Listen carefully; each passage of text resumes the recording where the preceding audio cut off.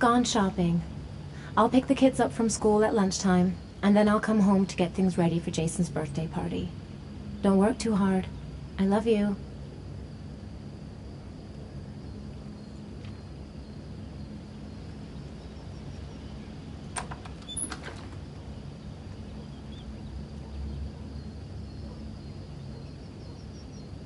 I better take a shower and get dressed before I go downstairs.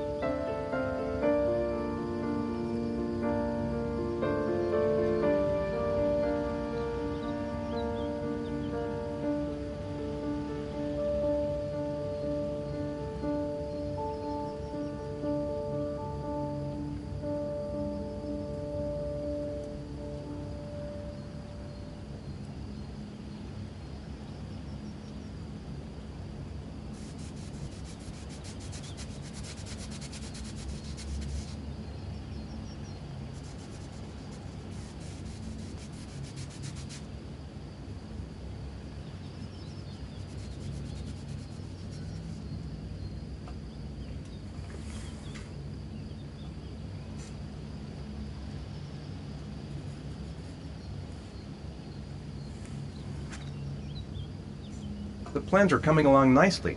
Should be finished by Monday.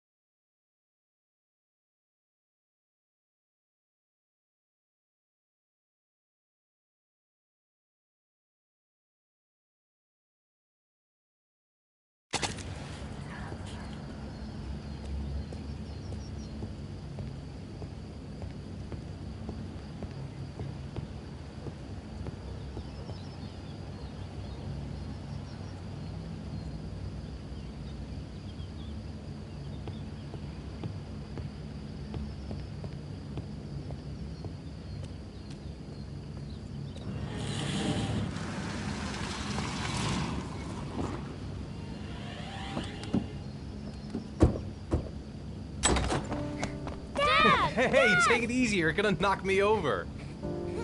So this is your big day, huh? Am I grown up now? 10 years old. That's not exactly grown up, but you're getting there. Now, can I drive your car? And I think you're gonna have to wait a little while for that.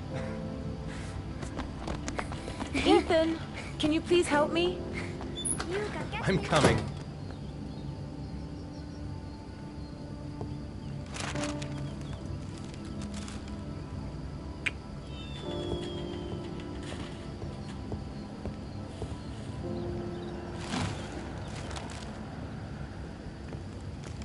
They've been so excited since this morning. I could hardly keep them in line in the supermarket.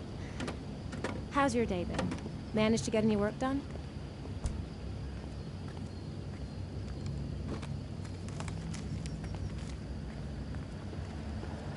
I guess that means no.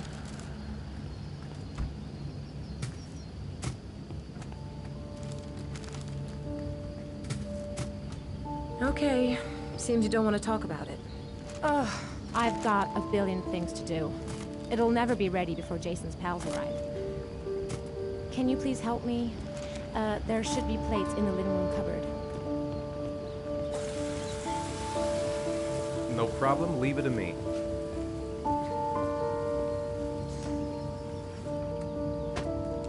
That door is always sticking. Give it a big tug.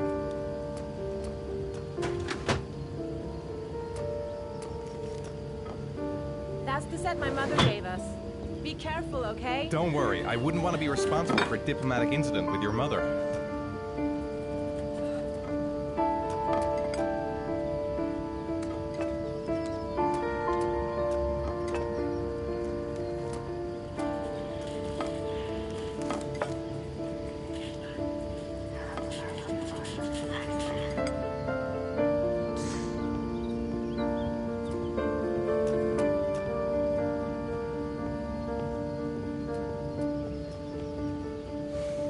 Ethan. I don't know if I've already told you this today, Mrs. Mars, but I find you very attractive. You're not so bad yourself, Mr. Mars.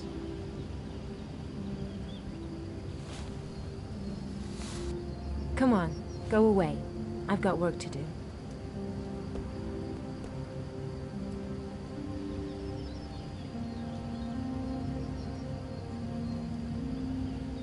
Did you find the present for Jason? Yeah, I picked it up from the store this morning. Oh, we were lucky. It was the last one in stock.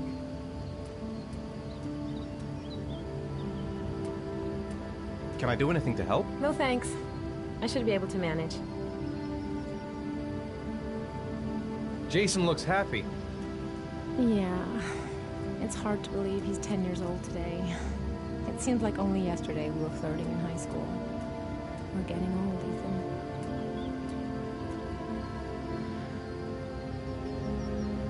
When are Jason's friends coming? Oh, about 2 p.m.? Oh, God, I hope I'll be able to keep the situation under control. Not like last year.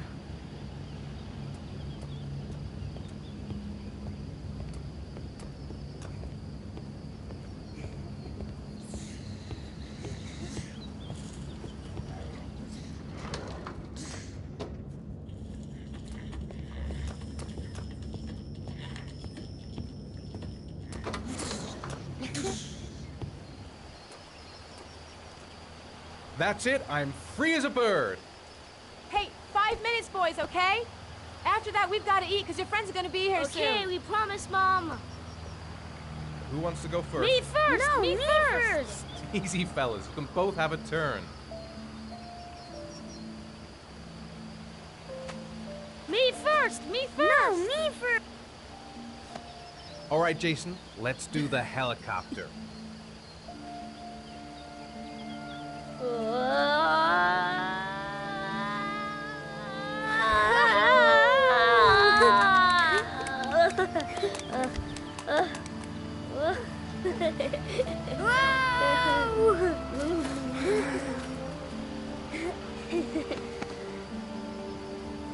It's my turn now. It's my turn. Okay, Sean, get ready. Here we go.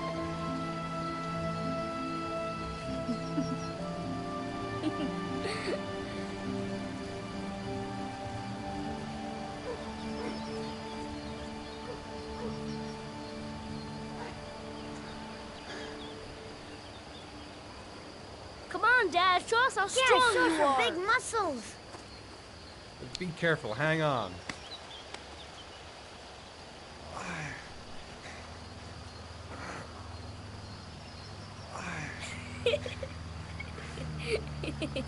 Ah. Oh. Whew.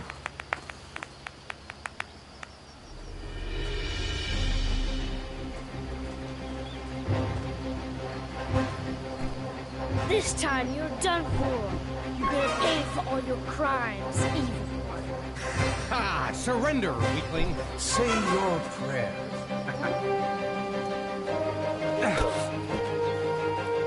Come on, Jason. Hi-ya! Give up. I am victorious. Watch out. Oh! Attack, attack. Whoa! Ah! Pay for that. Come on. Oh, that's gonna leave a mark. Yeah, Jason! Ha! Continue. Ah! Watch out. Yeah! Ha! Ha! Go, Jason. Yeah. Hi-ya! Oh, no. Whoa! Yo! Yeah! I got you. Ah! Yeah. Yeah! Ha! Ha! Food's ready, kids. You coming in? We're coming!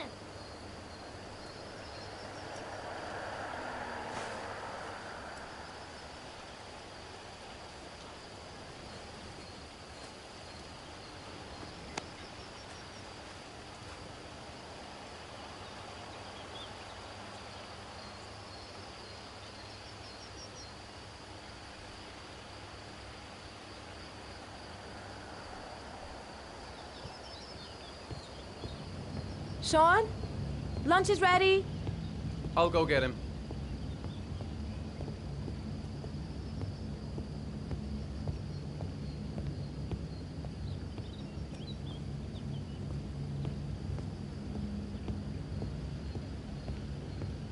Why isn't Sean at the table? He should be around here somewhere. Oof, it's stuffy in here. I should get some fresh air in the garden. How about some music? I'm thirsty. Should be some orange juice in the fridge. I could go for a cup of coffee. Ethan, please get Sean now. The meal is going to be cold.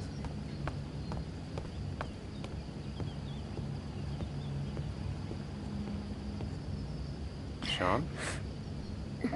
What's up? It's Merlin. He's dead. He's dead and it's all my fault. No, it's not, Sean. Of course it's not your fault. I'd give anything if you could come back to life.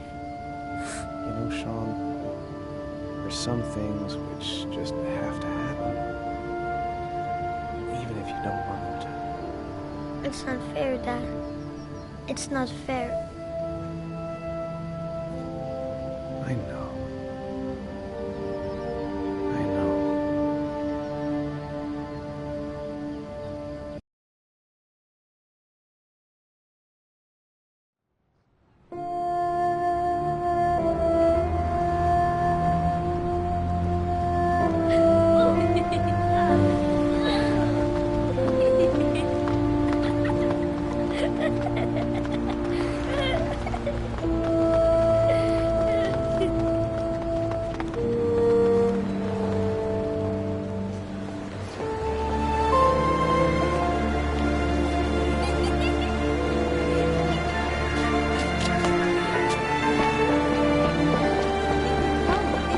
I'd like to have a quick look at some shoes for Sean. Can you watch Jason for a minute? I promise, we won't be long. Sure, no problem. We're not going anywhere, are we, Jason? Come on, honey.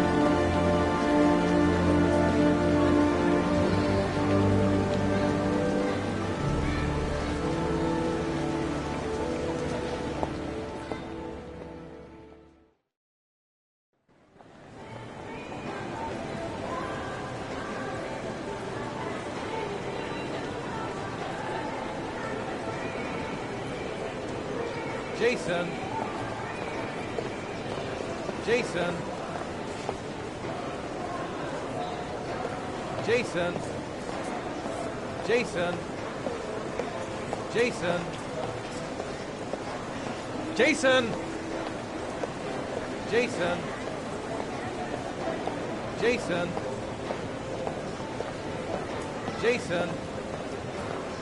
Jason!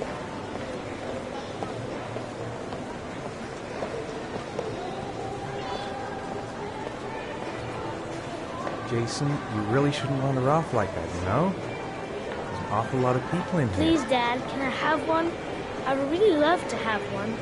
Please, Dad, come on. Okay, let's go buy a balloon. Great! Hey, champ. What's your name? Jason, Which balloon would you like, Jason? the red one. Here you go.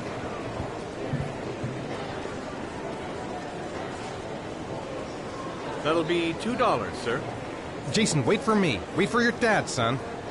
It's really crowded in here.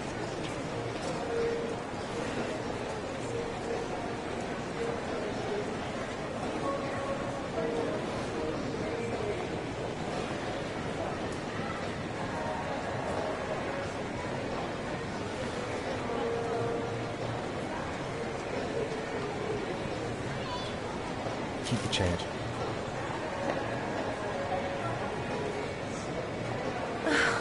It is impossible to try on a pair of shoes with this crowd. Where's Jason? He was here a second ago. I bought him a balloon. I turned around and he just disappeared. Disappeared? What do you mean disappeared? Stay here. I'll go get him. I'll be right back. Jason!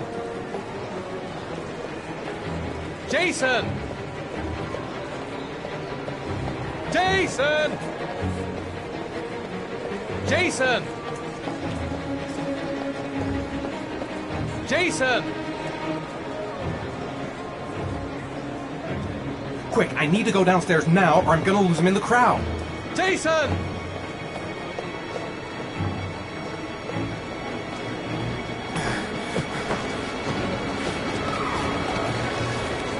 Jason!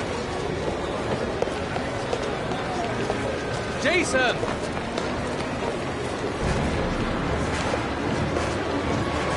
Jason! Jason! Jason! Jason! Jason! Watch it!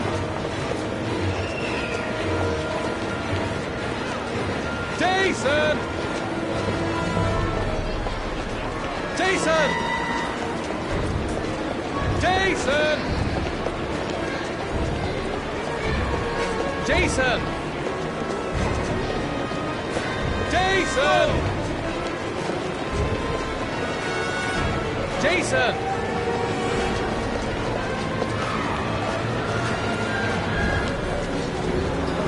Jason! Hey, be careful, right? Jason! Jason! Jason! Jason! The red balloon I bought. Jason!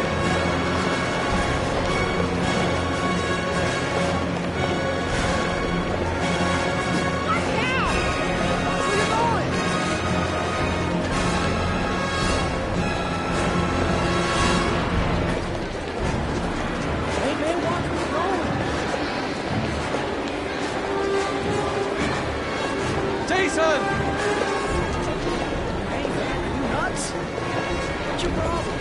Jason, God, you really had me scared.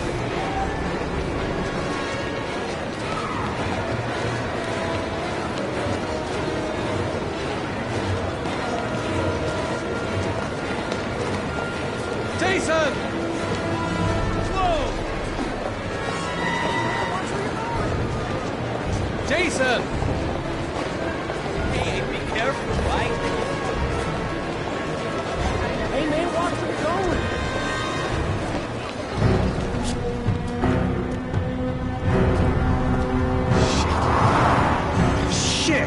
Dad!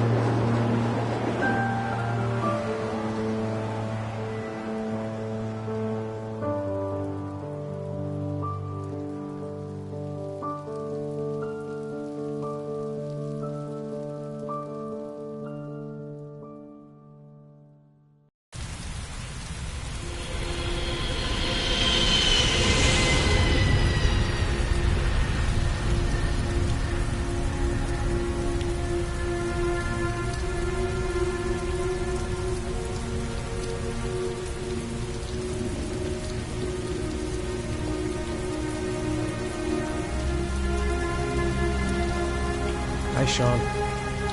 My dad.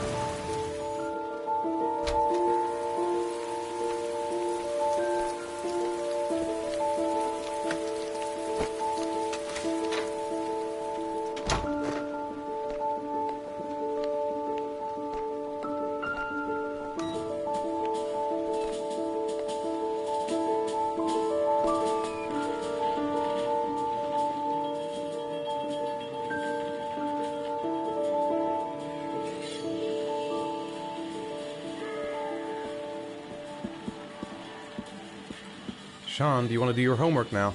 Please, Dad, let me watch TV a little while longer. We'll do it later, okay?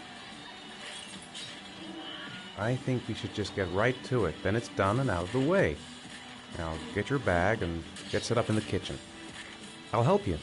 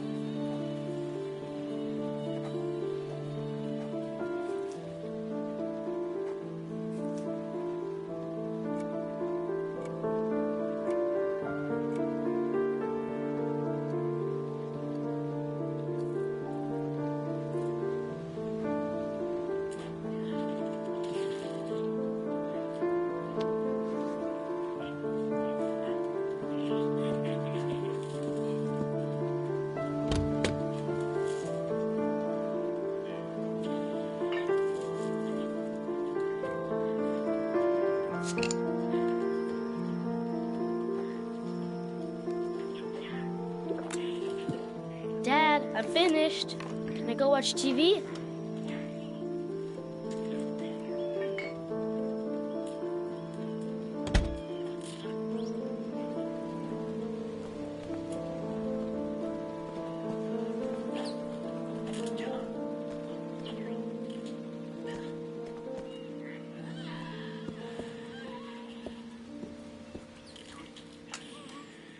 Let me have a look. Pretty good. Looks like you're done. Off you go.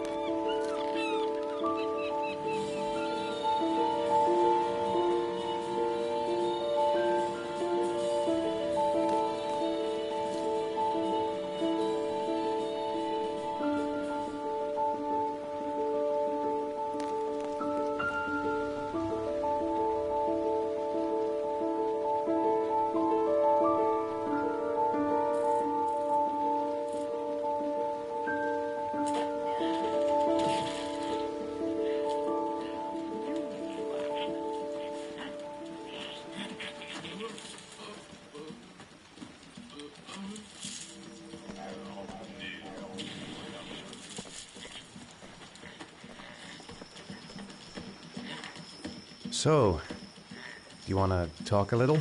Talk about what? I don't know, about you, your friends, how things are going. Nothing special.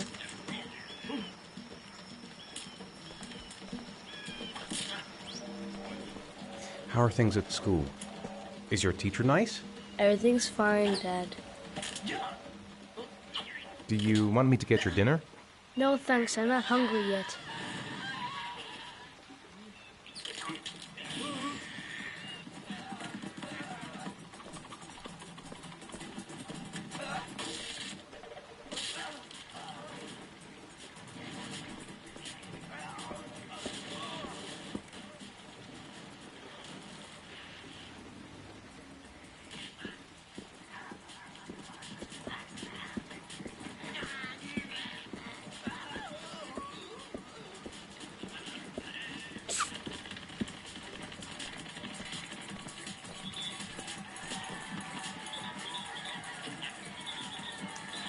You've got a cold coming on. I'm gonna see if I can find some medicine for you. Do you want me to get your dinner? No thanks, I'm not hungry yet.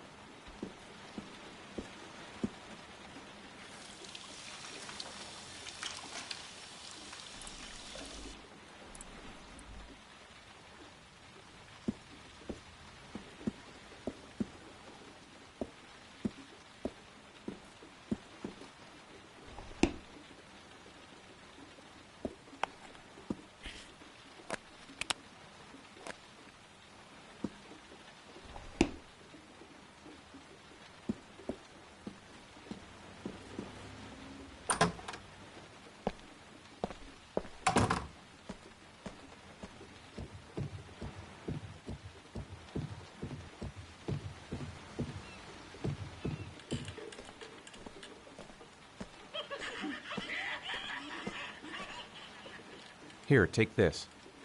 It'll make you feel better. Thanks, Dad. Do you want me to get your dinner? Oh yeah, I'm really hungry. Okay, I'll go see what I can find. I'll call you when it's ready.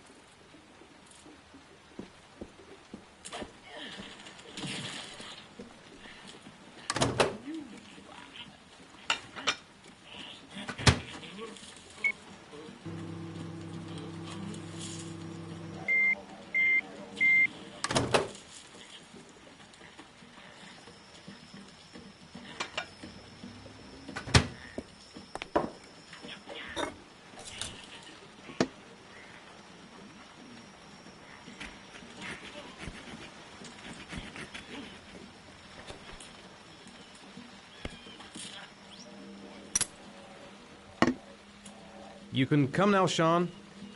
Your meal is ready. I'm coming!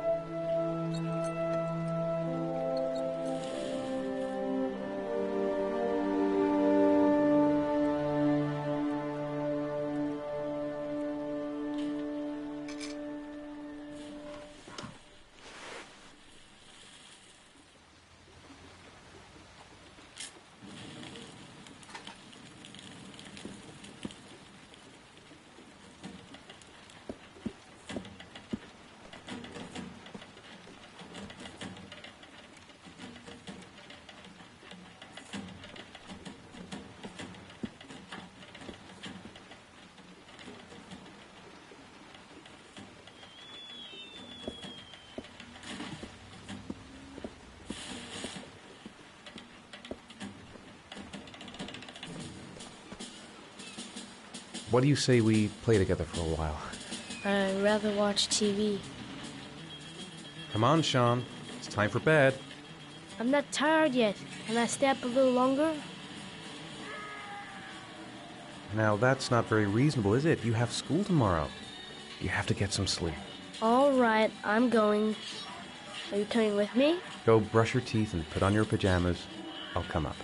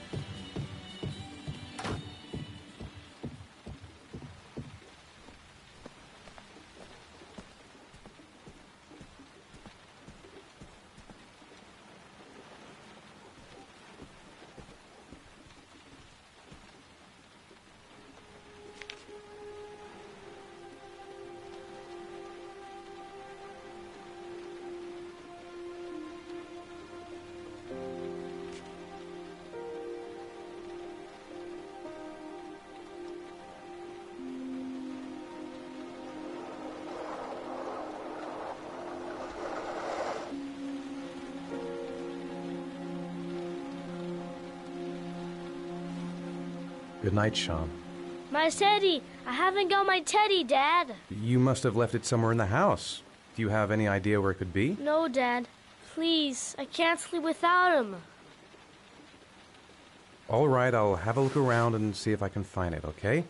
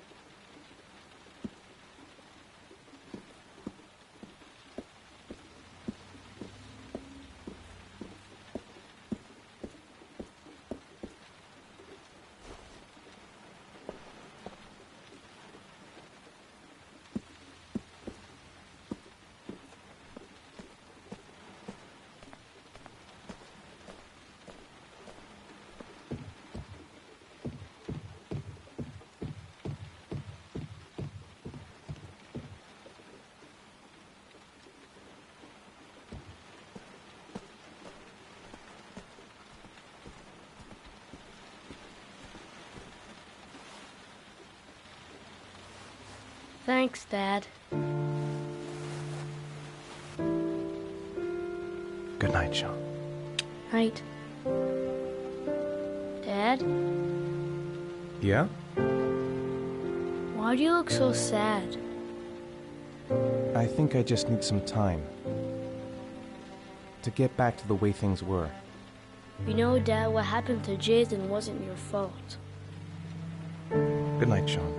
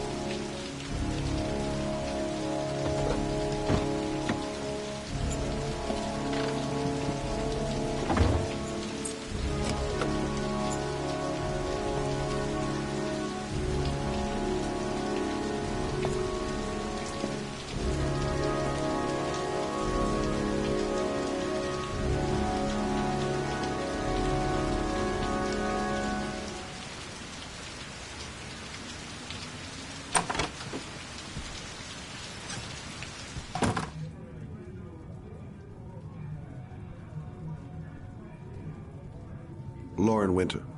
Ring any bells? Nope, can't say it does. Oh, that Lauren Winter. 3rd floor, last door on the left at the end of the corridor.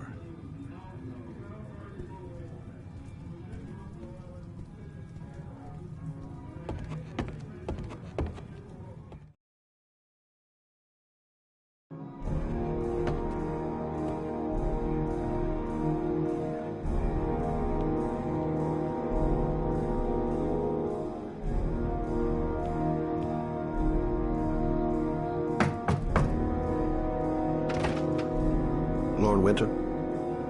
Sorry, I only see clients by appointment. Wait.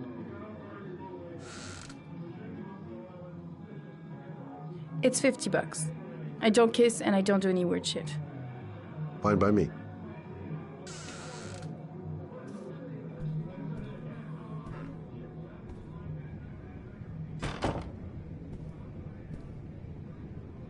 Put your money on the table. You got exactly 10 minutes. When the alarm rings, it's over, okay?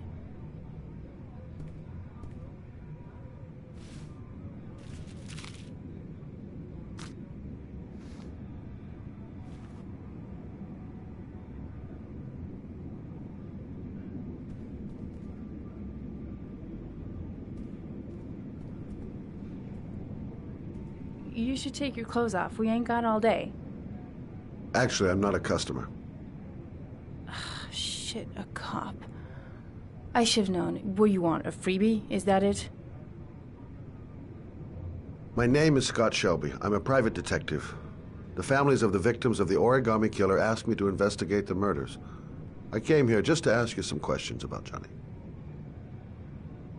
I already told the police all I know and have nothing to add. Leave me alone. I understand, Lauren. I know what you're going through. Oh yeah? You know what it feels like to find your own son's body on a wasteland? I'm sorry, I don't believe you have the slightest idea what I'm going through, Mr. Shelby.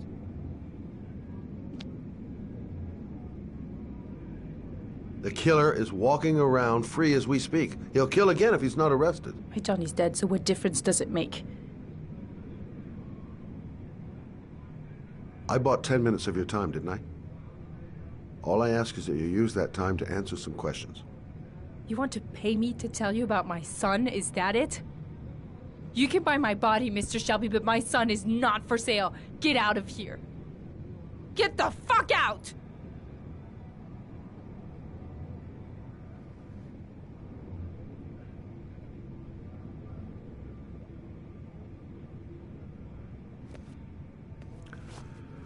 Well, if you remember anything, the smallest detail, give me a call.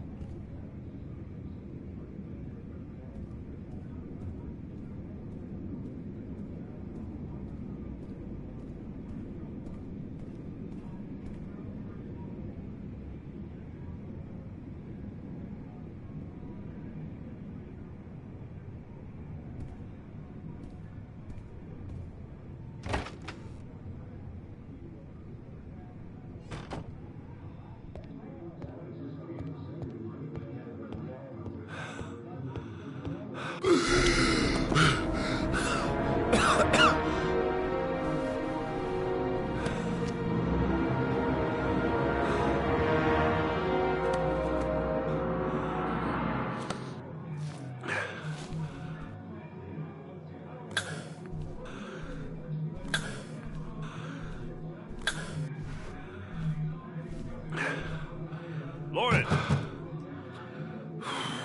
Lauren, open up, baby. It's me. Troy, what are you doing here? I already told you, I don't want to see you anymore. Sorry, Dal, but I really wanted to see ya.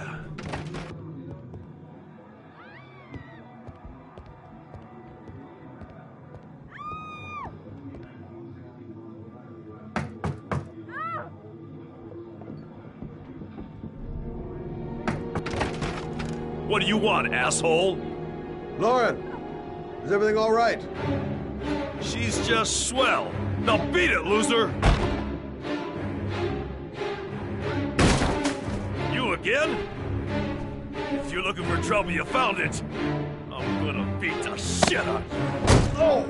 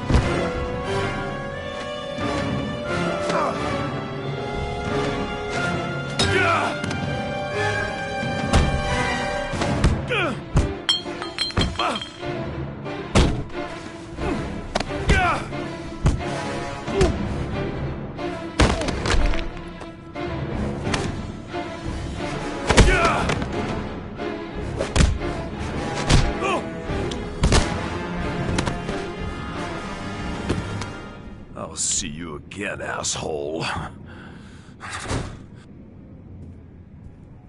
Are you all right? Better than him, I guess. Who is he? An ex-client who thinks he owns me. He was getting violent, and I told him I didn't want to see him anymore. Well, you should be careful. He'll probably be back. Sorry about the mess. Mr. Shelby, Yeah. thanks.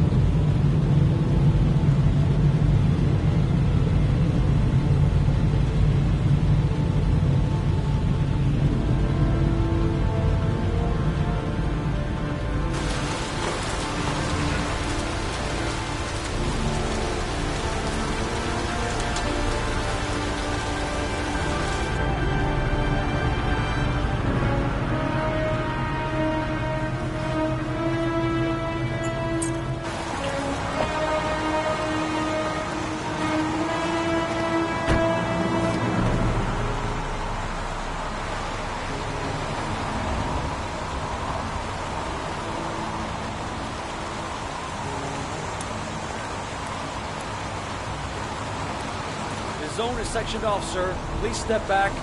Agent Norman Jaden, FBI. You got a badge or something, Mr. Jaden? Yeah. Yeah, of course.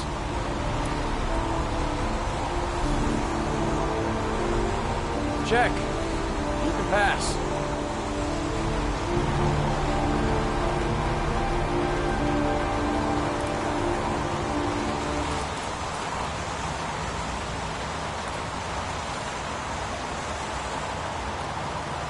I'm looking for Lieutenant Blake. Is he around? I saw him arrive earlier. He's here somewhere. Thanks.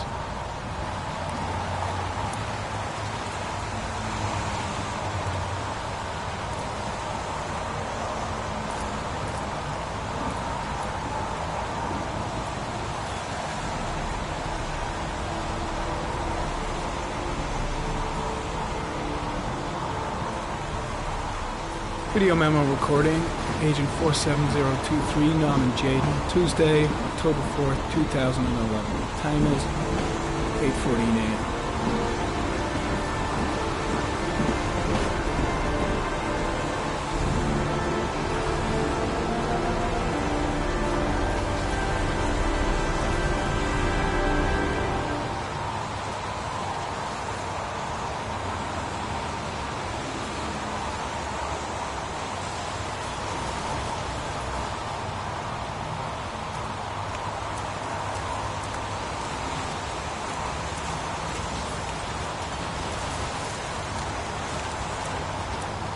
I'm looking for Lieutenant Carter Blake.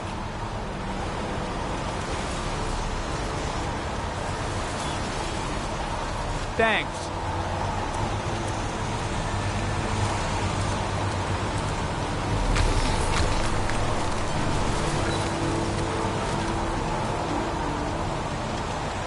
Hey!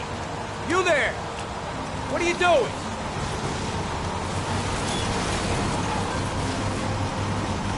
Lieutenant Blake?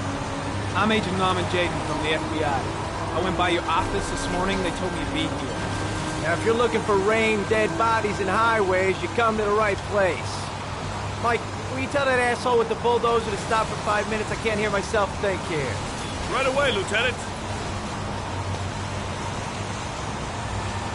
Well, are you coming, Jaden? So, what happened? Some guy taking his dog for a piss found a body about 6 o'clock this morning. We don't know much more right now. Based on what we've seen, looks like the work of the origami killer. Has the body been identified? No, not yet. We should know more later today. Any news on the coroner? He's on his way, Lieutenant. We've been waiting for an hour, for fuck's sake.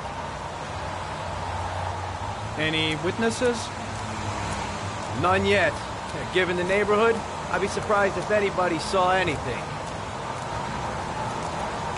There are a lot of people on the crime scene.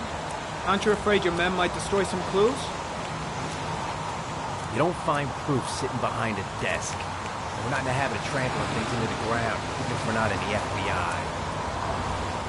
No, of course not. That's not what I meant. Tony, I don't want to see a single shit-stirring journalist within a mile of here. You got it? Yes, Lieutenant. Do we know the cause of death? There are no marks on the body. Chances are he was drowned, like the others. Has the time of death been established? Based on the rigor mortis, it must be less than 6 hours ago. We should know more once the coroner has had a look. Listen, I'm a little busy here. Why don't we discuss all this a little later, back at the office? Oh, no problem. I understand. Do you mind if I have a look around? Be my guest. Hey, Jaden, you come and see me if you find anything, okay? We're on the same team now.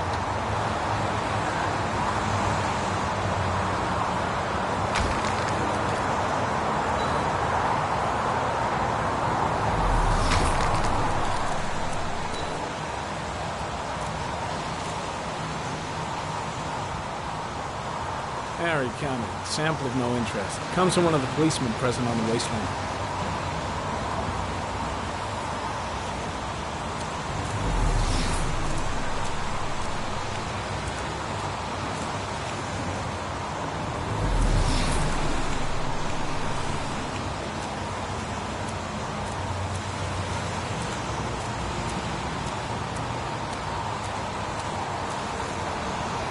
Some orchid pollen.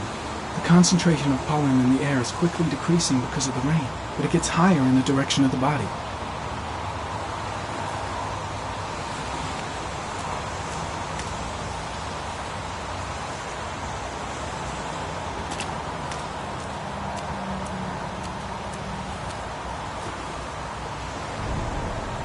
Harry comment. The victim is lying on his back. No visible signs of violence.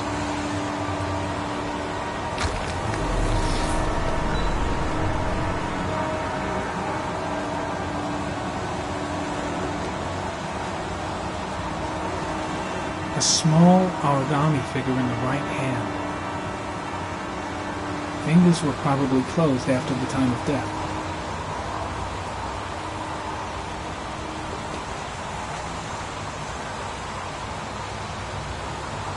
An orchid was placed on the victim's chest.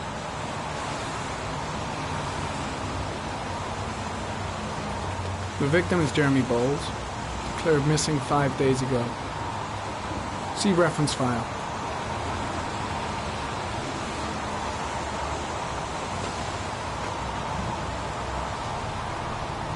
Superficial wound on the right thigh. Blood analysis suggests it could be post-mortem. Probably a scratch that occurred when the body was being moved. The blood report indicates an advanced and long-lasting state of exhaustion.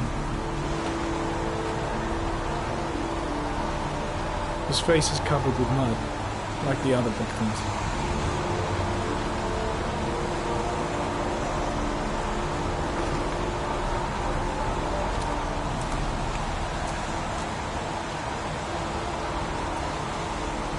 Harry comment, sample of no interest, comes from one of the policemen present on the wasteland.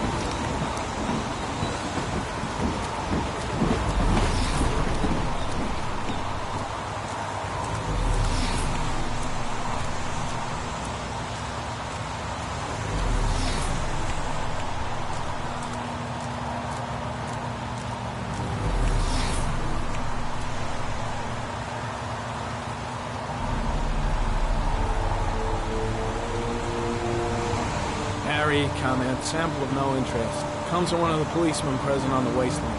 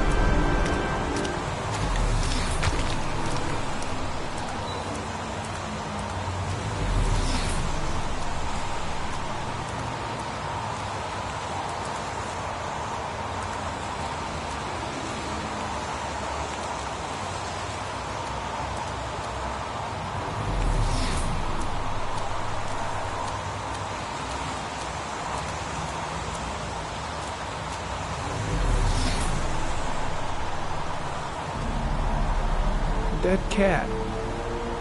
The FBI doesn't keep files on dead cats. Not yet.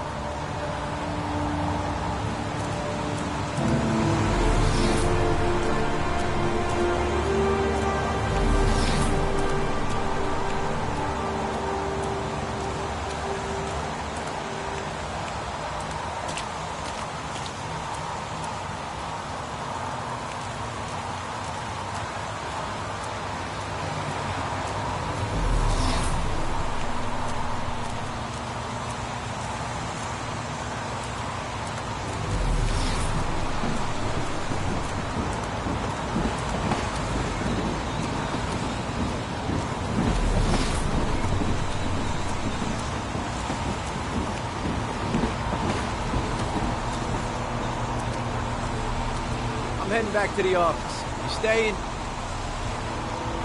No, I've seen enough. I'm leaving too.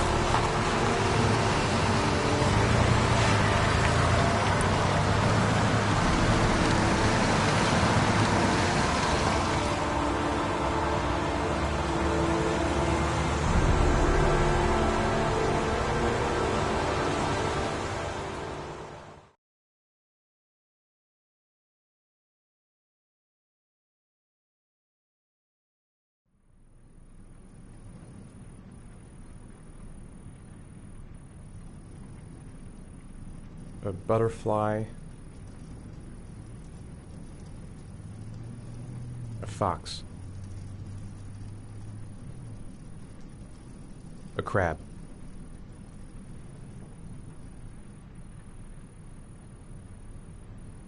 Death.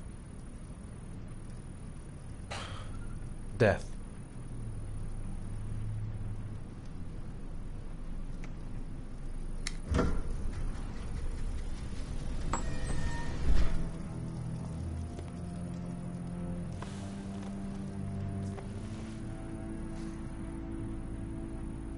I have the results of your MRI scans. Everything seems to be normal. There is no physical damage from the accident. However, I am worried about your psychological condition. I know it's not easy, but you've got to start over, Ethan. You're not responsible for what happened. It's my fault Jason is dead.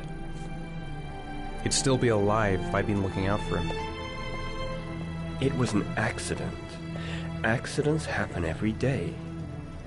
You can't blame yourself forever for your son's death. How is Sean?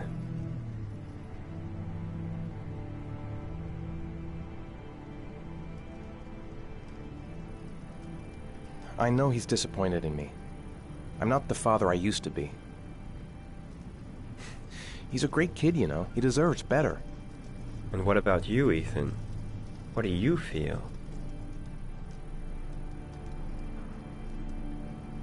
I stopped living at the same time Jason did.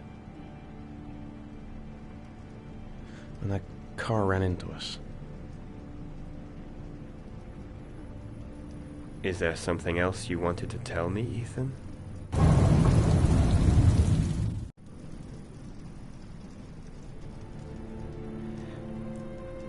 I sometimes have these blackouts. Times when I don't know what I'm doing. I recover consciousness sometime later, but I'm someplace else. And I have no idea how I got there. Do you think this could be related to the accident? You suffered a massive concussion and were in a coma for 6 months. We really don't know what effect a shock like that can have on the brain. That's the end of this session. We'll continue this conversation next week. You were lucky, Ethan. It's very rare to survive such a traumatic accident. I don't exactly feel lucky, Doctor.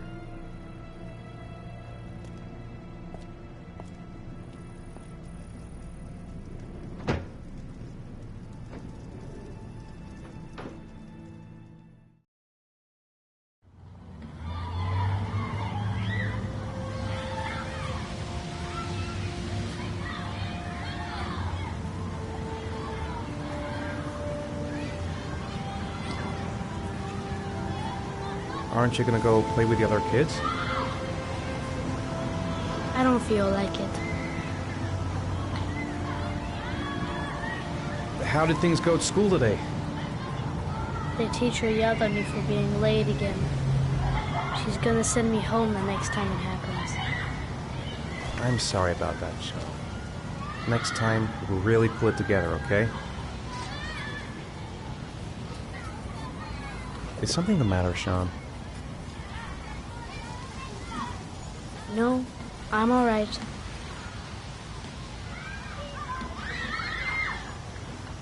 Do you want to eat something?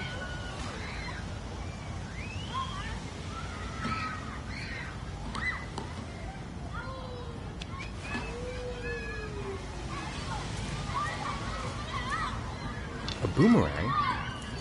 You know how to use it? No, not really. I can never make it come back. Can I give it a try?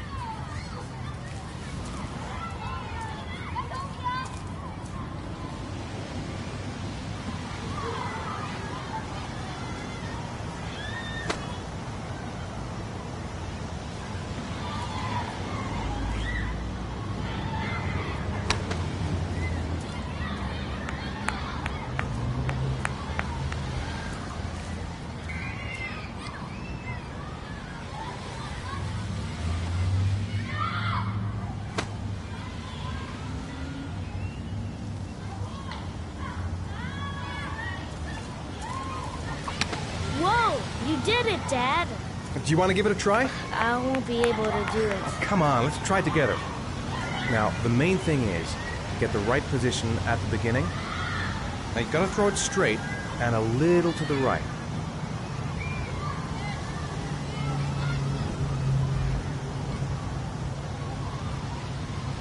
Now, throw it!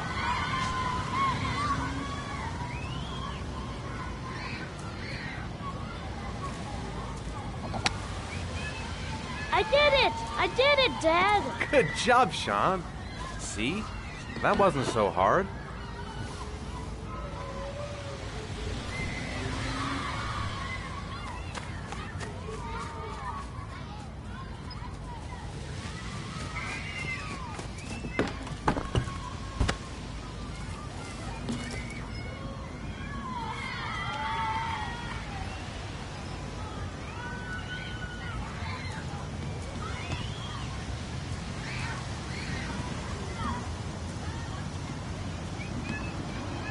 I haven't been on a seesaw in a long time. What do you think? Yeah!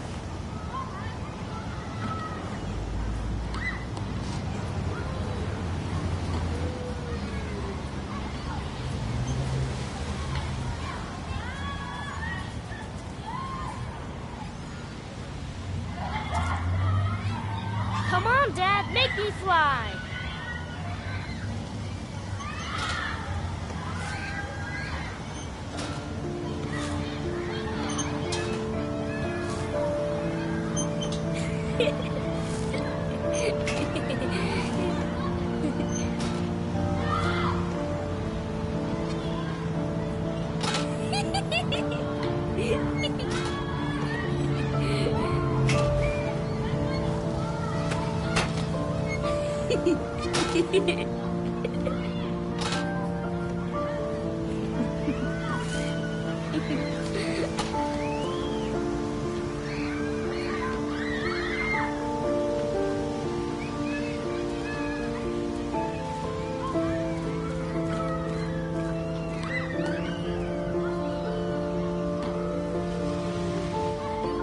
What about that merry-go-round? I bet I can push you so fast you won't be able to stay on it.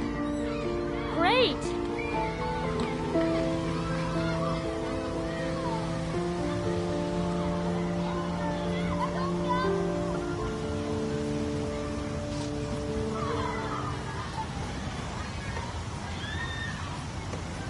Go on, Dad, as fast as you can.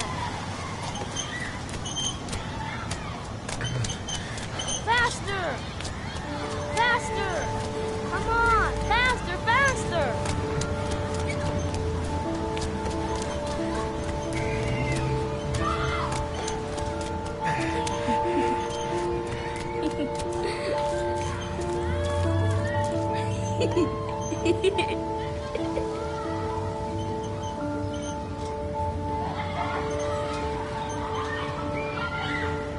Whoa! I think my head is spinning. Good training for astronauts, though.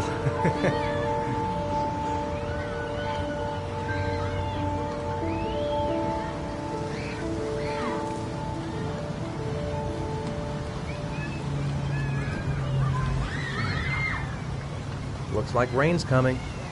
I think we better go. Okay.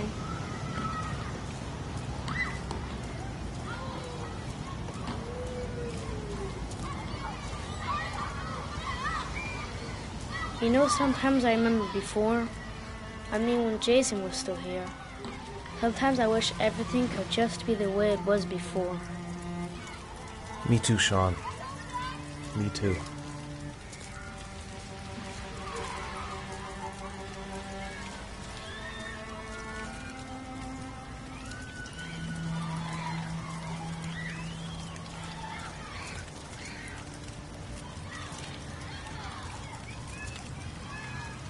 Hey, Dad, can I have a ride on the carousel? Can I? Sure. Go pick a horse and get on. I'll get a ticket.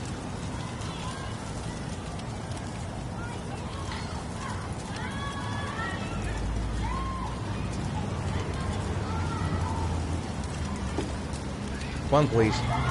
That's $1.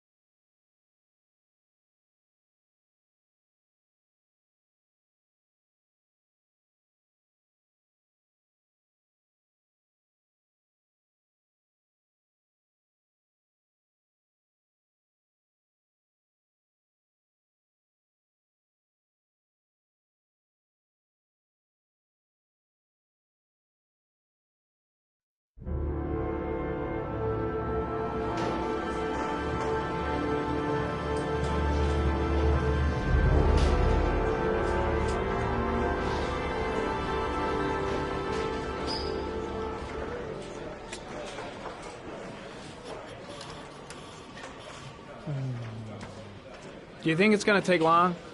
No, he should be finished soon.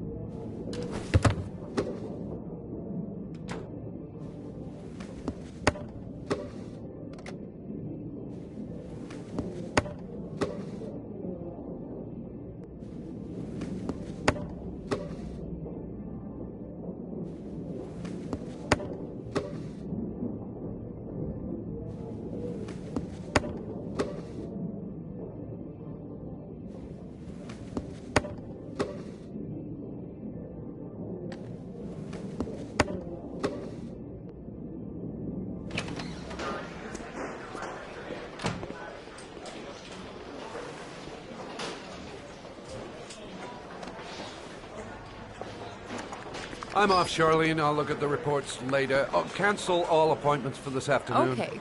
Oh, Captain. Agent Norman Jayden from the FBI is here. Jayden, of course. We've been expecting you. I'm in a bit of a hurry. Do you mind tagging along? We can talk as we walk. Yeah, of course. I wanted to introduce myself before getting started, but perhaps there's a better time. No, it's fine. I just have to get to the press conference. We have them every day now. Believe me, it's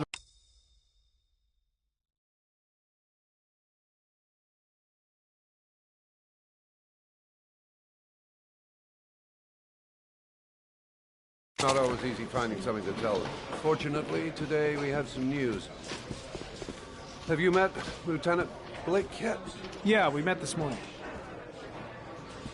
He has his own methods, but he's a good cop. I'm sure you'll get on well together. Do you know how to tie a knot in a necktie? I guess. To be frank with you, I could have done without the FBI on this one, but the press are all over us. This origami killer case crept up on us, and it's fast becoming a national concern. There are hundreds of killers in this country, but what do you know? This guy is exotic. He leaves flowers and origami figures. Work that one out. Then the press get onto it, and we suddenly become the center of the universe. I'm here to arrest a serial killer.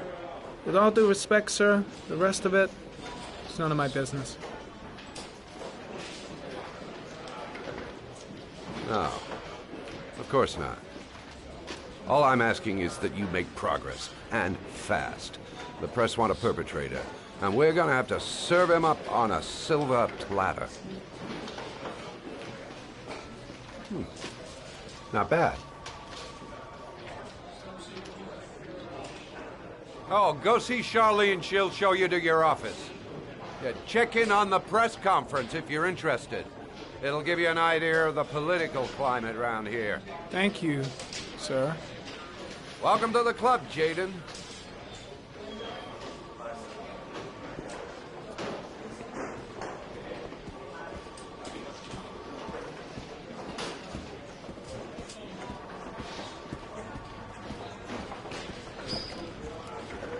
I'm ready to start. Maybe we should kick off by talking about the case? I have some work to finish here. Let's talk about that later, if you don't mind. Okay. No problem. Just let me know when you're available.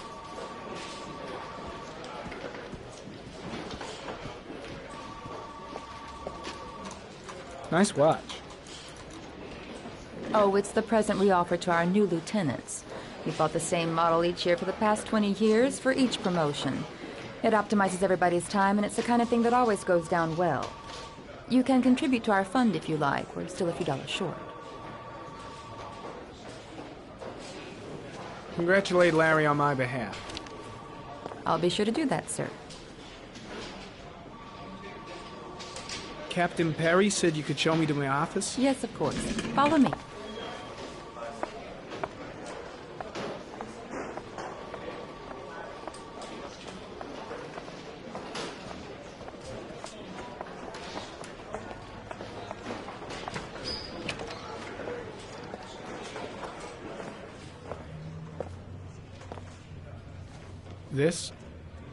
This is my office? That's where I was told to take you. If you need anything, you know where to find me.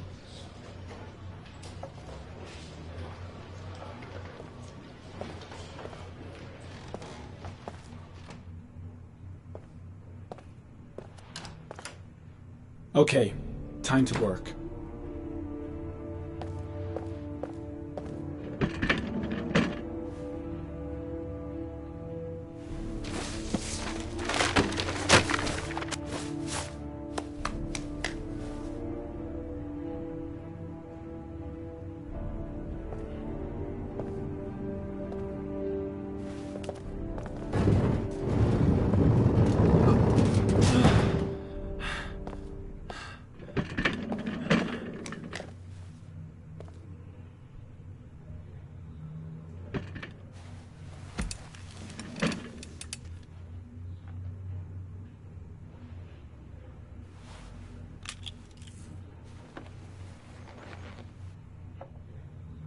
Step 1.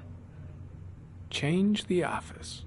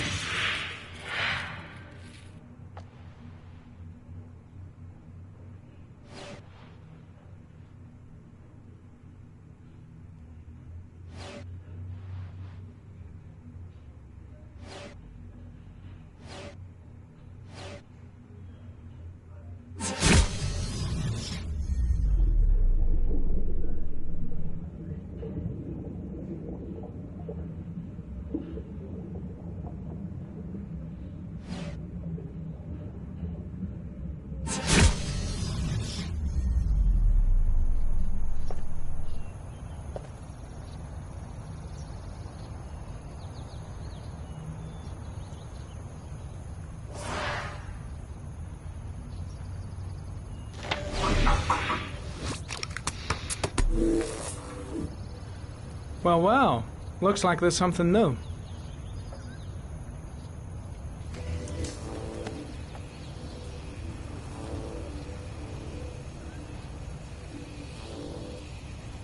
Harry, comment. Tire tracks on the side of the road behind the railroad line. It may be the killer's car.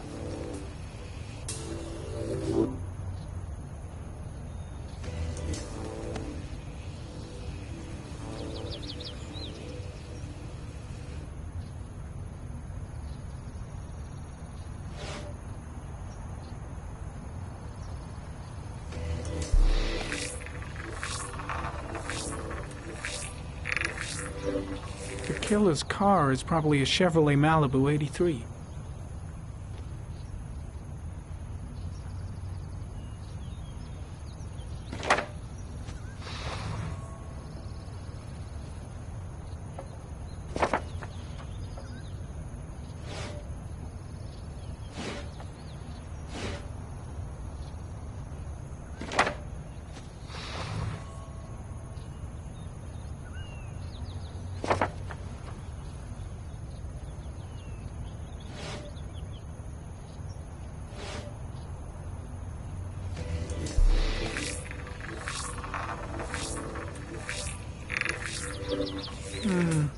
A common species.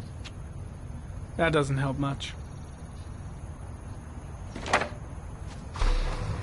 The orchid is a common species. It can be found at any flower shop.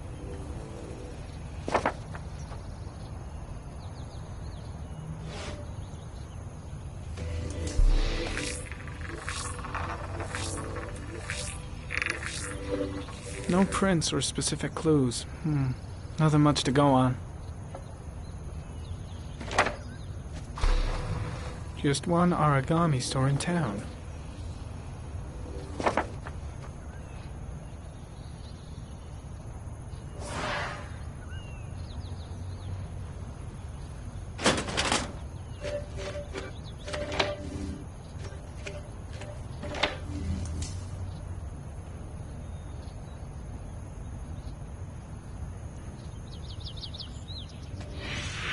8 victims in the last 3 years. All boys, aged between 9 and 13. No signs of violence. The victims disappear from public places in broad daylight. No one notices anything. Bodies are found 3 to 5 days later, drowned in rainwater.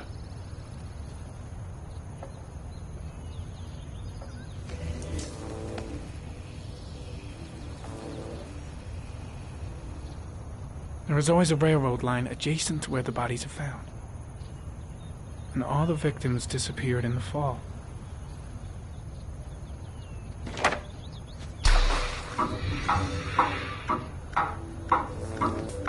The killer has a large comfort zone. He gained confidence rapidly and moved away from his base.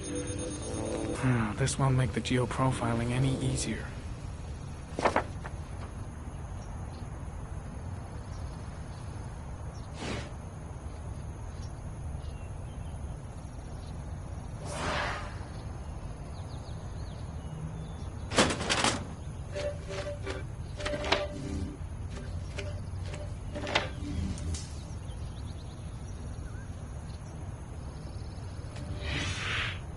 Always the same ritual. An origami in the hand, an orchid on the chest. The victims have always been dead for less than 6 hours when they were found, which means they remained alive for several days before being drowned. Over 3,500 people questioned. Over 100 suspects interrogated. Not a single lead to go on.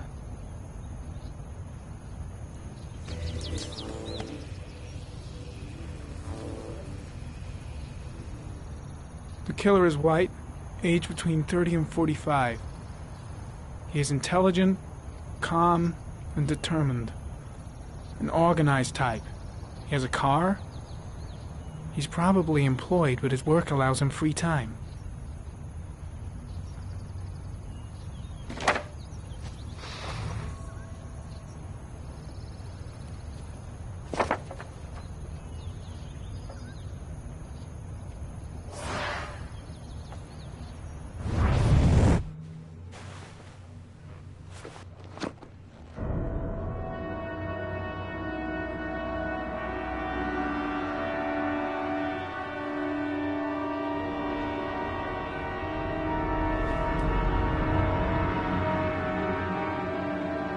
Here we go again. I better go wash my face.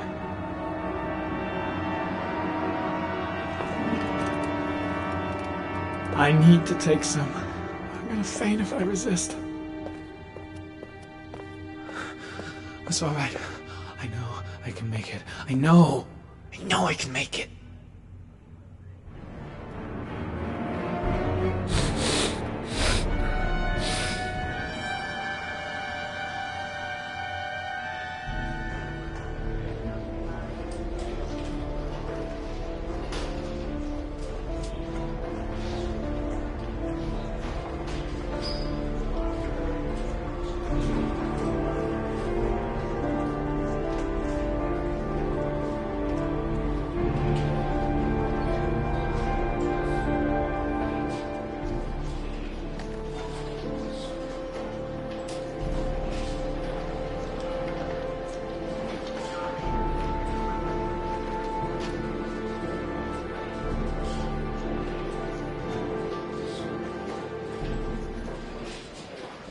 This is Lieutenant Blake, Mr. Marsh.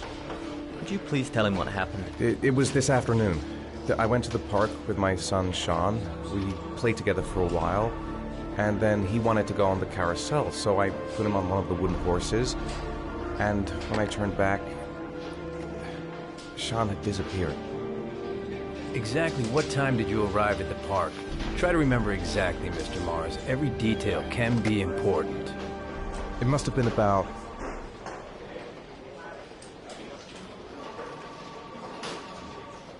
5:30, I think. I'm not really sure. What was your son wearing when he disappeared? He was wearing a coat.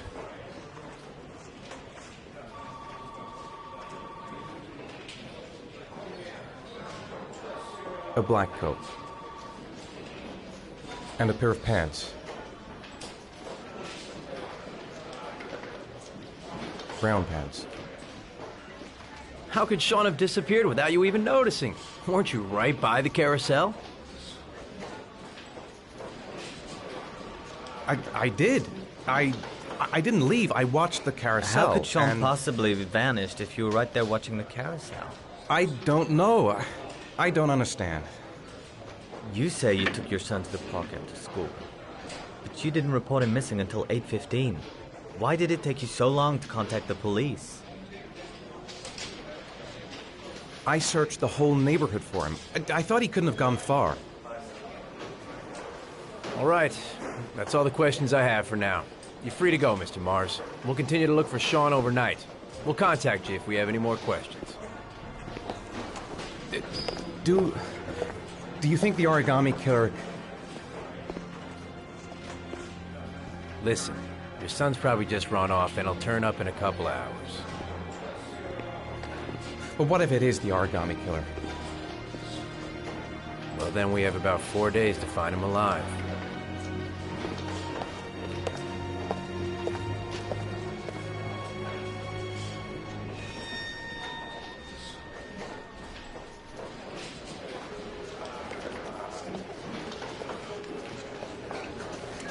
Did they find something? No, nothing yet, but they're gonna keep looking through the night. Do they think it's the Origami Killer? It's still too early to say. But it is a possibility.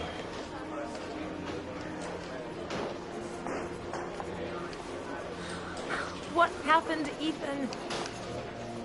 How could you lose Sean like that? You should never have taken your eyes off him. I mean, for God's sake, how hard is it to keep your eye on a child in the park? Why did you leave him, Ethan? Why? Wasn't it enough losing Jason? I'm sorry. It's not what I meant to say.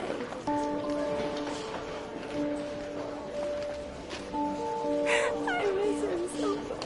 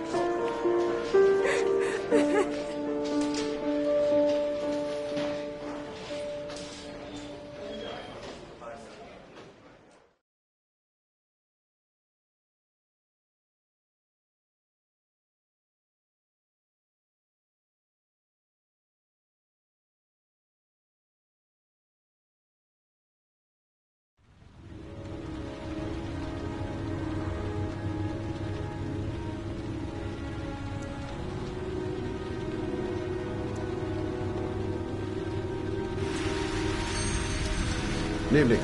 Good evening to you, sir. Can I help you, sir? Well, I hope so. My name's Scott Shelby. I'm a private detective. I'm investigating the case of the Origami Killer. I'd like to ask you a few questions. My son is dead, Mr. Shelby. I have nothing more to say. You may know something that could help save other people's lives. I was unable to save the life of my own son. I do not see how I could save the lives of other people. The killer has kidnapped another victim. A 10-year-old boy. Like your son, Risa. I have 4 days before we find his body on a deserted stretch of wasteland. No one did anything to save my son. Now, you would please to move along, sir. Oh, do you sell inhalers? I'm all out, and at least I won't go away completely empty-handed. In the back of this store, to the right. Thanks.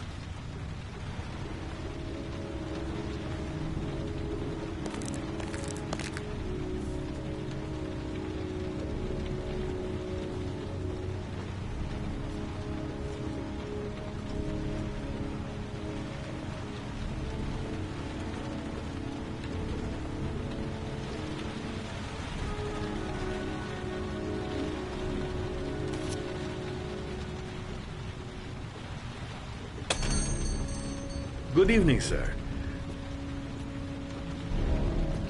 Are you looking for something in particular?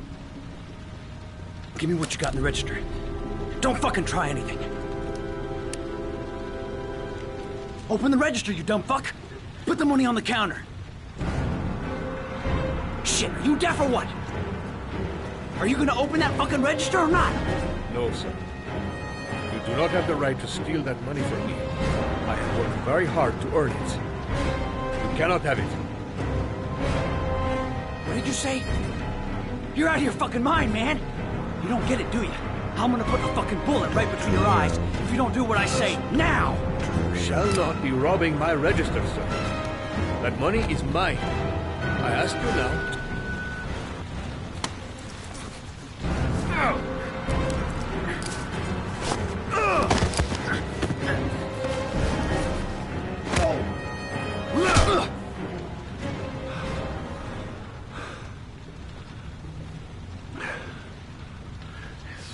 Thank you, sir.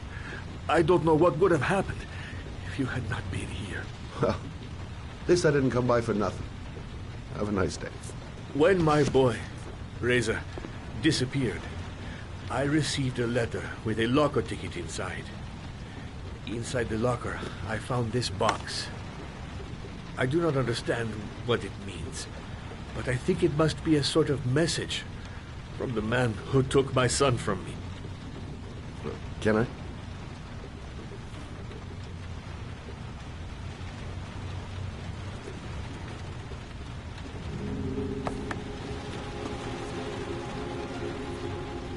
Please, take the box if it can be of any use to you at all. It did not help me to save Reza, but maybe it will help you find the other little boy.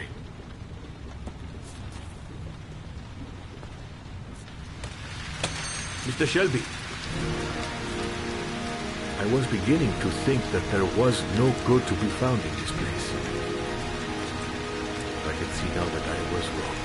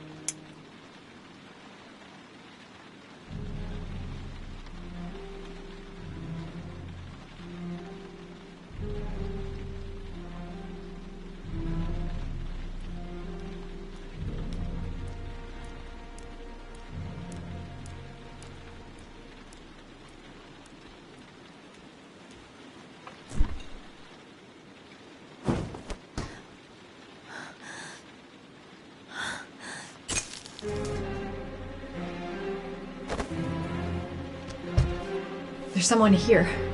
There's someone in the apartment. The phone on the desk. I could call for help. The front door. It's the only way out. If I can reach it, I still have a chance.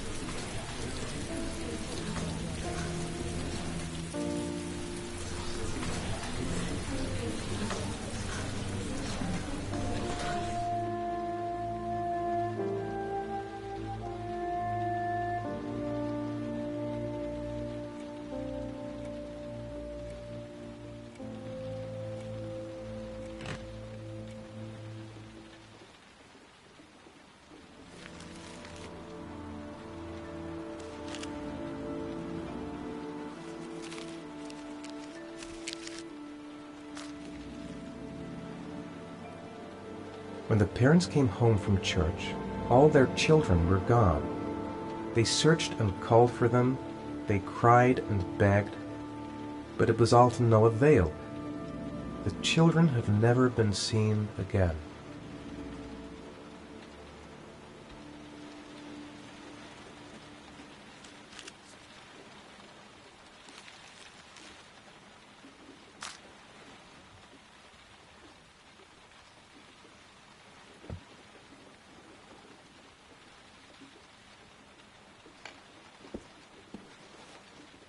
I have to get out of here and find out what this ticket is about.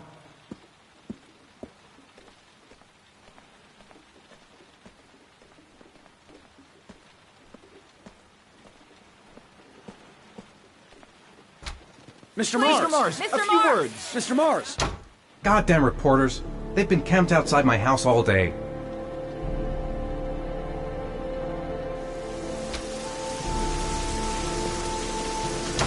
Mr. Mars, can you confirm that your son has disappeared? Do you think the origami Mr. killer Mars. kidnapped him? Get another car. Mr. Mars, did your son I'm going to walk straight to that car without stopping on the Are way. you worried your son might Mr. be Mars. dead? Do you suspect anyone, Mr. Do Mars? you know if the investigators have any leads? You lost your son in the park. How do you feel about that? Please, Mr. Mars! Mr. Mars, can you confirm that your son Do you has think disappeared? your son is still alive?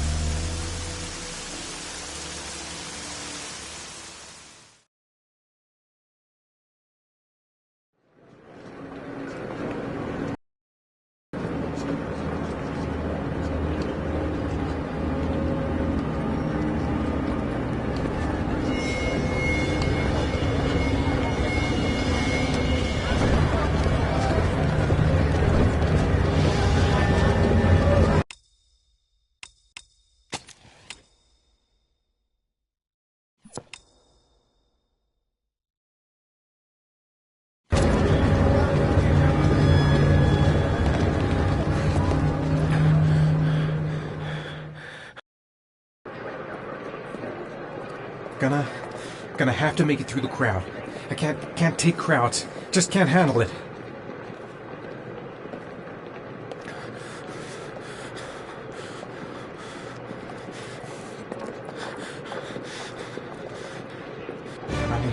I can't make it.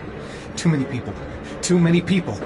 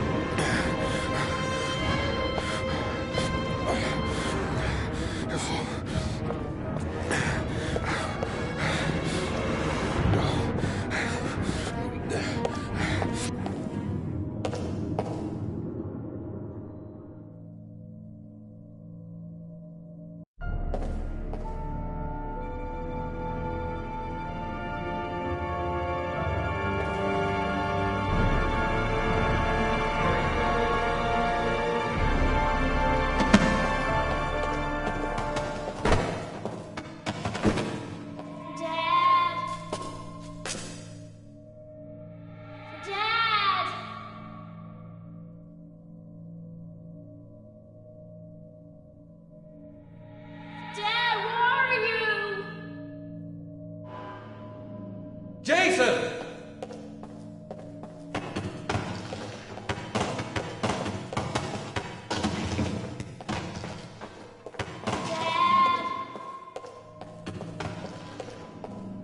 Jason!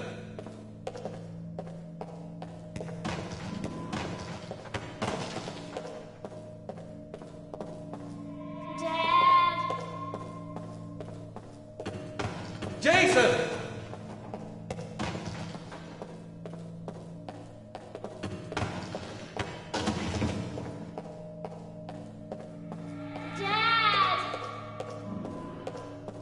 Jason!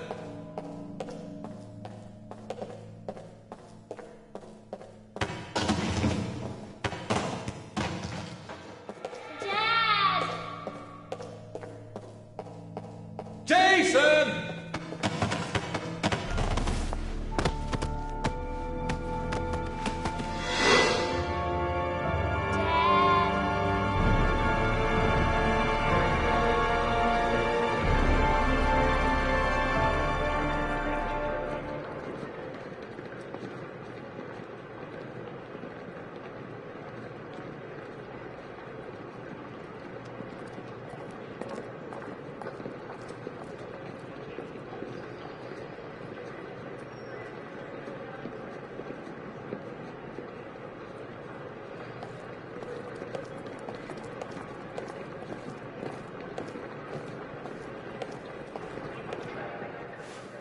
Line 18, box number 3.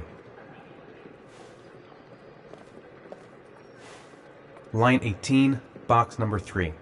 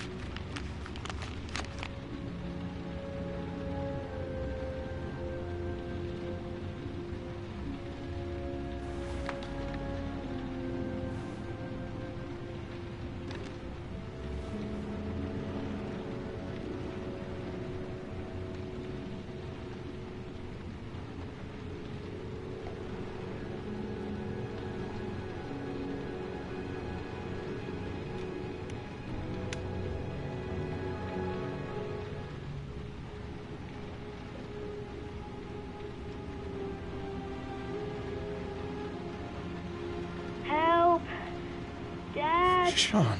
Where are you? I'm so cold. Dad! Dad!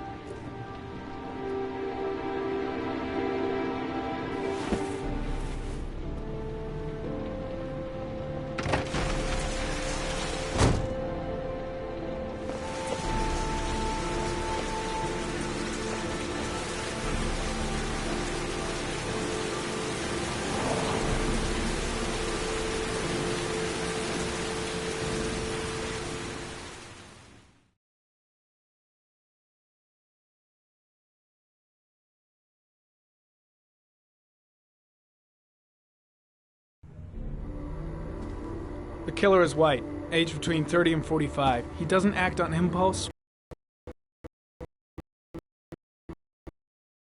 He doesn't have anything personal against the victims. That's why he covers their faces with mud, to make them anonymous. Why does he kill them if he doesn't have anything against them? For him, they're more of an image, a symbol. That's probably why he gives them an origami figure and an orchid as gifts to apologize for what he's done to them. Very interesting. And where does all that get us? The best way of tracking a predator is to be familiar with his behavior. That may be true in novels, but there's a child's life at stake here. Continue, Jaden.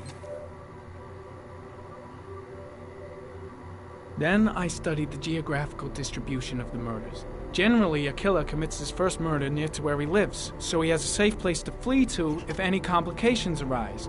The more confident he becomes, the further he roams from his base. By analyzing the locations where the victims disappeared, I was able to isolate a zone where the killer might live. And what size is this, zone?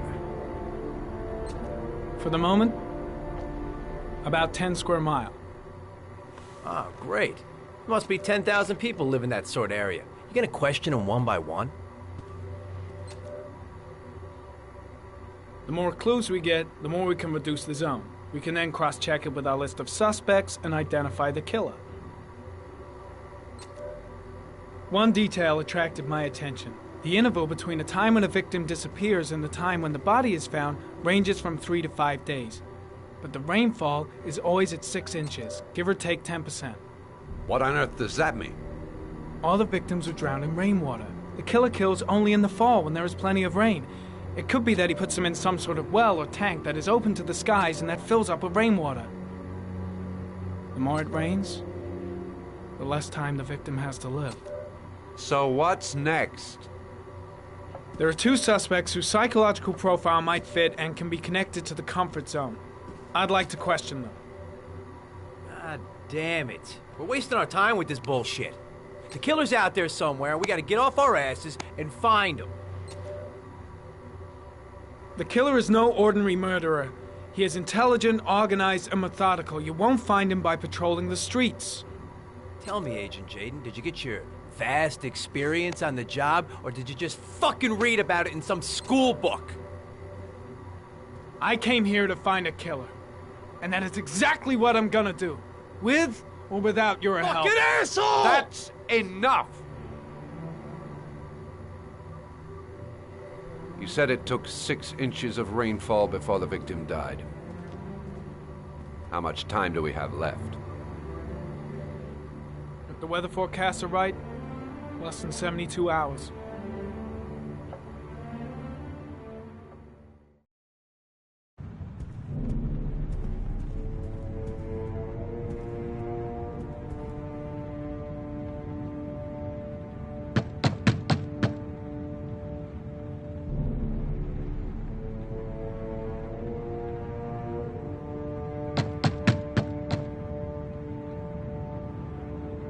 No answer. We waste our time coming here. Maybe we should have a little look inside anyway. There's nobody home.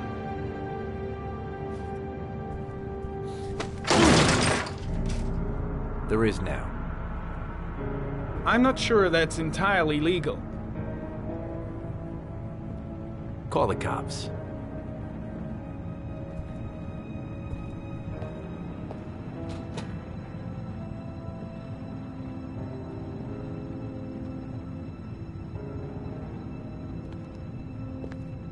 Looks like Nathaniel Williams is a pretty religious guy. He's a God-fearing idiot, waiting for the end of the world. We questioned him a few months back because he was causing a disturbance in the park. He was ranting and raving. Said he heard voices. Had this idea in his sick little head that I was the Antichrist. I'd come to Earth to persecute him. Real twisted.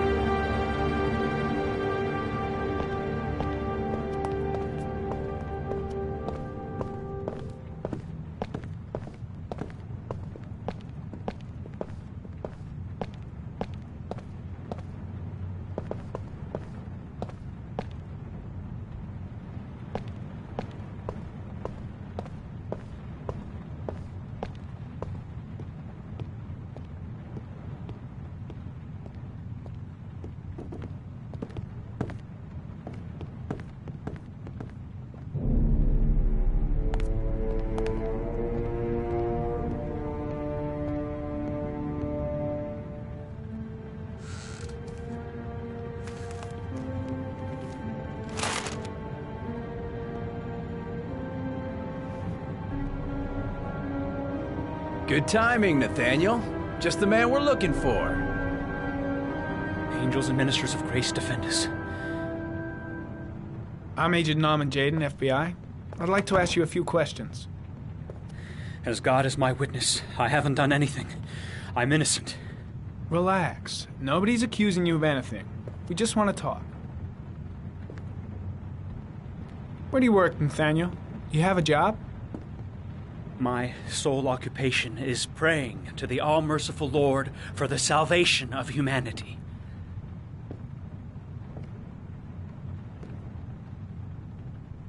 You were arrested in a case where a child disappeared from a park. What exactly happened? I'm innocent. I have nothing to do with those murders. I was in the park because God spoke to me. I was arrested because I am the chosen one. That's all. Why all the crucifixes? You afraid of something? The hour is nigh, and the wrath of God shall strike men down. I'm preparing for the end of the world. What about the voices, Nathaniel? Do you still hear the voices? We know who talks to you, don't we, Nathaniel? Or we both know who talks to you. Don't speak that name. What does he say to you, Blake, Nathaniel? what are you doing? I can't talk about it. You mustn't talk about it. He orders you to go and find That's new enough. prey, doesn't Leave he? him alone. He needs more and more. No! You mustn't mention him. You'll bring him here. He Carter, told you to go and shit! find that kid in You the out park. of your mind? The voices tormented you all night long. You wanted them to stop, didn't you, Nathaniel? Stop! Stop! That's enough! So you obeyed them to make them stop. You took that boy with you and you drowned him. Isn't that right? No! Stop! Stop! You killed them, didn't you, Nathaniel? Are you gonna confess, you bastard? You are the Antichrist. Put down the gun, I shall Nathaniel. dispatch you to your father in hell. He is the son of Satan. He was sent to earth to destroy us. For Christ's sakes, shoot!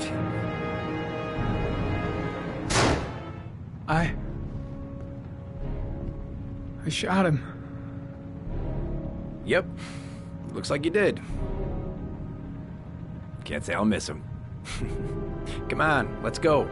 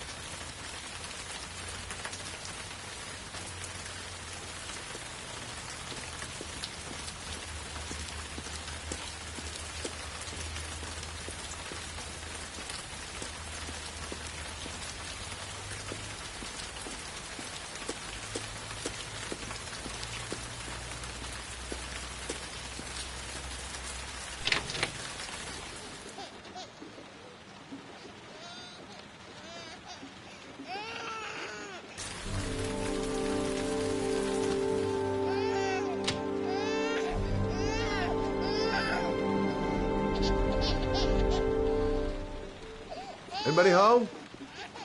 Mrs. Bowles.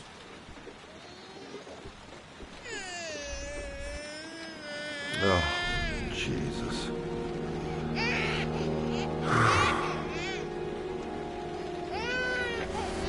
Wait a minute.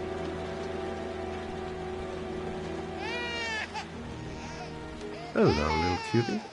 Oh? You looking for your mama?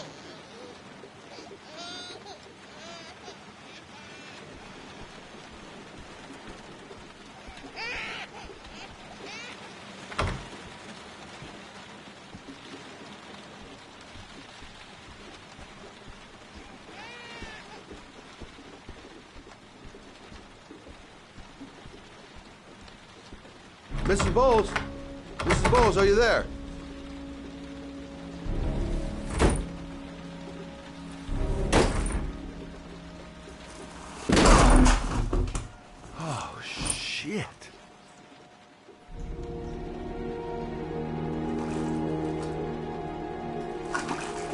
Mrs. Bowles! Mrs. Bowles, can you hear me? Wake up! Wake up!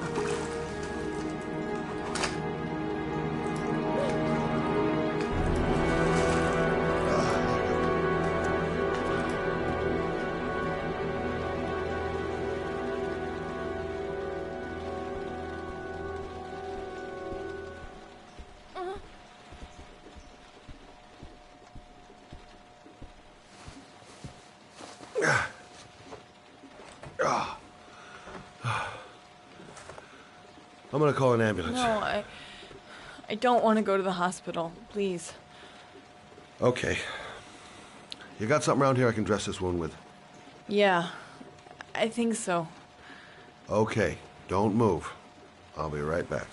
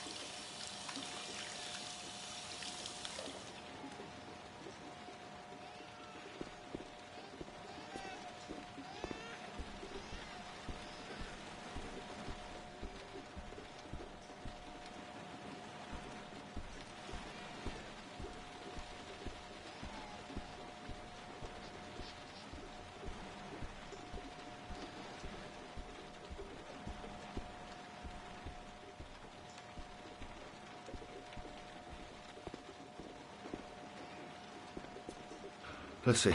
I need this, and this, and this.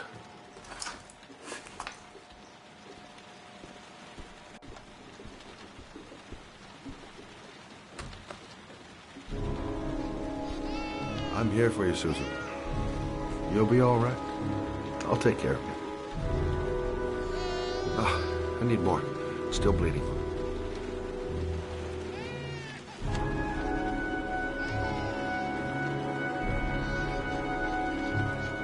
Not perfect, but it'll do. Stay with me, Susan. Susan, do you hear me? Susan, stay with me. Can you hear me? Stay with me. Okay, come on.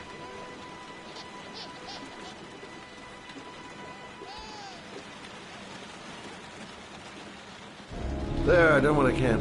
That should stop the bleeding. Well, luckily the wounds aren't too deep. Hey, how are you feeling? Okay? My baby. My baby needs me. Right. You stay there. I'll take care of the baby. Okay? Do you know what to do? With a baby, I mean. I'm a private eye. There's nothing I can't do. Her name is Emily. Gotcha.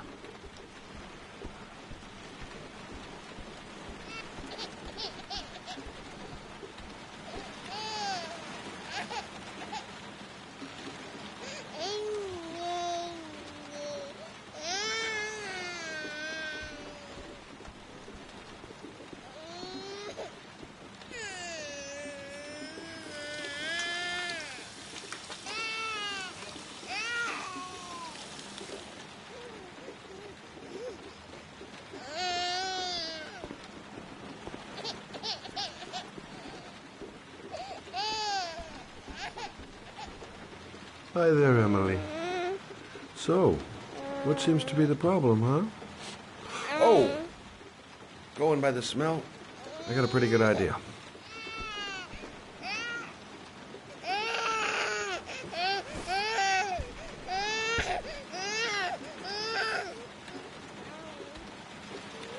Okay. How do you do this again?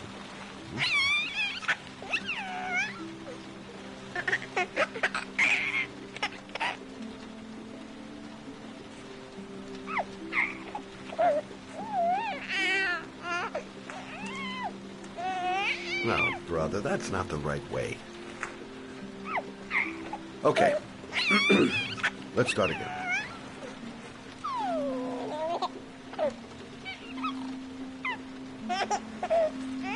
There you go, fresh new baby. That should feel better. Right, Emily?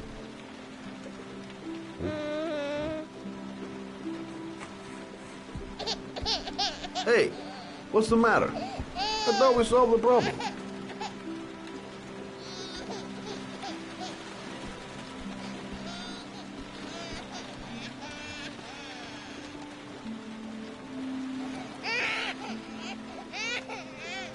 I guess I better warm this thing up.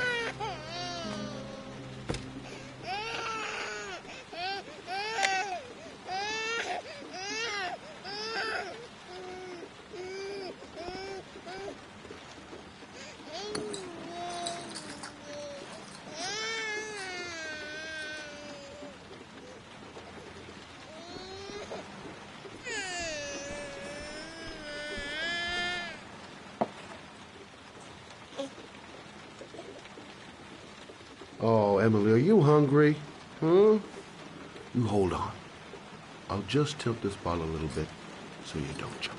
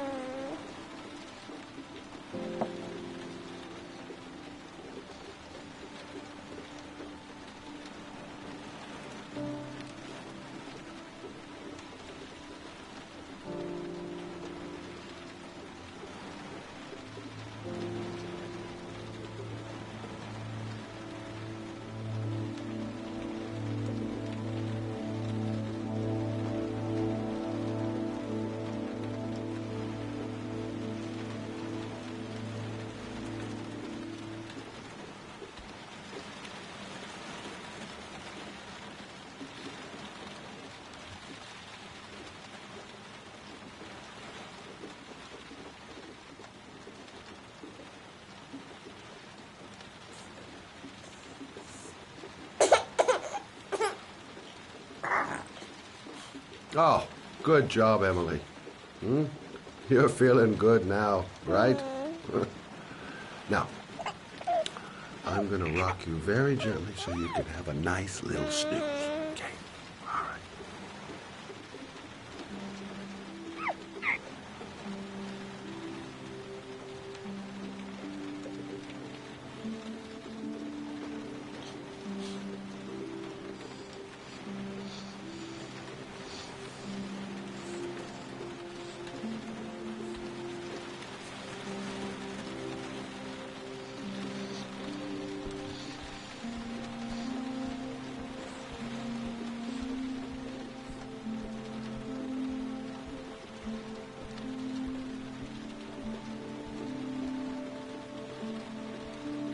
Thanks for looking after my baby.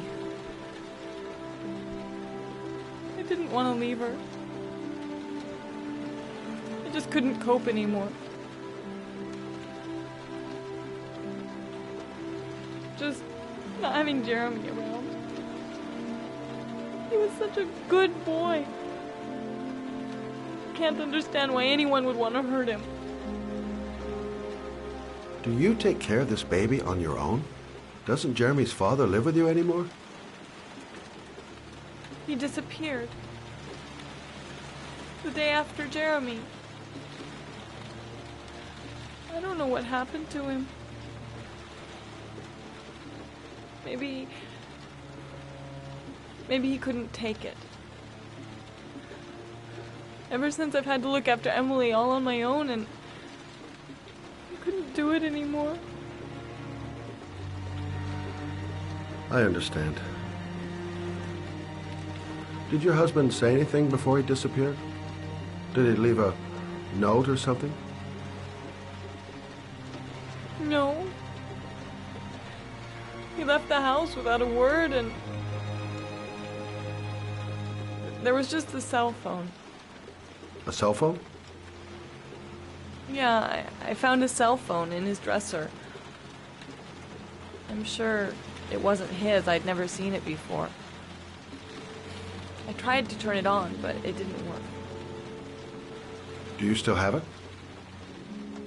Yeah, it's in a drawer in the living room. You can have it if you'd like. I'm sure it's of more use to you than to me.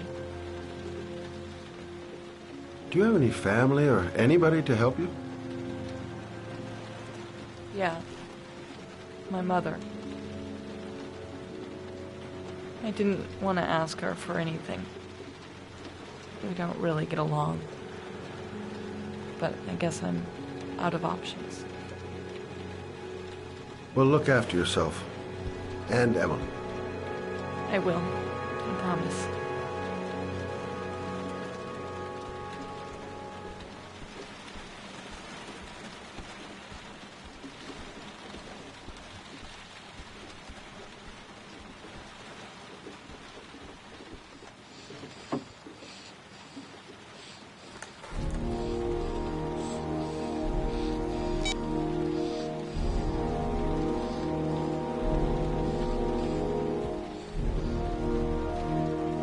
Good luck, Emily.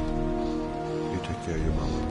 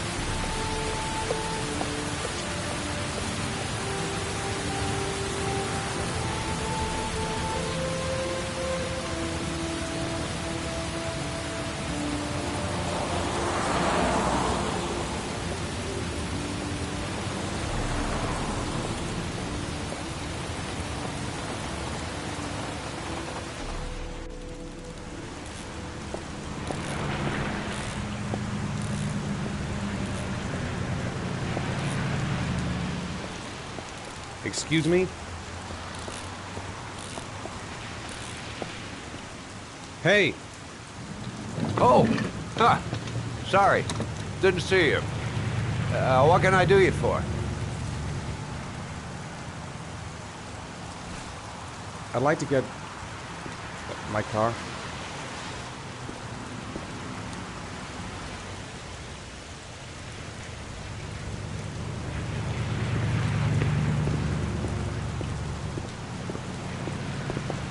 Hey, you're a pretty patient guy, you are.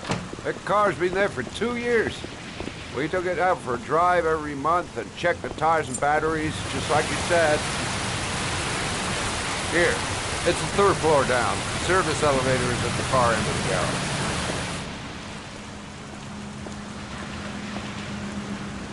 Thanks. Now, you have yourself a good one, Chief.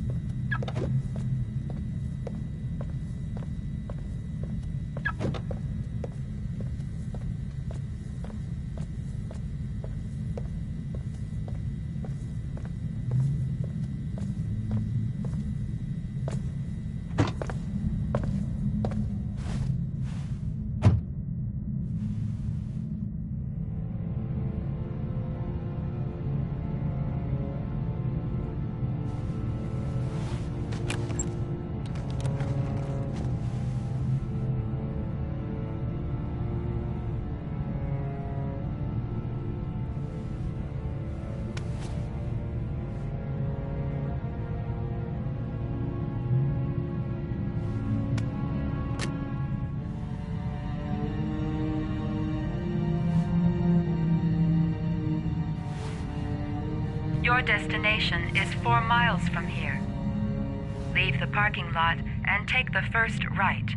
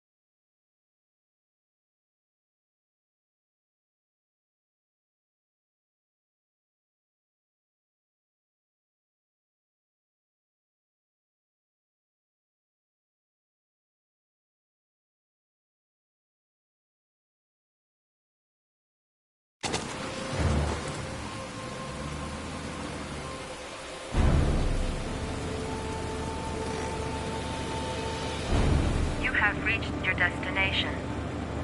Are you ready to show your courage in order to save your son? Listen carefully. Take the highway and drive against the traffic for 5 miles. If you haven't reached your destination in 5 minutes, you will have failed. I don't want to die. Not here. Not like this. If I succeed, I'll get more letters for the hangman. It's my only lead. No turning back now.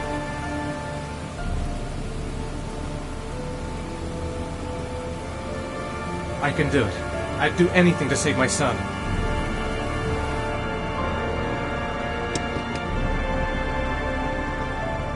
I've got to do it. For Sean's sake. I have no choice.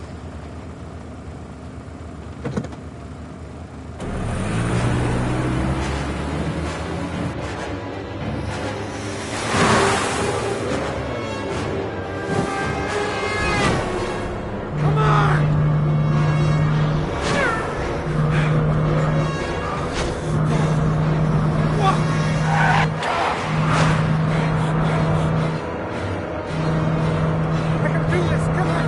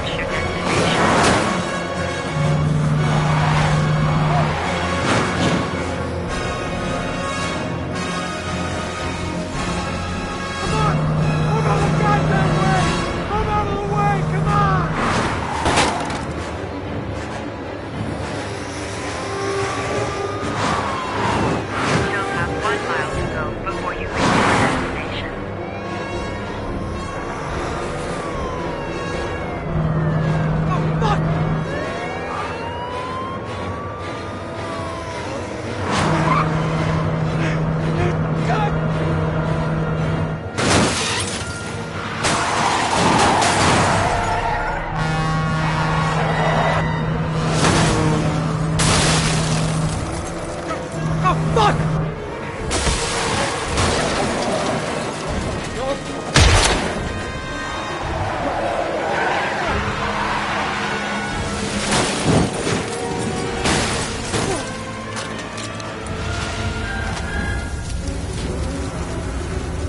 Destination reached. Please press the screen. Destination reached. Please press the screen. Destination reached. Please press the screen. Destination reached. Your reward is in the glove compartment. The key is inside the GPS. Your reward is in the glove compartment. The key is inside the GPS. Your reward is in the glove compartment.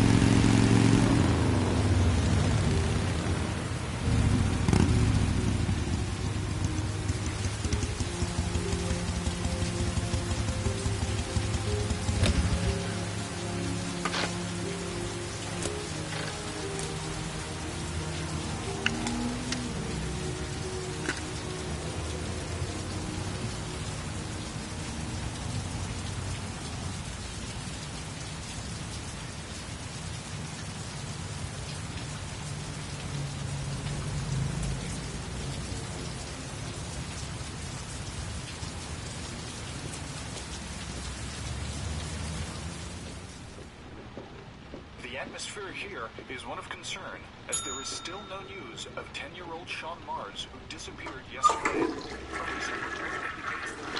are now treating this as another kidnapping by the origami killer. If this information is confirmed, he may still be alive. Hello there, sweetheart. What can I do for you? I'd like a room. For you? Anything. Feeling the register.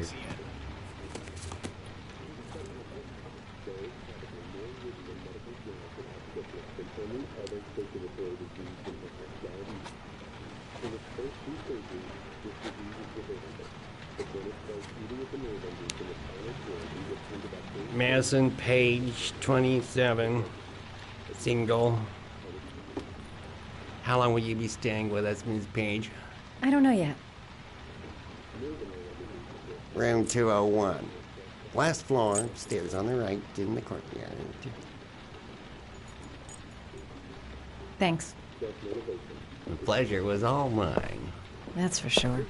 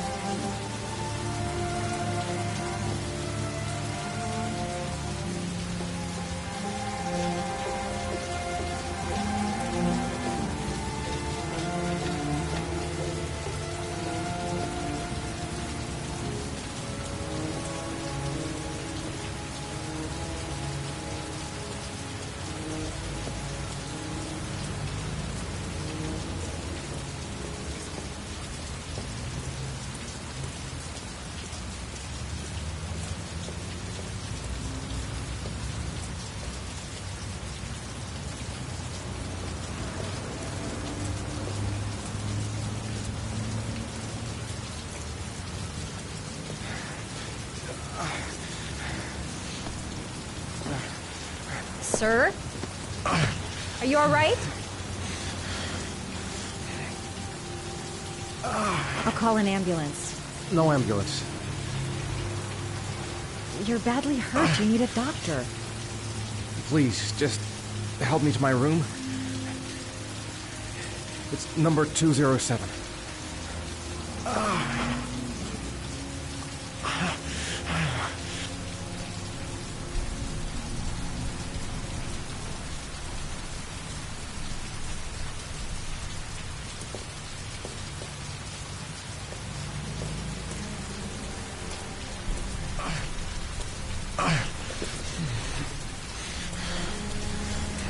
Have you got the key?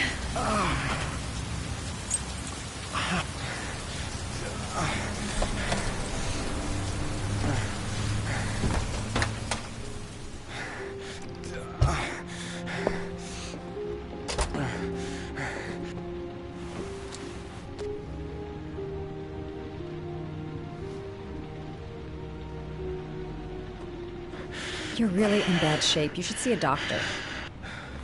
Must have one, maybe two broken ribs. It's not fatal. But it's sore as hell. Your head is bleeding. It looks deep.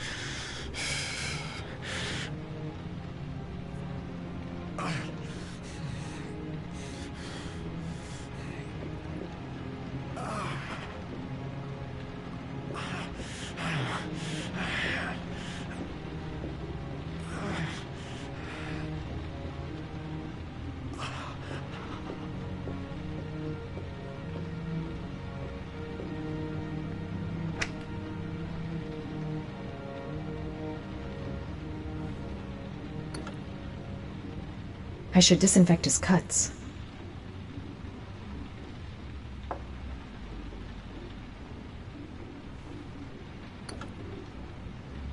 I should disinfect his cuts.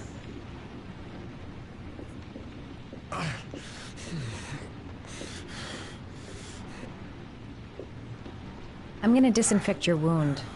This might hurt a little.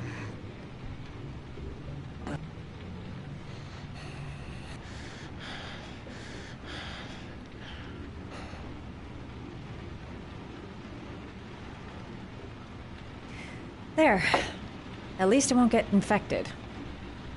Thanks.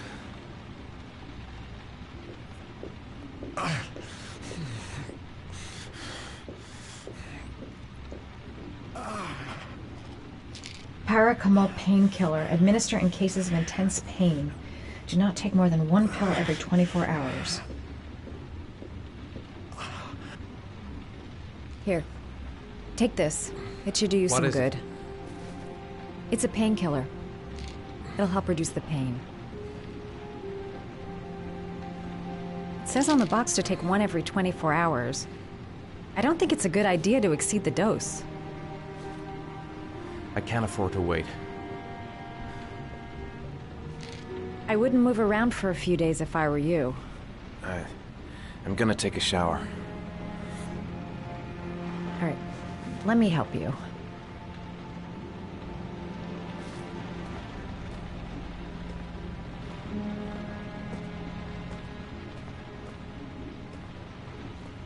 I'll wait here until you come out. Let me know if you need anything.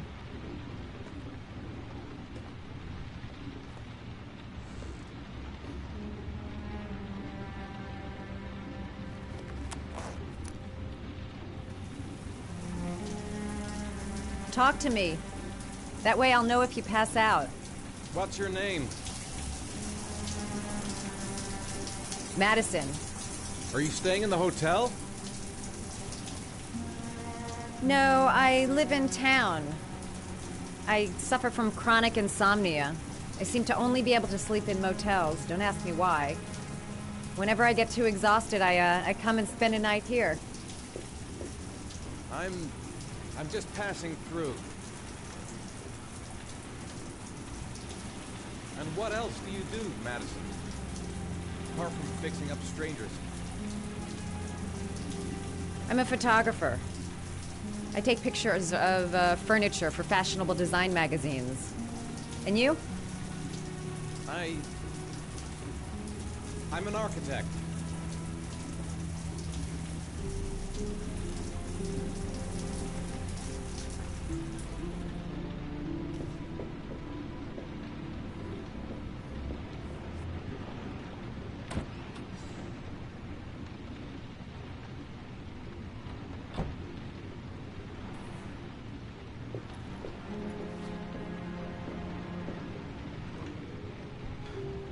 Thanks for staying. I feel a lot better now. Okay. I better get going then.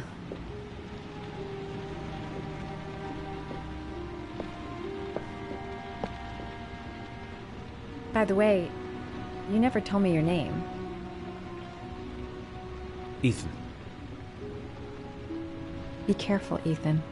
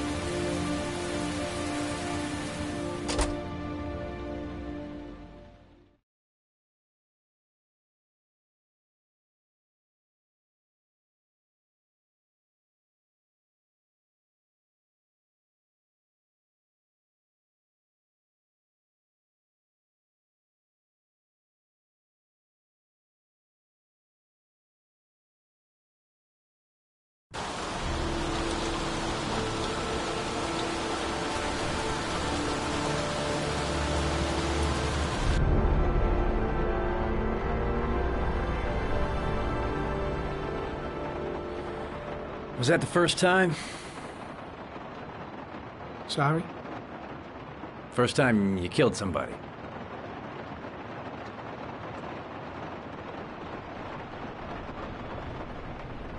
It always does something to you the first time. Then you get used to it.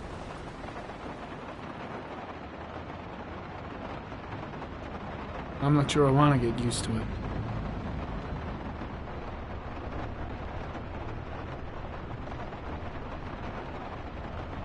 That's him.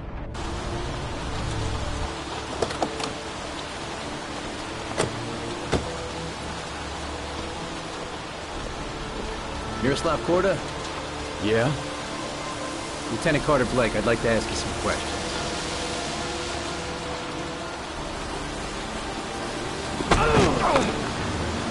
Shit, don't just stand there. He's gonna get away. Ah! Hey, man, watch it, dude.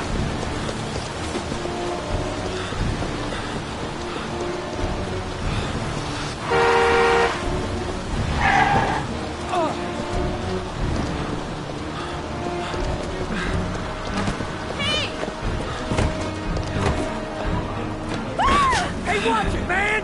Whoa!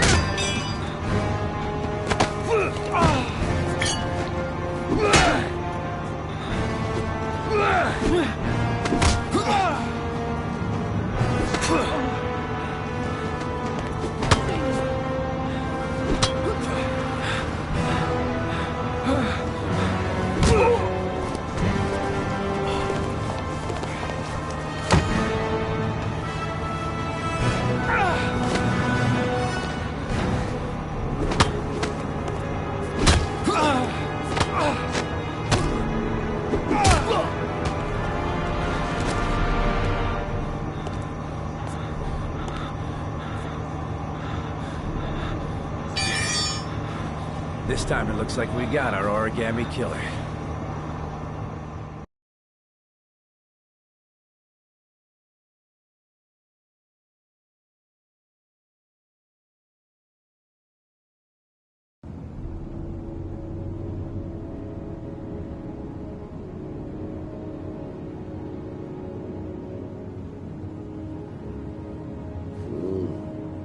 No. Mm.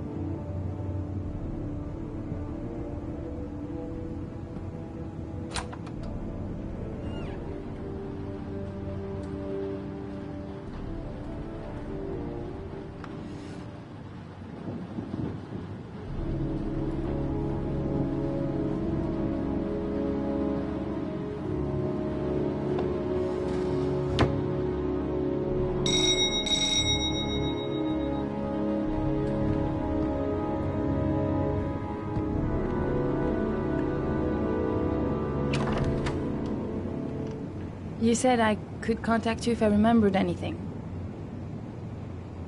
Can I come in? Sure.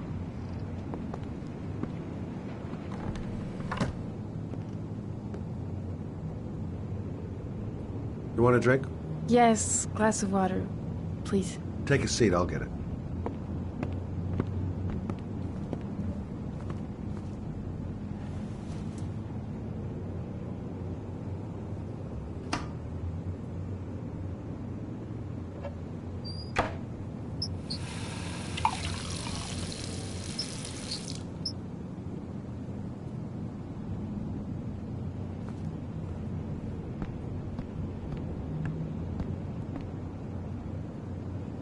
Thanks.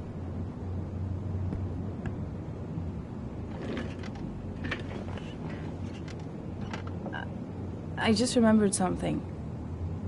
Maybe it's not important, but a letter arrived in the mail the morning Johnny disappeared. A letter? What kind of a letter? It was addressed to Johnny's father. I don't know what was inside it, but he read it and then he left. That's the last time I saw him. And you think there's a connection between that letter and Johnny's death, is that it? You remember anything else about the letter? Well, I don't know why, but I kept the envelope.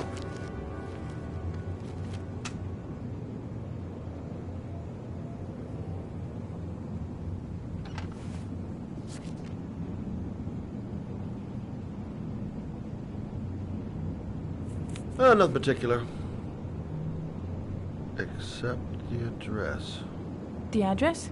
It was typed with an old typewriter. Could be a lead, you never know. Well, thanks for your help, Lauren. I'll let you know if it leads to anything. Wait, I can't just sit around and do nothing while you're out there looking for the man who killed my son. Ever since you came around, I've been thinking, and I want to come with you. Help you in your investigation? The answer is no. If you won't let me help you, I'm keeping the envelope. It's all or nothing. Listen, an investigation like this is dangerous, and I don't have time to play the bodyguard. How many clues have you got, Mr. Shelby? This envelope. Maybe your only link to the killer. I understand. It was a stupid idea. Sorry for wasting your time, Mr. Shelby. Wait. You're really something special, Lauren. I'll give you that. I'm just a mother. A mother who wants to find out who killed her son. Are we partners?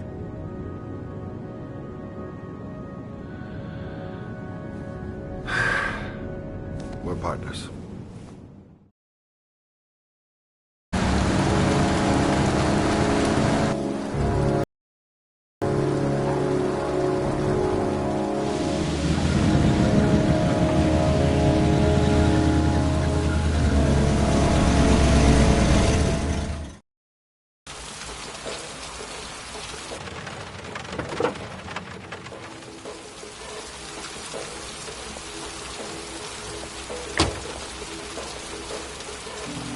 Maybe you better stay in the car. We're partners, remember? Wherever you go, I go.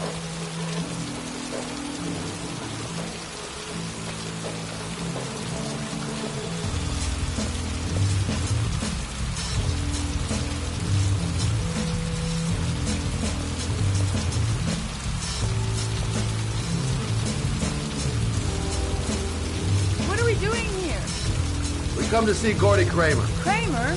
The bigwig tycoon from Kramer Construction? No, his son. You think maybe he's the original killer? For now, I just have a few questions that need answers.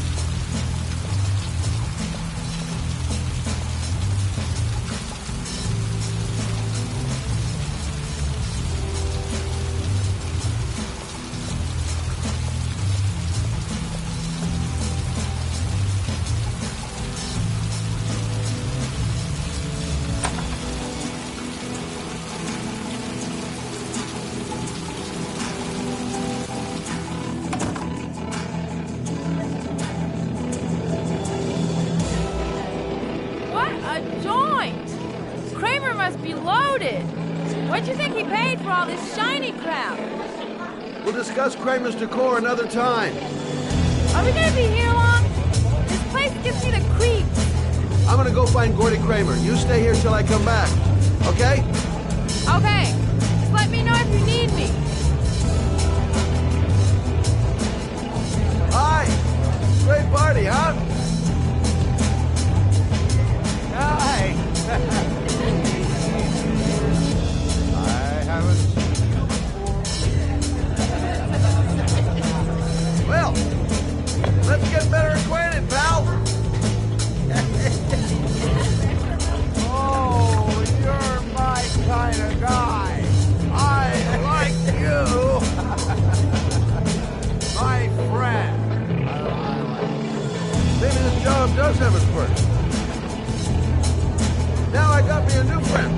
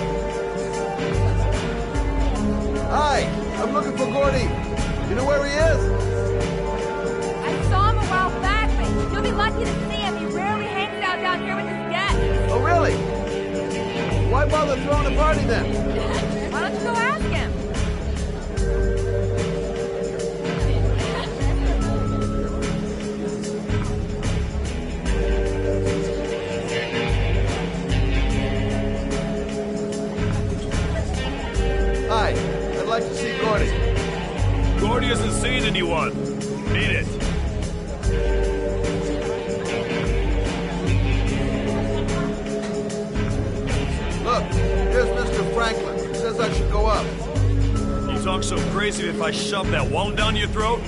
Beat it! I ain't for sale! If I want to see Gordy Kramer, to go about it some other way. Excuse me. I'm looking for Gordy. I saw him going upstairs a while ago. I'd be surprised if he comes down.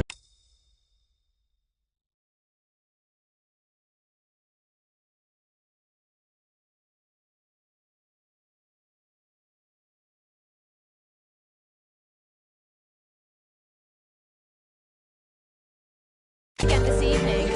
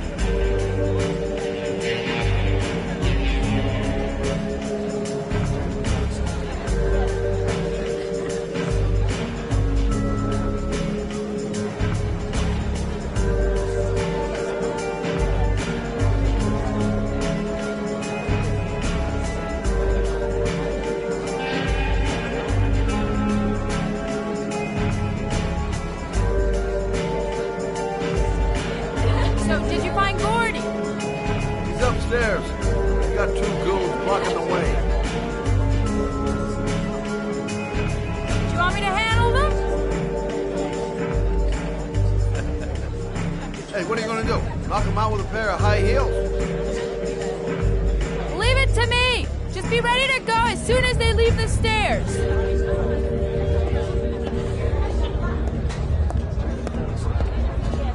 Wait, Lauren.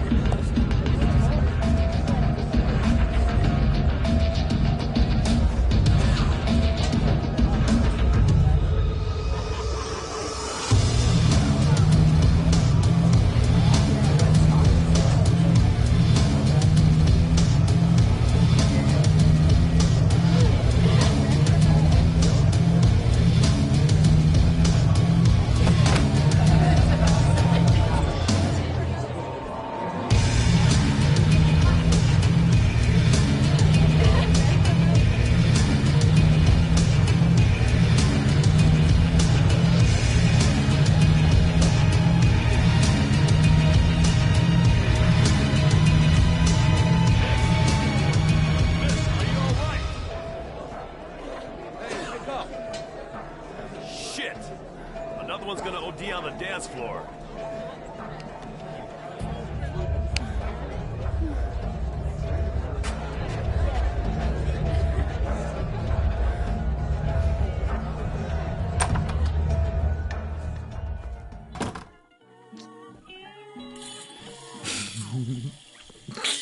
Mr. Kramer?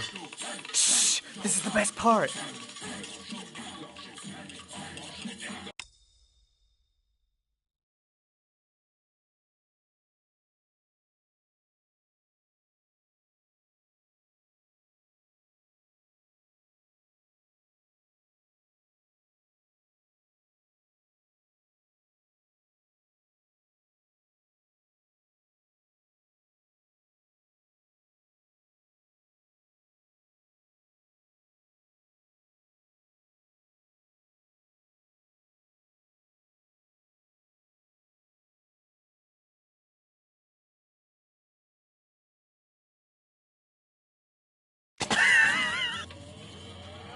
My name is Scott Shelby. I'm a private detective.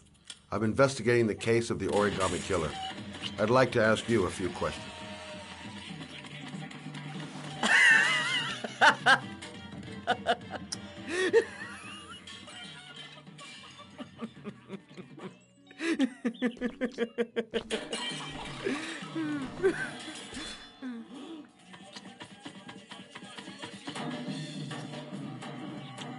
I'd like to know exactly what happened to little Joseph Brown. Beat it! You hear me? Get the hell out of here!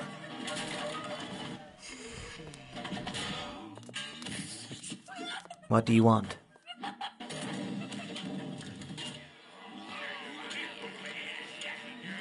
A witness saw little Joseph Brown get in the back of your limousine. That was the last time anybody ever saw it. Now, I know you've been arrested and interrogated until your father made a little phone call and the file was closed. I'd like to hear your version of the facts. The kid was lost. I just offered to drive him home. The police arrived, I explained the misunderstanding, and I was released. End of story. Nothing to get excited about, right?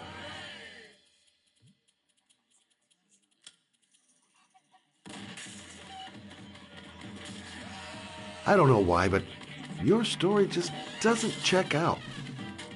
You're giving me the crap now. Tell me something I can't believe.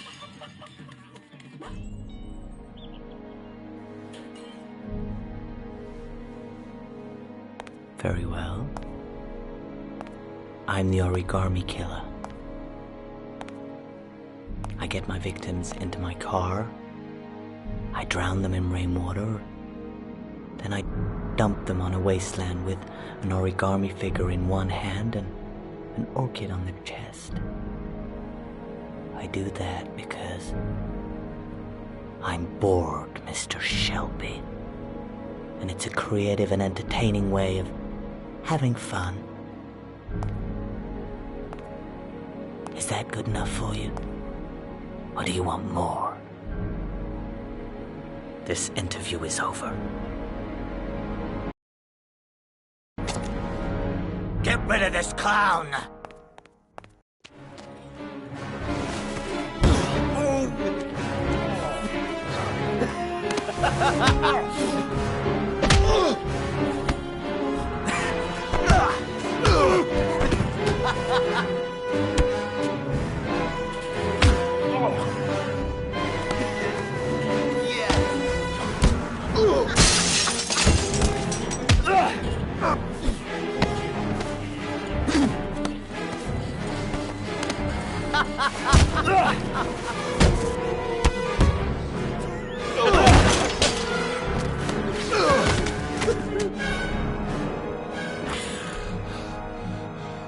It's a dangerous game you're playing, Kramer. Do you know who my father is? He only has to lift one finger and you won't wake up tomorrow morning. You're the one that should be afraid, Mr. Shelby, not me.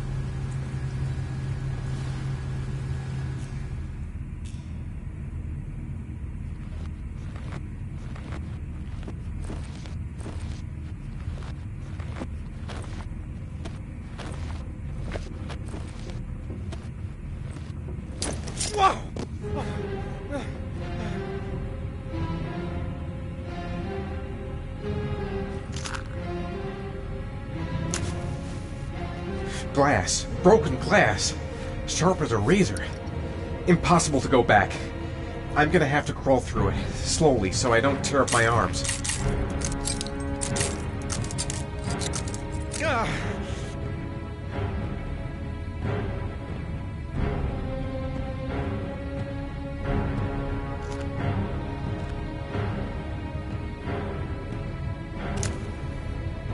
The match flame indicates where the fresh air comes from.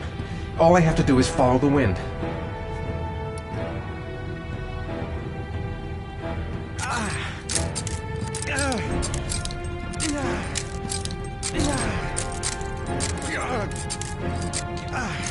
My vision's getting blurry. Easy does it. I've got to move slowly, or I'm gonna faint.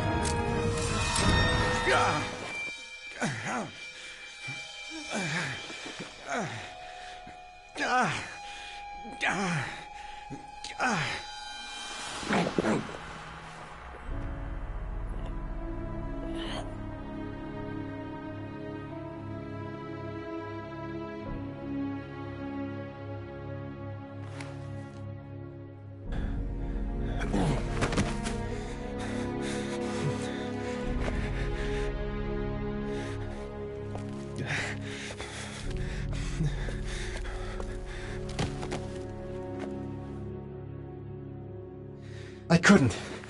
I wasn't able to.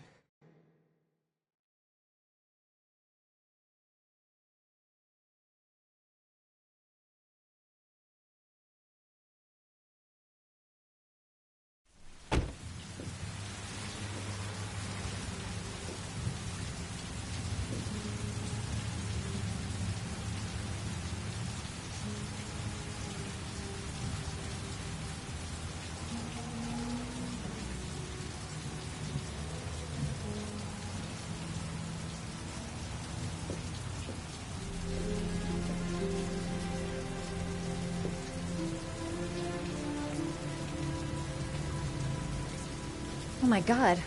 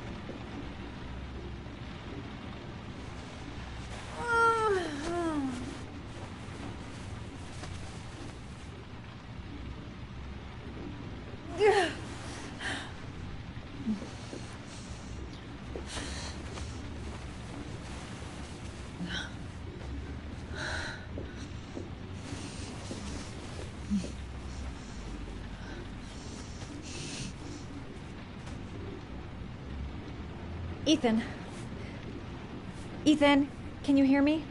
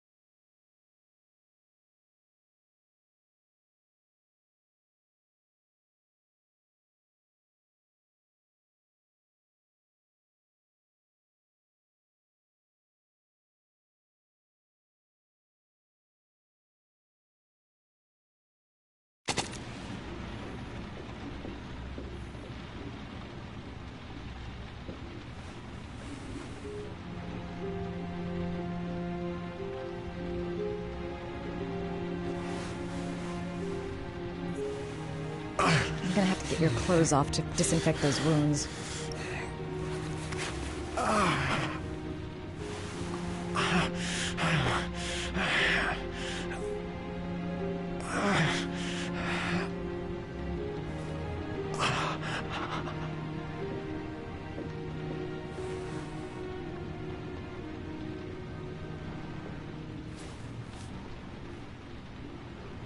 You've got a hell of a fever.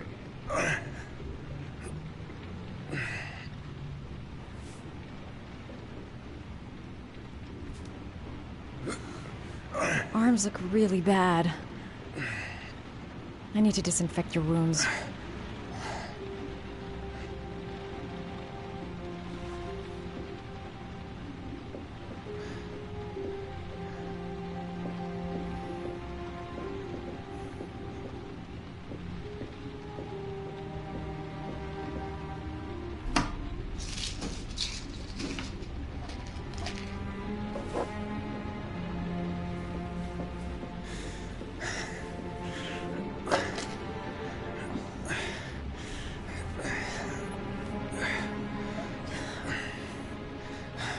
I'm no doctor, but I'll do what I can.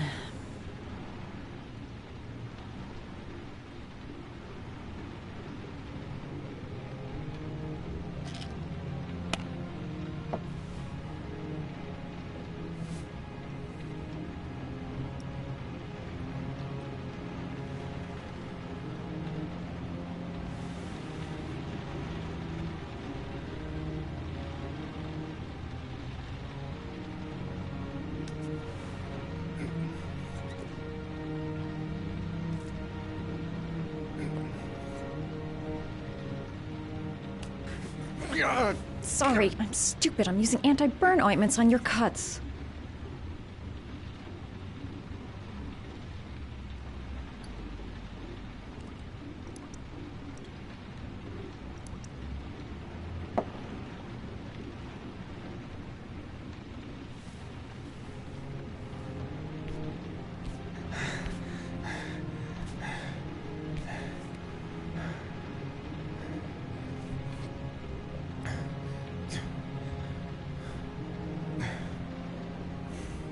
Your wounds are disinfected.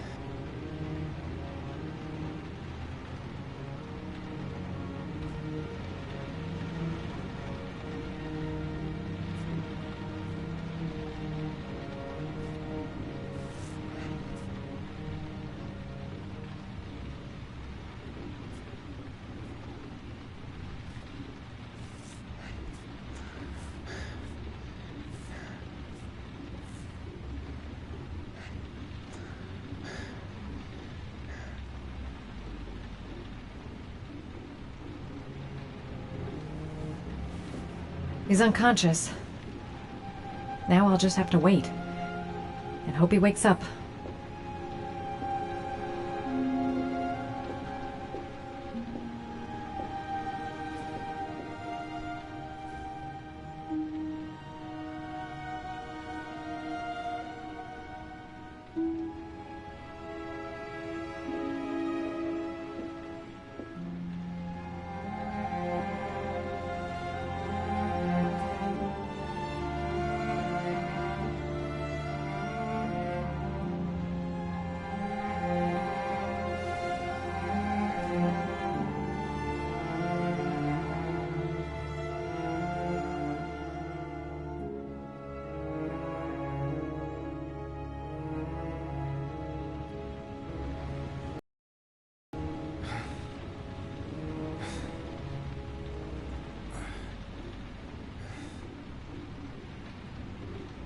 How do you feel?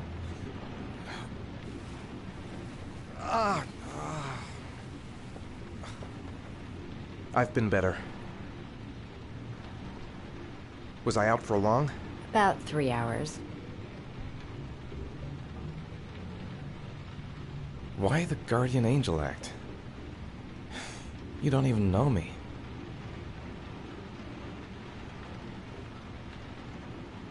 When I was a child, I was always the one who used to fix my brothers up when they'd been fighting with the other kids on the block. I suppose I like to play the Guardian Angel.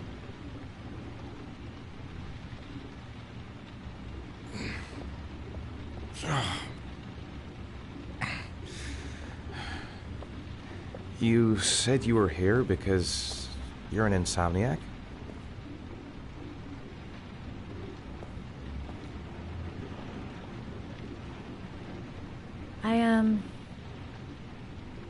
I prefer not to talk about it if you don't mind.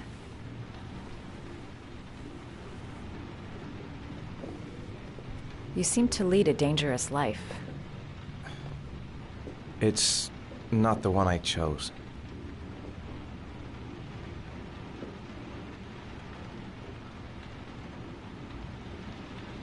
You mixed up with the mafia? Owe someone money? Something like that?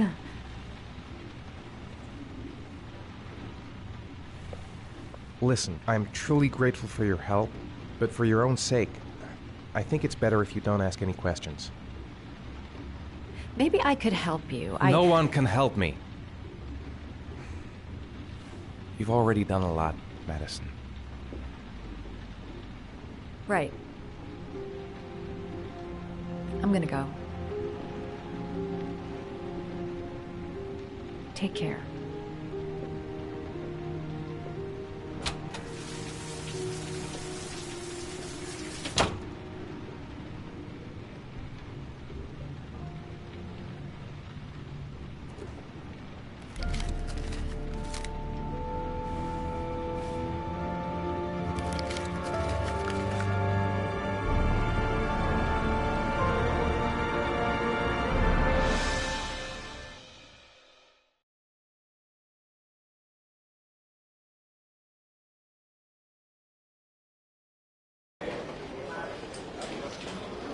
I didn't do it. I swear I didn't do it. I've got nothing to do with that business. I never killed nobody. Oh, no? Then why did you run away when they came to question you? I already told you I forgot to report to my parole officer. I didn't want to go back to prison. When I saw the cops, I just bolted. I wasn't thinking straight. We checked out his statement. He has an alibi for at least 3 of the murders. Fuck, that bastard was a perfect fit. Shit!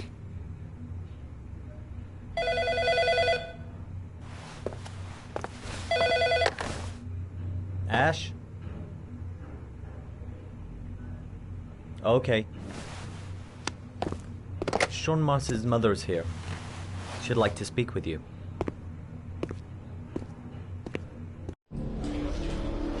It was a few months back. The middle of the night. It was pouring down. Ethan came home completely drenched at about 3. I asked him where he'd been. He spoke about drowning, the rain. He didn't make any sense. There was something in his eyes. As if it wasn't really him. There may be no connection, but the next day there was that announcement about another victim of the origami killer. Find my son. I'm begging you.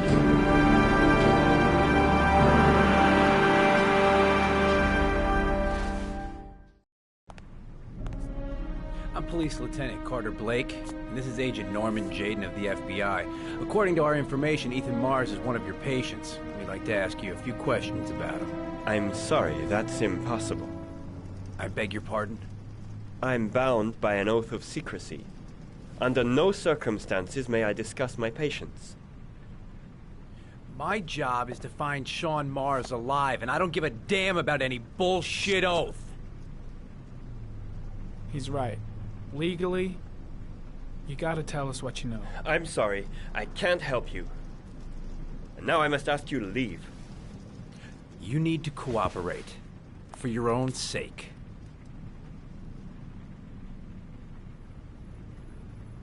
Sean Mars's life may depend on what you know. Tell us what you know, Doctor. Are you threatening me? I'm just giving you some free advice, Doc. I suggest you take it. It's your duty to inform the police if you suspect one of your patients, Doctor. I am going to call the police and make a complaint about your behavior. Doctor, you are really pushing my buttons. The only thing I'm interested in is saving that kid's life. So, you're gonna be a good boy and tell me what I want to know, or I am really gonna lose my temper.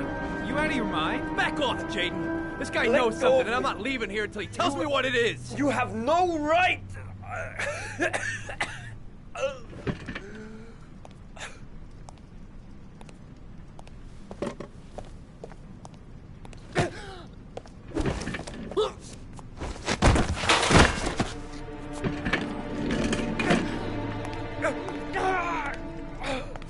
Come on, Doc. There's an easy way and a hard way. It's your fucking choice.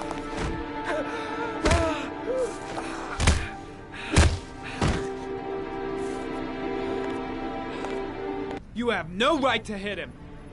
I'm saving a kid's life for Christ's sake. If you don't like it, leave. If you don't let go of this man immediately, I'll report you and you'll be off the case. What the hell's the matter with you, Norman? Were you getting cold feet? You don't want to save Sean Mars anymore? I want to save Sean Mars just as much as you do, but that doesn't give me all rights. So you're gonna stop this shit right now! Ethan Mars has had psychological problems since his first son died. Feels responsible for his death. A sort of morbid neurosis. He is haunted by visions of drowning bodies. A few weeks ago, after one of our usual sessions, I found this on the floor. It must have fallen out of his pocket.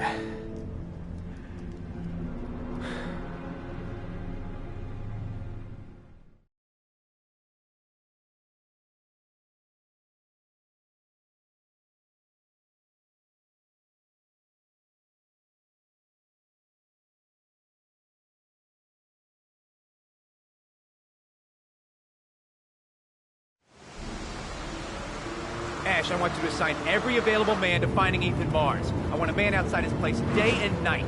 Notify all agencies to start looking for him. I want you to keep an eye on the train stations, the airports, the bus terminals. I want every cop in the city on his ass, so that if he moves, we know about it.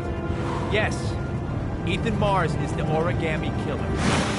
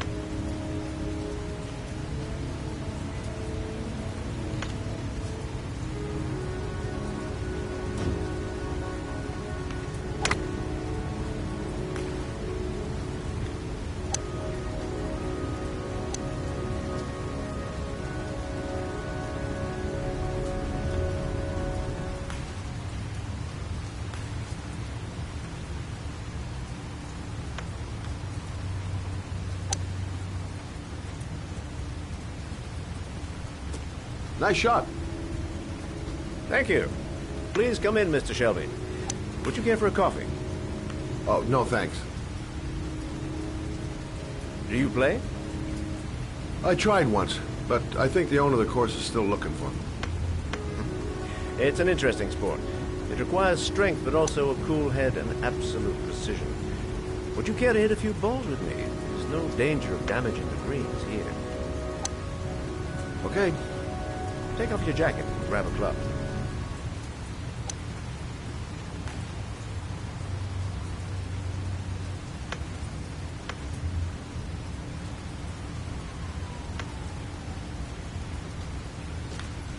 The balls are in that basket.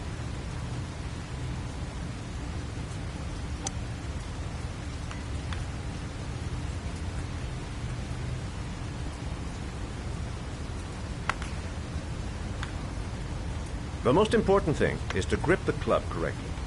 When you feel ready, you swing.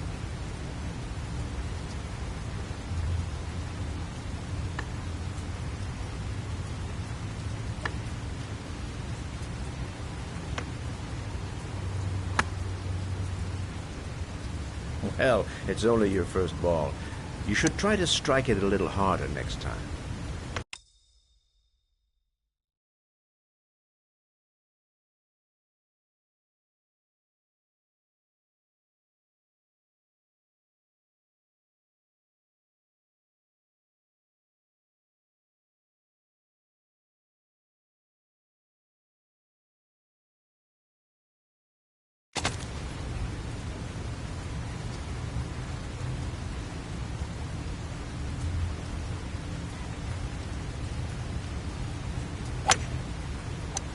I'm assuming you didn't invite me here just to play golf, Mr. Kramer. I hear you've been asking questions about my son. That's right. I want to know if Gordy is linked to the Origami Killer case in any way.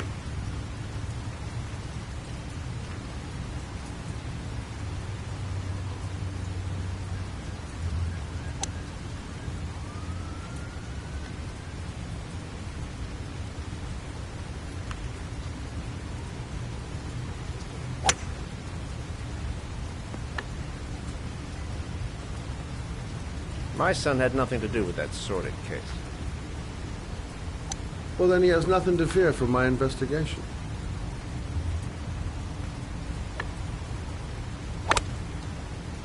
You have no business investigating my son. I told you, he had nothing to do with it.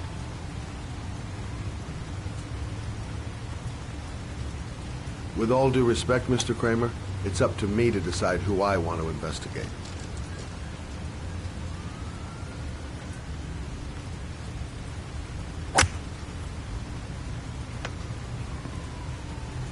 I'm an influential man, Mr. Shelby, and I pay very well for loyalty. Are you trying to buy me? Let's just say I'm trying to show you where your interest lies. How much do you want to leave my son alone? I think you misunderstood me. I don't play that game. Don't go near my son, Mr. Shield. If you do, you'll regret it. Have a nice day, Mr. Kramer.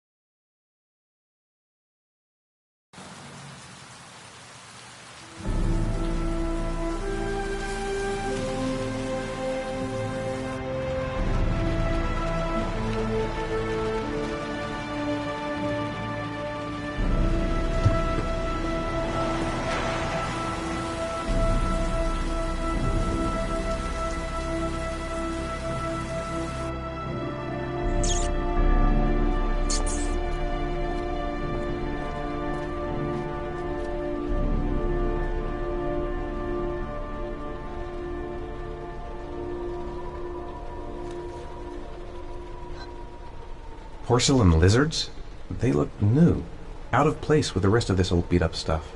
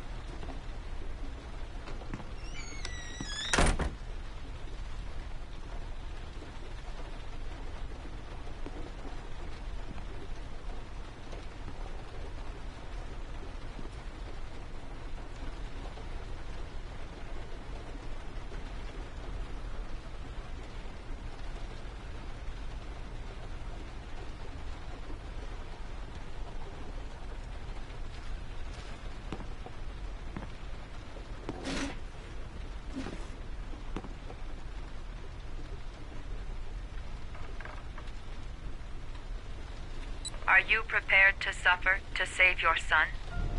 You have 5 minutes to cut off the last section of one of your fingers in front of the camera.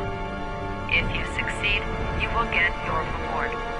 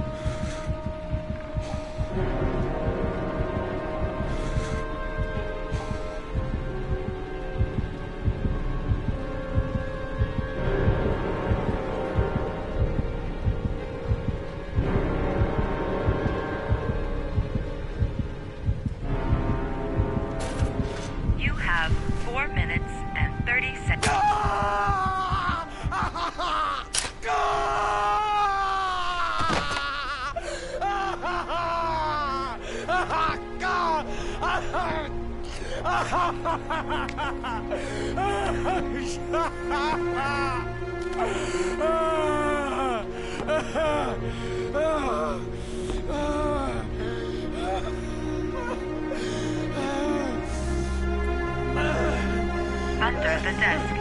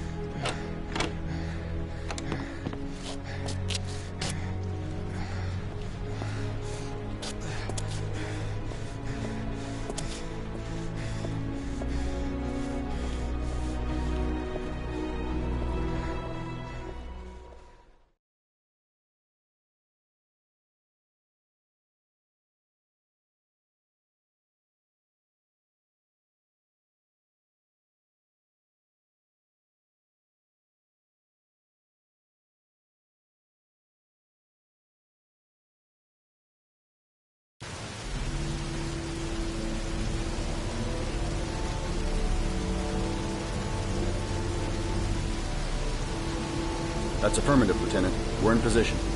Perfect. Nobody moves until I give the signal. Is that clear? We nail him as soon as he sets foot outside. Right, Lieutenant. Lucky that patrol spotted his car. What's he doing in there? Beats me. You're the profiler, right? I thought you were supposed to be right inside the killer's head. Well, that's just it. What I know of Ethan Mars doesn't match the killer's psychological profile. I know what the jury's gonna choose between your theories and concrete proof.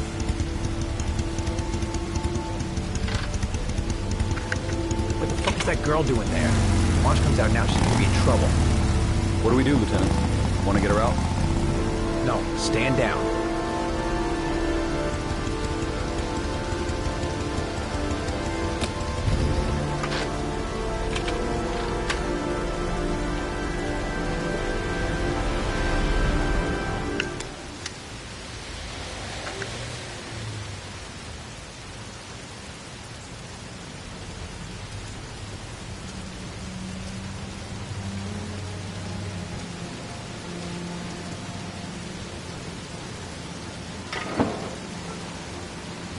She's going inside.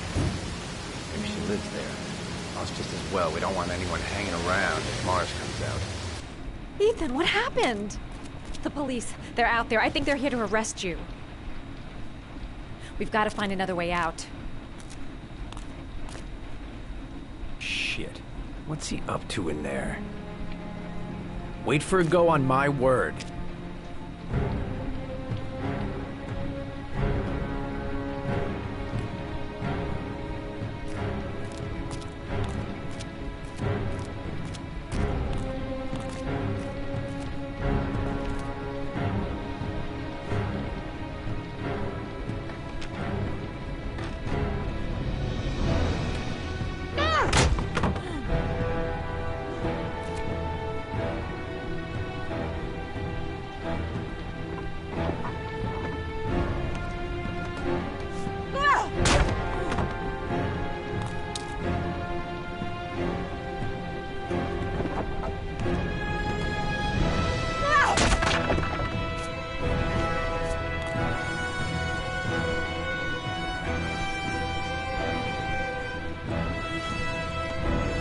Shit!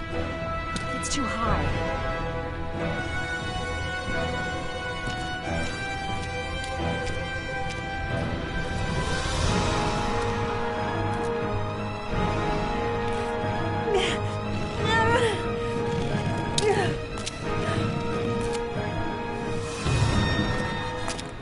Ready on my go.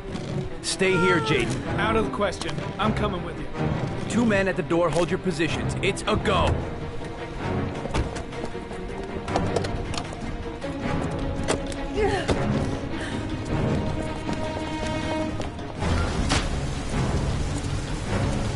Come on, let's go this way.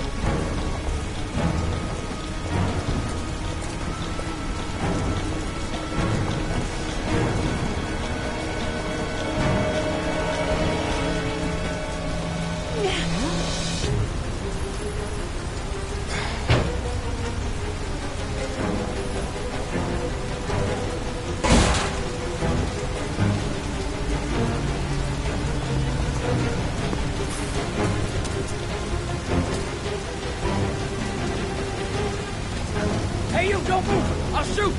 Come on! Quick! I can't. Hands in the air! Lieutenant, there's a man and a woman exiting the alley. A woman? Shit! It's that girl who went in! Everybody downstairs! They're in the alley! Follow them! The subway.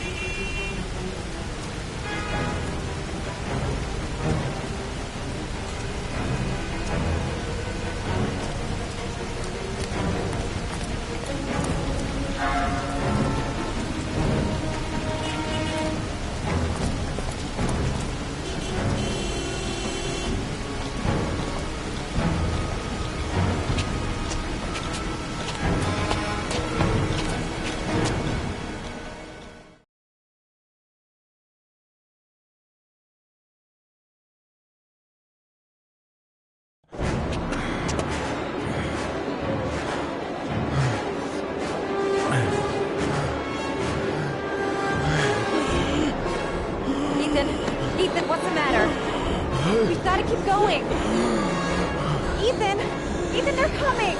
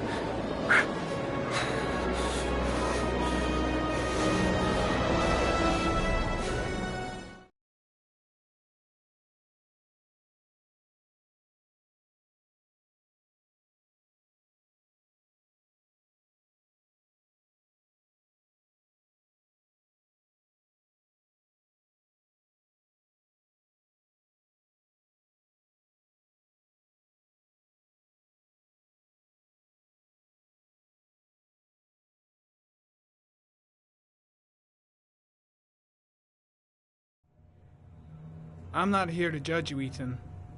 I'm trying to save the life of your son. We still have time, but it's running out.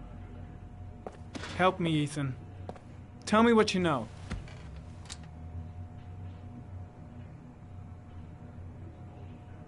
I'm sure you had your reasons for doing what you did.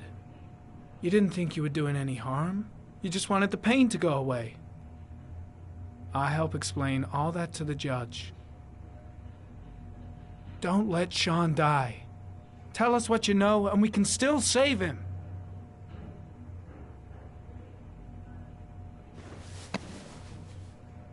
lost, Ethan? What will you gain with one more victim? Huh?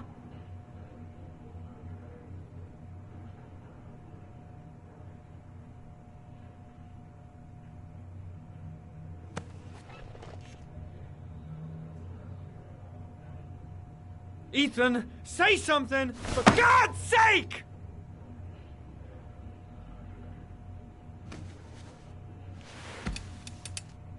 I kidnapped my son. But I can't remember what happened. I don't know where he is. But the only way to find him is to let me out of here. I'm the only person who can save him.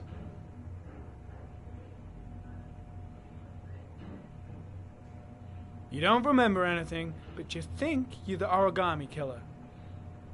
I'm sorry, Ethan, but you're gonna have to do a lot better than that if you want me to believe you. I love my son. I love my son. If you keep me here, Sean is going to die.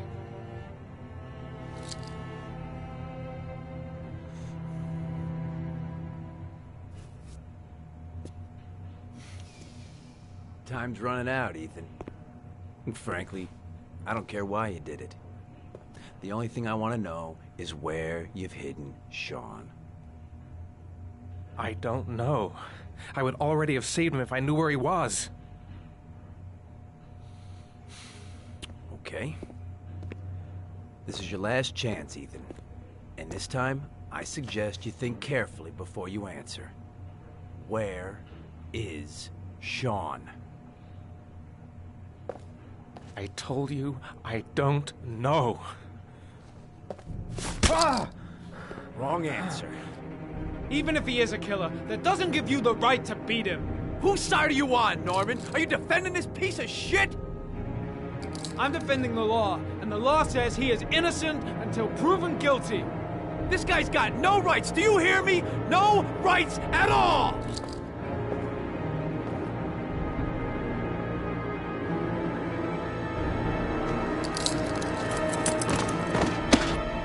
Blake, what are you doing? This guy's a killer! He's got no fucking rights! He's gonna tell me everything! You fuck! Carter, stop! I'm gonna report you for this. Go ahead! Get the hell out of here! I couldn't stand you from the very beginning, Norman! Now get the fuck out!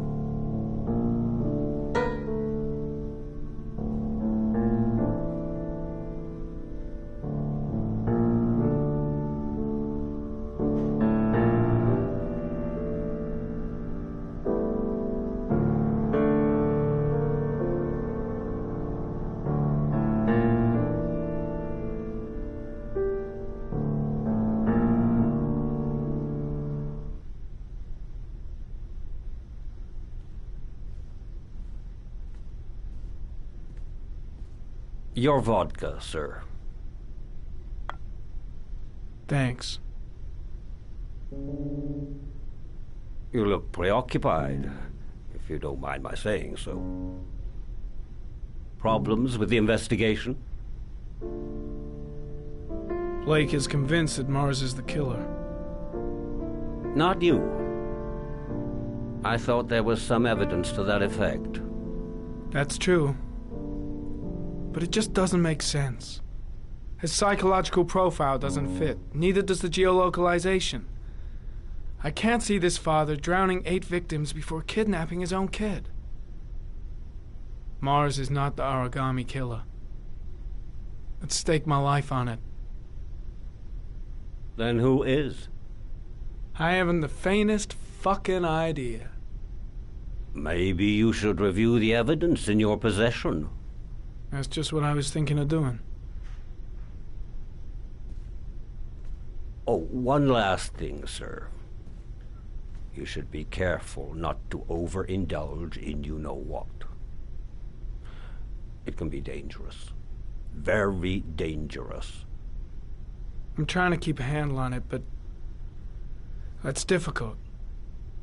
It gets more and more difficult. It'll end up killing you if you're not careful.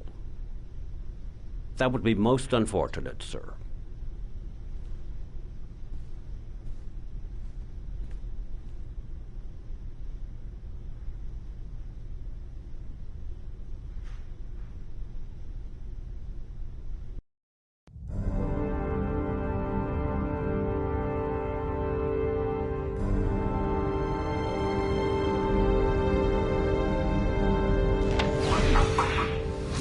Well, looks like there's something new. The video recording from near the park on the afternoon showing Mars disappeared. I doubt there's anything on it, but you never know.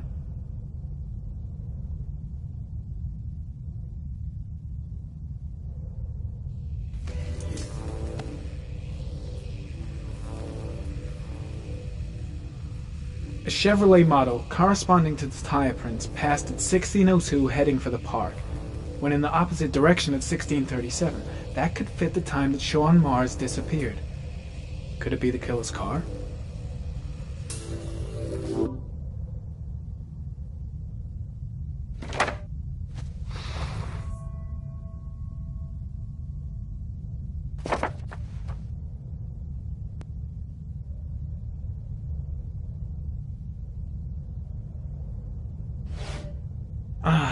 Pity we can't see the driver's face.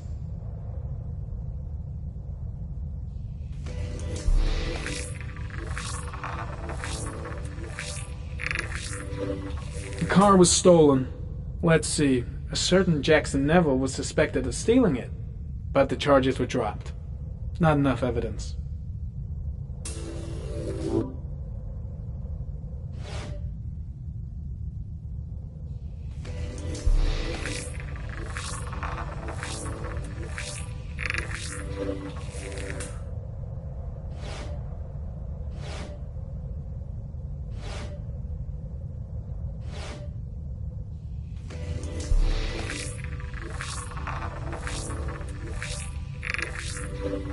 Jackson Neville, aka Mad Jack, involved in several cases of buying and selling stolen vehicles.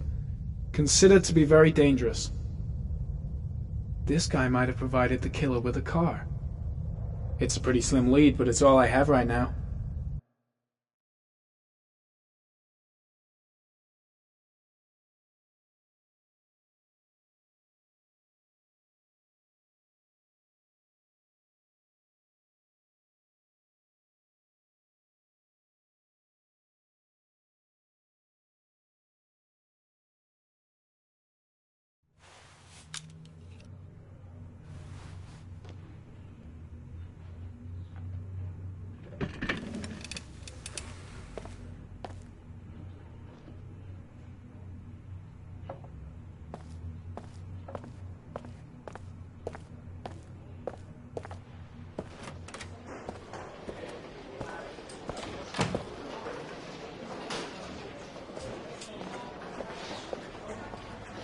Did Mars confess?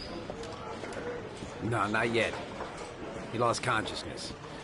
We'll give him a break and then we'll get back to him. He must be tougher than I thought. Tough or not, he'll crack. They all do. In any case, congratulations, Lieutenant. You've done a fine job. I've called a press conference. Gonna kick off in 1 hour. I expect it'll be quite an event. Don't you want to wait until we actually got his confession? No point. We've got him dead to rights. That's all the press wants to know. Ethan Mars is innocent. He truly believes that he alone can save Sean. What if he's right? I'll play those odds. I've got to get him out of here.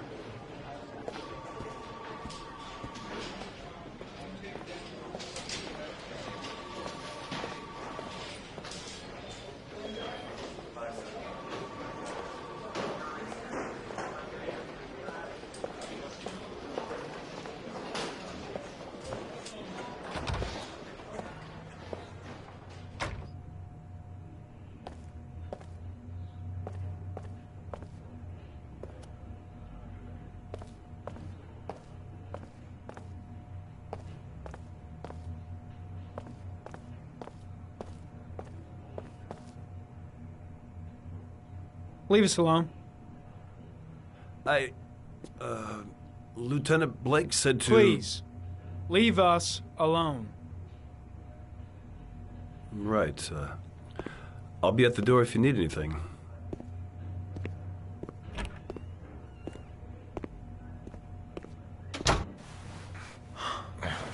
Christ. Are you all right, Ethan?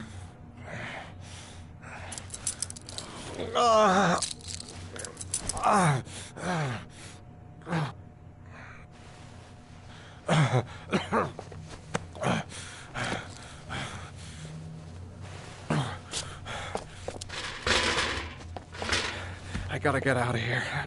I've gotta save my son. I'll see what I can do.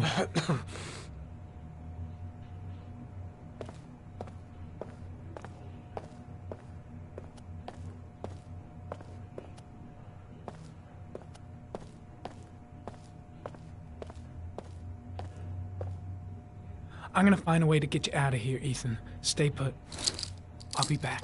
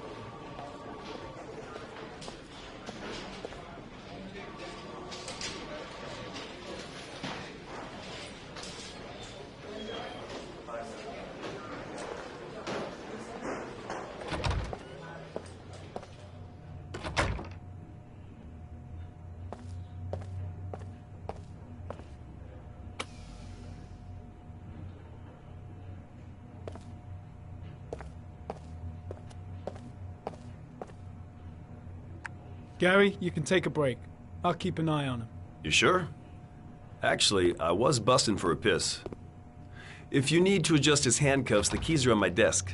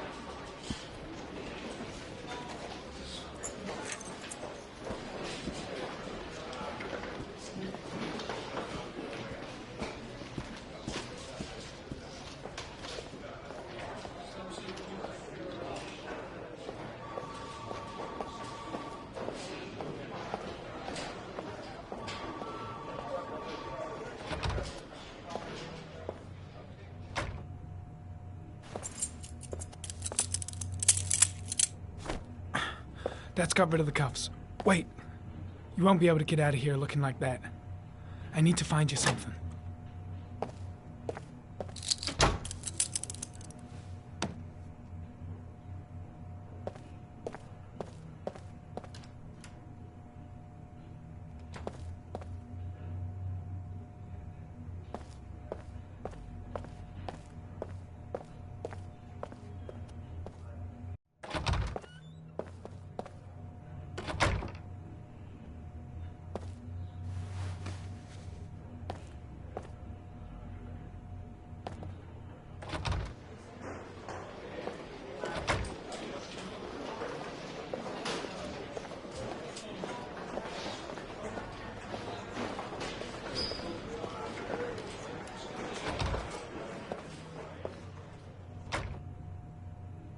Here, put this on.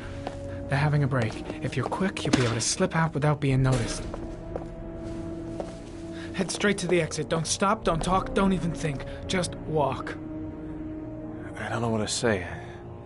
Just say you're gonna save your son. I hope I won't regret that.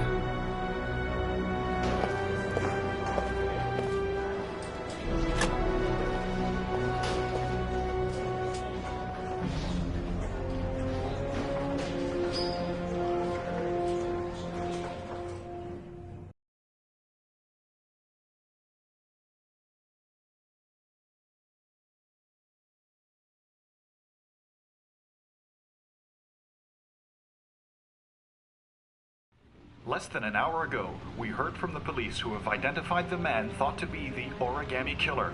Ethan Mars, father of the kidnapped victim Sean Mars, is on the run and should be considered armed and dangerous. A police manhunt is now underway, and they hope that they will soon be able to announce the apprehension of this dangerous lunatic.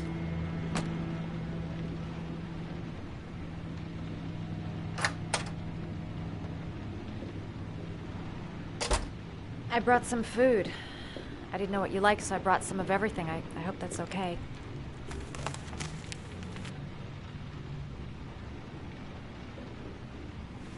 You followed me. I wanted to know. You're all over the news reports, Ethan. Every cop in the country will be hunting you. They say you're the Origami Killer. Is it true? Are you the killer, Ethan?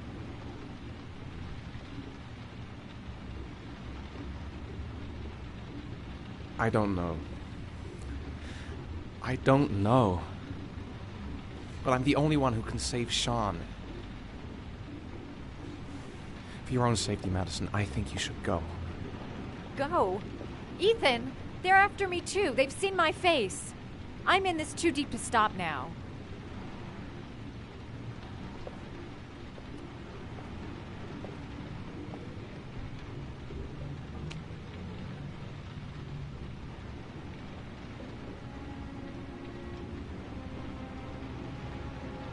I sometimes have these blackouts. Times where I don't know what I'm doing. As if I'm someone completely different. The only thing I remember afterwards is the bodies. The bodies in the water. Why are you hurt, Ethan? Why were you in that apartment? I think my other self is testing me, testing my love for Sean. He wants to know if I love my son enough to save him. That means there's some part of me that knows where Sean is. But the only way to find him is to go through these trials. Why can't you tell that to the police? And tell them what? That I'm a schizophrenic who drowns his victims and has kidnapped his own son? They'd never let me go, and I have to stay free to save Sean. I have no choice. I'm his only chance. When Sean is out of danger, I'll turn myself in, but not until then.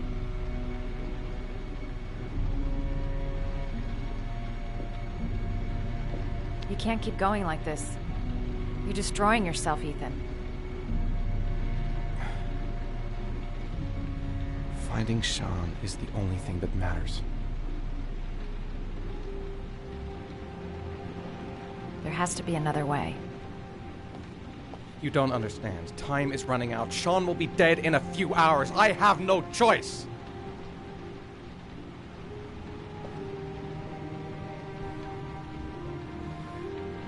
Please, Madison, leave.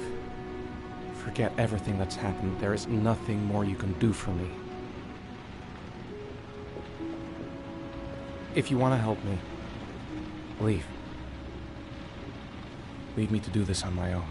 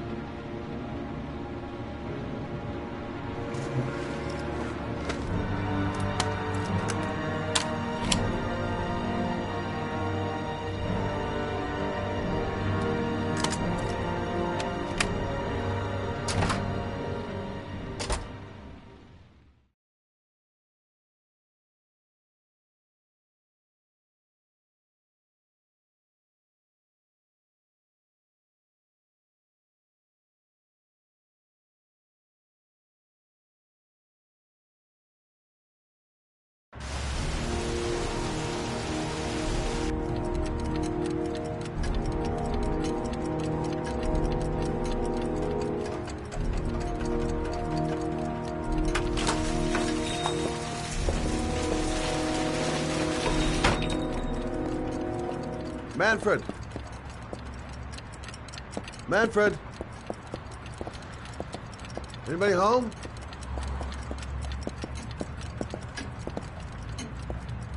Hi there, Manfred. Who is it? Scott. Scott Shelby. Do you remember me? Scott? This is Scott! Oh, yes, of course. Well, good to see you. How long has it been? Oh, about 10 years, I guess. Oh, at my age, time means nothing anymore. I repair clocks, but I try to forget about time. Well, how about you? Are you still with the police? Oh, no, I quit. I'm a private investigator now. This is Lauren. She's a friend. Hello. Oh, hello, young lady. Well, this calls for a celebration.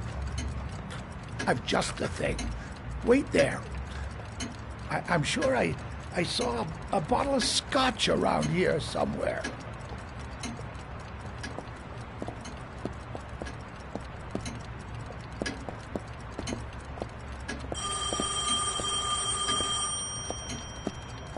Do an old man a favor, would you, Scott? Tell them to call back this afternoon. Sure, no problem. Hello? Yeah, this is Manfred's. He's not available right now. Could you call back later this afternoon? Thanks.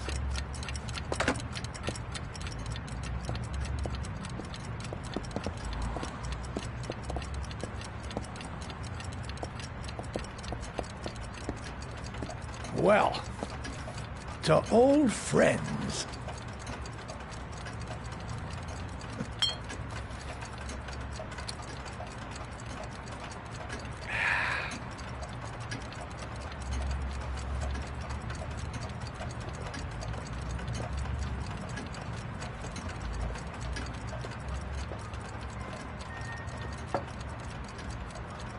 Do you like it? Yes, it's beautiful. It's a Stradelli, crafted in Venice in the 18th century. It's one of my favorite pieces.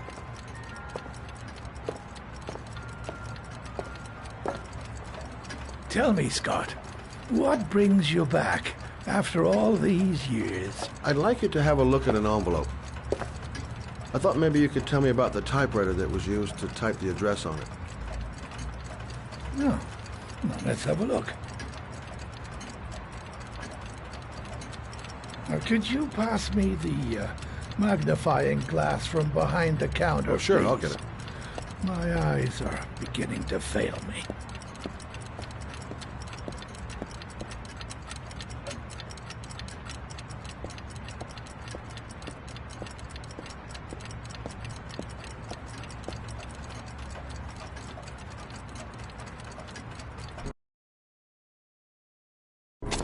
Thanks.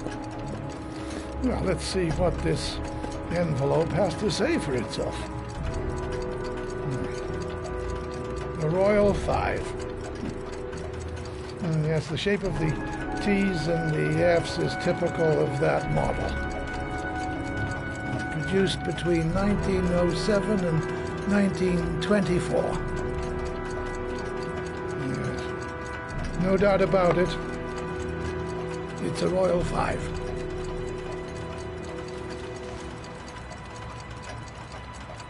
Are there many places around that could repair one of these? I bought the company's entire stock of spare parts for a song in '64. Well, they were going to take them to the dumpster, so I got the lot. No, anybody around here who has one that actually works has been to see me at one time or another.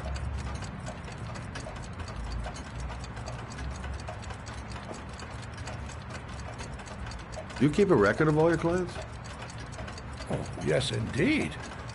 At least the ones who pay. Any chance I could get a peek at that? Yes, of course. I keep my account books in the office. If you're not in a hurry, I have a list of all the clients who ever bought a Royal 5 or had one repaired. Yeah, that would really help us out. Delighted to help. Give me 2 minutes, and I'll be right back with the list.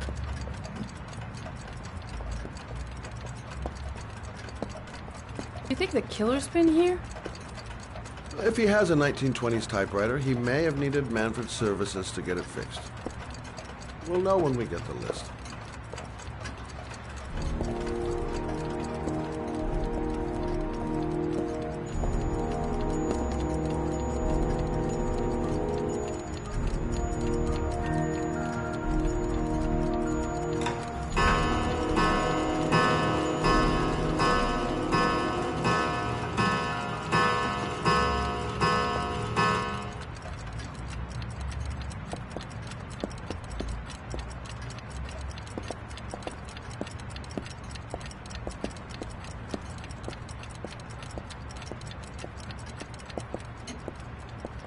Hello? Manfred! Hello?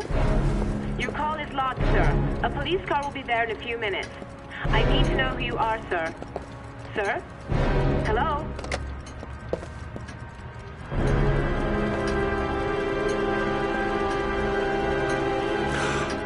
Oh my God. He's dead. Oh, God.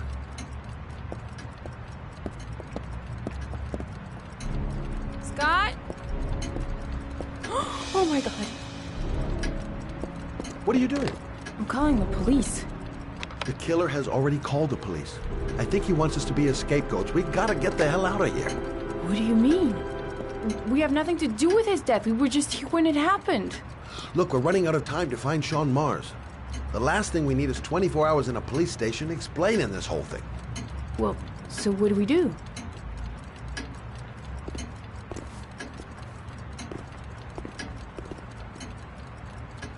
Watch the front door. I'll get rid of our fingerprints from everything we touched since we came in. You better work fast. The police are going to be here any minute.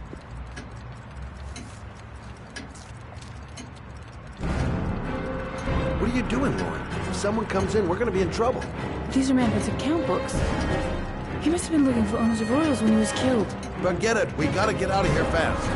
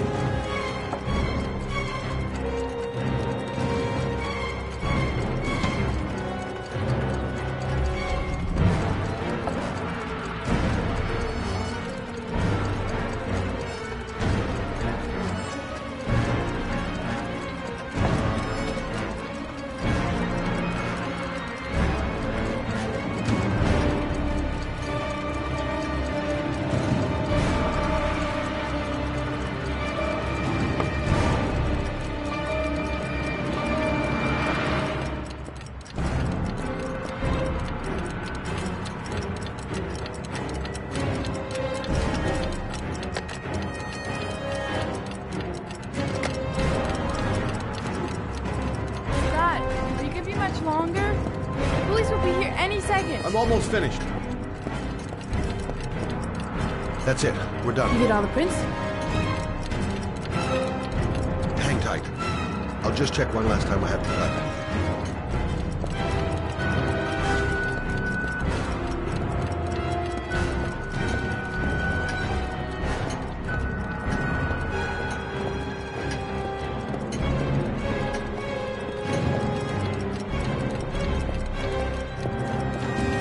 That's it. We're done. You get all the prints?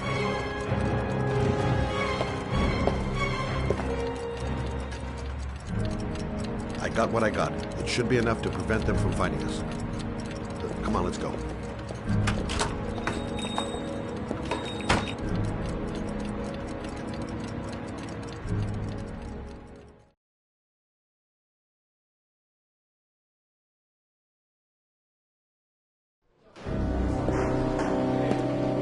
So, you claim the victim was killed while you were in his shop? Yes, he went to get something in his office. A few minutes later, I went in to see if he was okay. That's when I found him.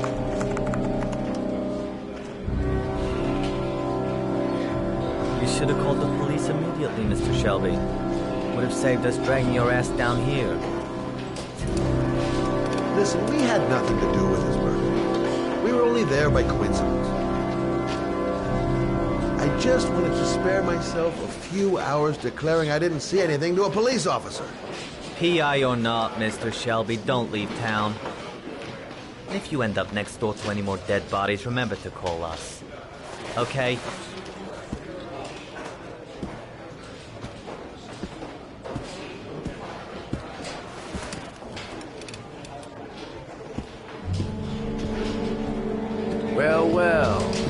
about Shelby? You in trouble again? Wrong time, wrong place. You know what it's like. Don't sweat it. I'll take care of it. For old time's sake. Thanks, Carter. I owe you one. You on to anything at the moment? Well, I got some ideas. Nothing concrete. Well, if it goes beyond the idea stage, you tell me about it, will you, Scott?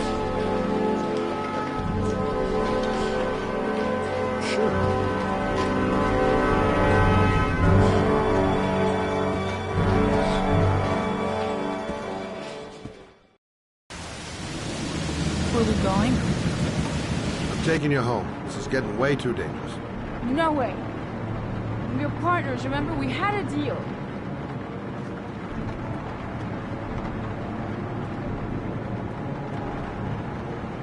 Listen, Lauren, I know you want to find the killer, but you're not helping me by putting yourself in danger. I'm not a child. I know what I have to do. I want to find my son's killer. You're not going to stop me.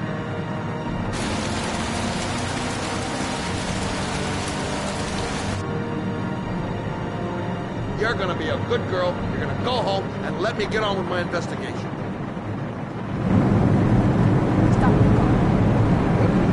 Stop the fucking car!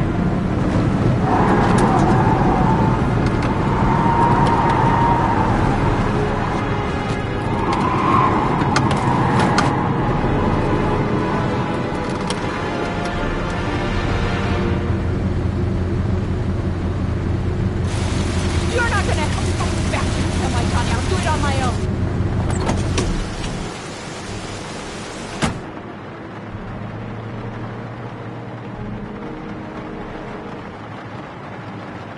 Crap, I have no choice. I guess I'm doing this to protect her.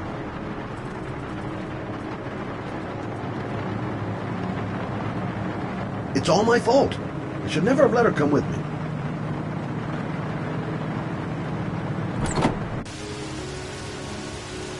Lauren!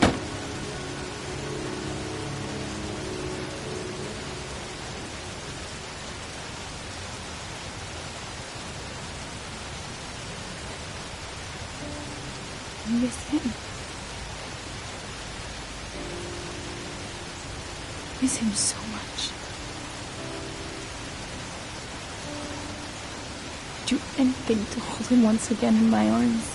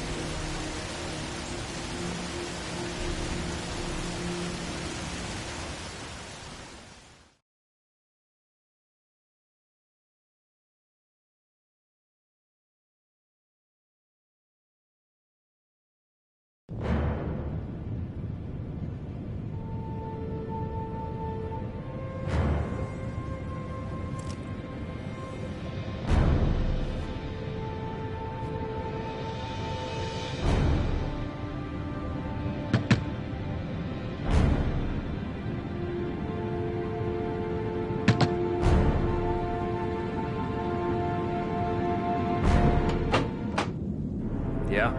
What do you want? Oh, fuck it.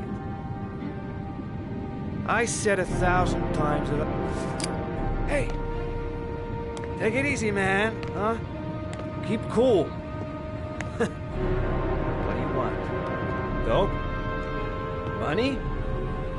Tell me what you need. Sure we can make a deal, huh? God! I'm gonna blow your brains out, you son of a bitch! You think you can come into my house and steal my dope? You're gonna be shooting up in hell, motherfucker!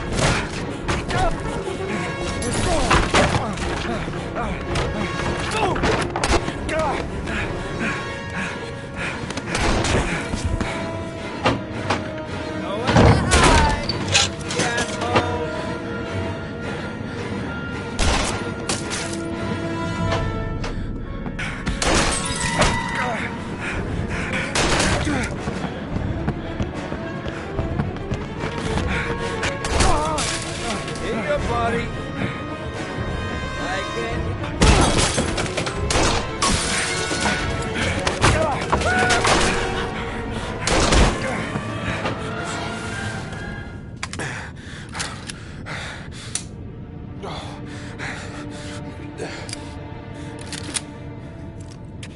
Hold it, man. I give you whatever you want. Got dope? Got cash? You want some dope? Please. Please don't kill me, man. I got children. These my girls, see? This one's Sarah. And the little one, that's Cindy. Please, man. I want to see them again. Please. Please don't shoot.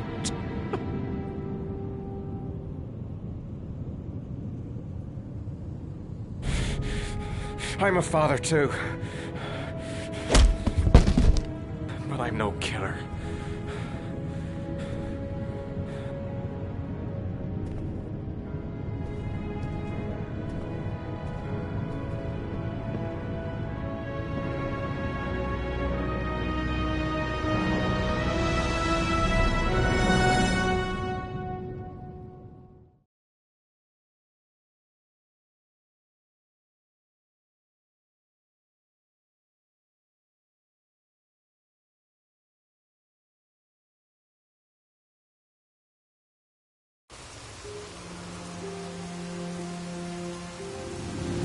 Matt, it's Sam. I got your information. The owner of the apartment in Marble Street is a Dr. Adrian Baker. He's a struck-off surgeon. He used to sell drugs to junkies on the quad. He made some cash and bought up some cheap-ass apartments, including the one in Marble Street. Of course, he got caught. He did a few months in prison and was struck off the medical register. Interesting. Thanks for the information, Sam.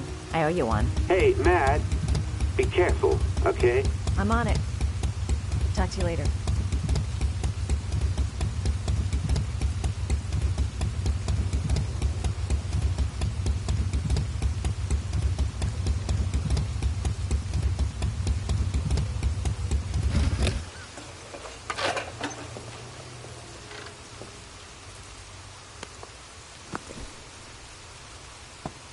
The owner of the apartment where Ethan cut off his finger lives here. It's not much of a lead, but it's all I've got.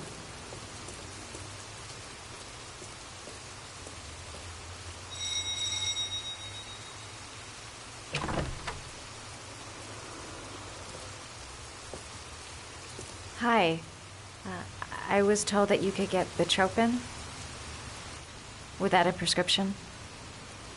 Sorry, you were misinformed. Goodbye. Hold on. I really need your help here. I can pay. Well, why didn't you say so? Please come in.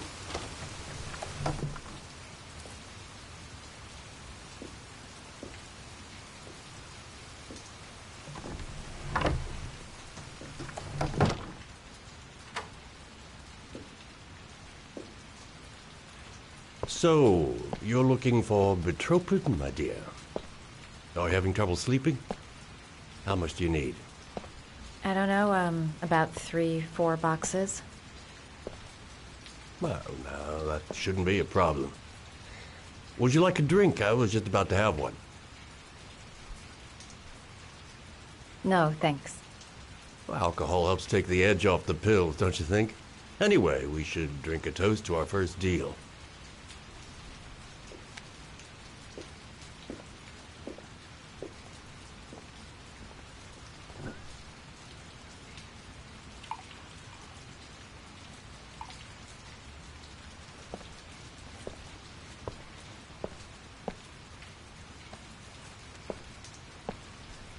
I haven't seen you around here before. Who told you about me?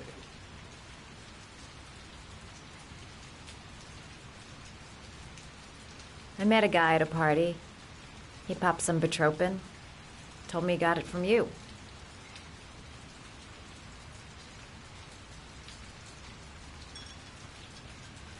Can you get other types of medicine? Everything has a price, my dear. What about you? Do you have a price? Forget it. I'm not for sale. I heard you had some apartments for rent. I'm looking. Sorry, darling. Those are all booked up. Shame. I was looking for something around Marble Street.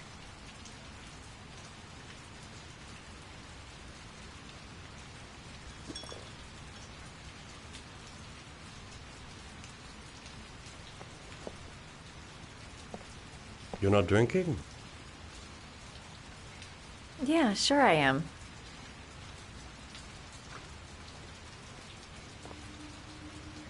Having some trouble? Didn't your mother ever warn you about accepting gifts from strangers?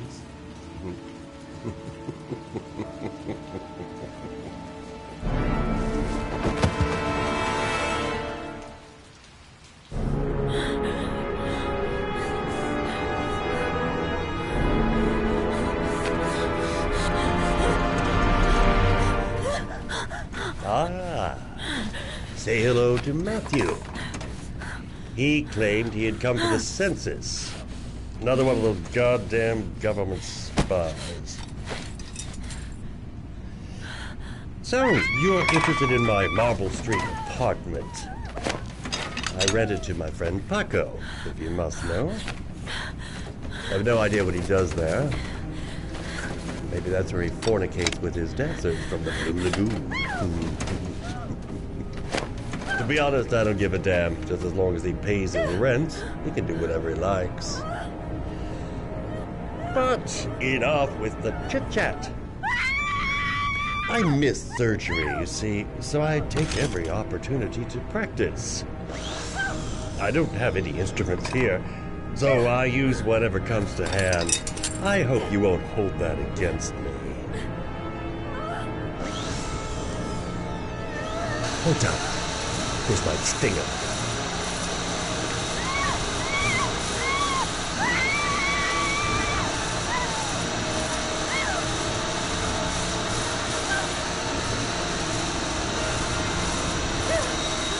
Have you ever noticed, as soon as you start to do a little housework, someone always comes calling? I'll get rid of our visitor and be right back. Don't move. I won't be long.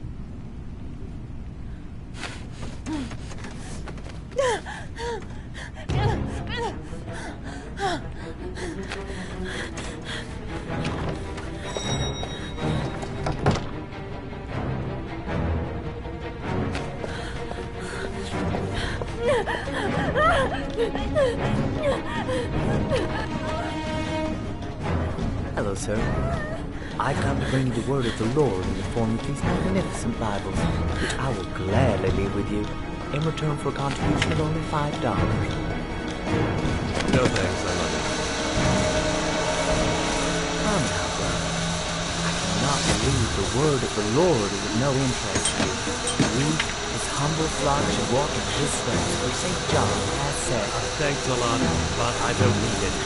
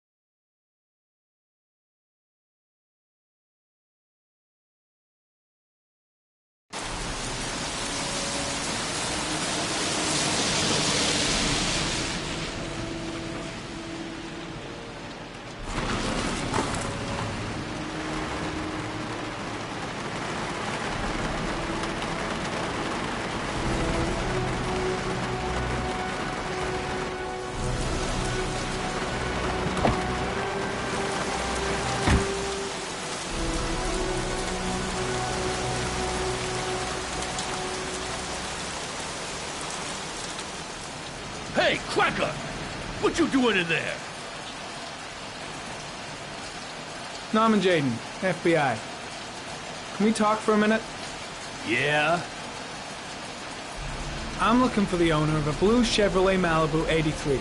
I don't give a damn how the car got here, or whether you stole it or not. I just want to know who bought it from you. Sorry, man. Don't ring a bell. I got a real bad memory for names. Perhaps I can help you to remember. If we find out that you sold the car to the man we're looking for, you're looking at some pretty solid time inside, Jackie boy. You trying to scam me with your big talk? I never saw your damn car. Now take a walk.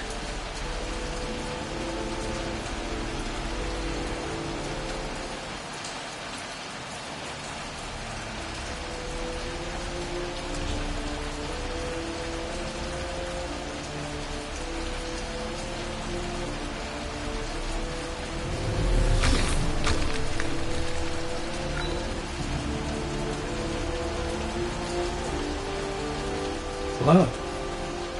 Now why is there blood here?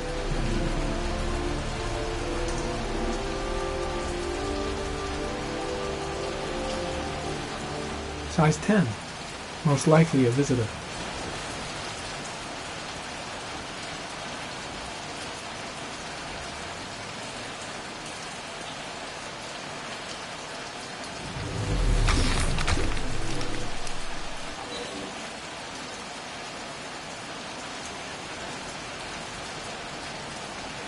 The blood tracks lead to the acid bath.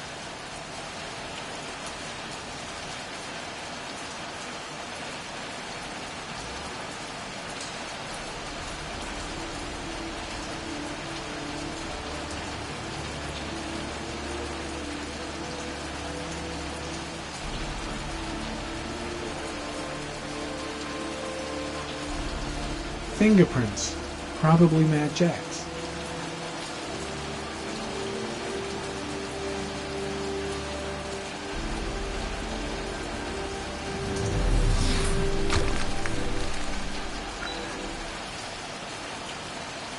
Size 10. Most likely a visitor.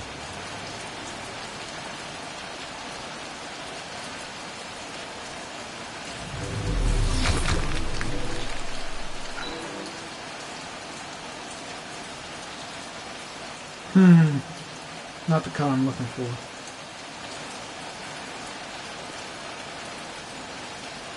Gary, comment. Traces of orchid pollen in the air inside the garage.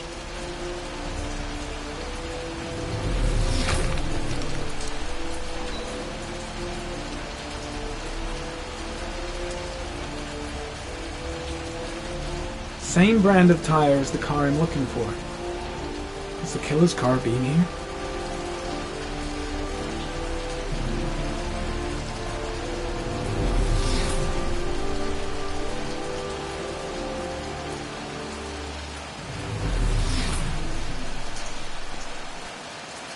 Few traces of blue paint, same tire tracks. No doubt about it. Killer's car was here.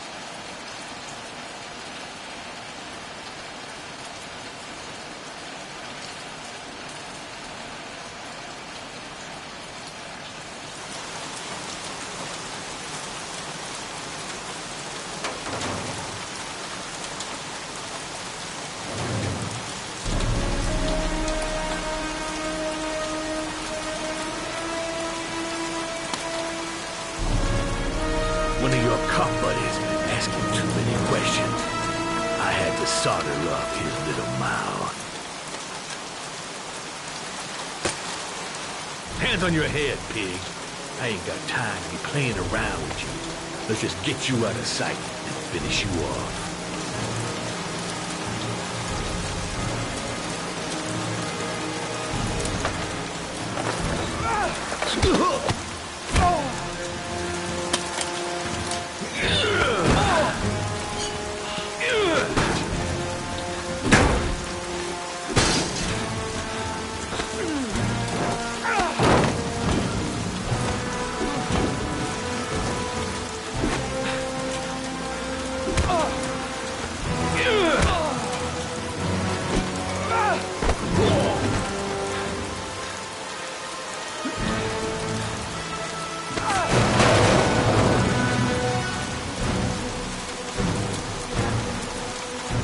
Enough fucking around.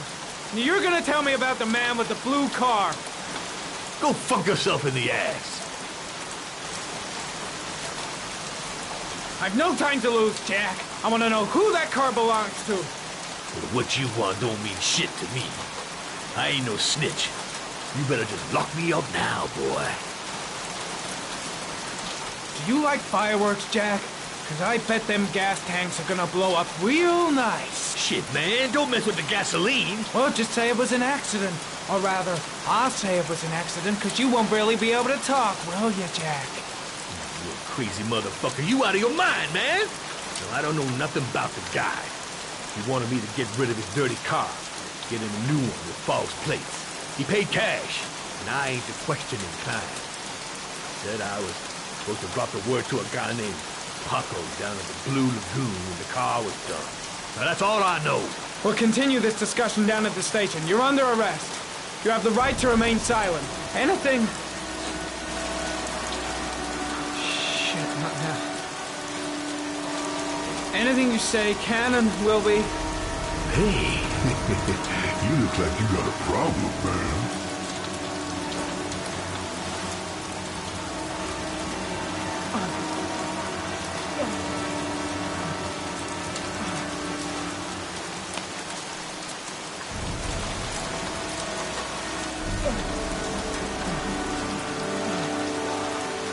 Turn around.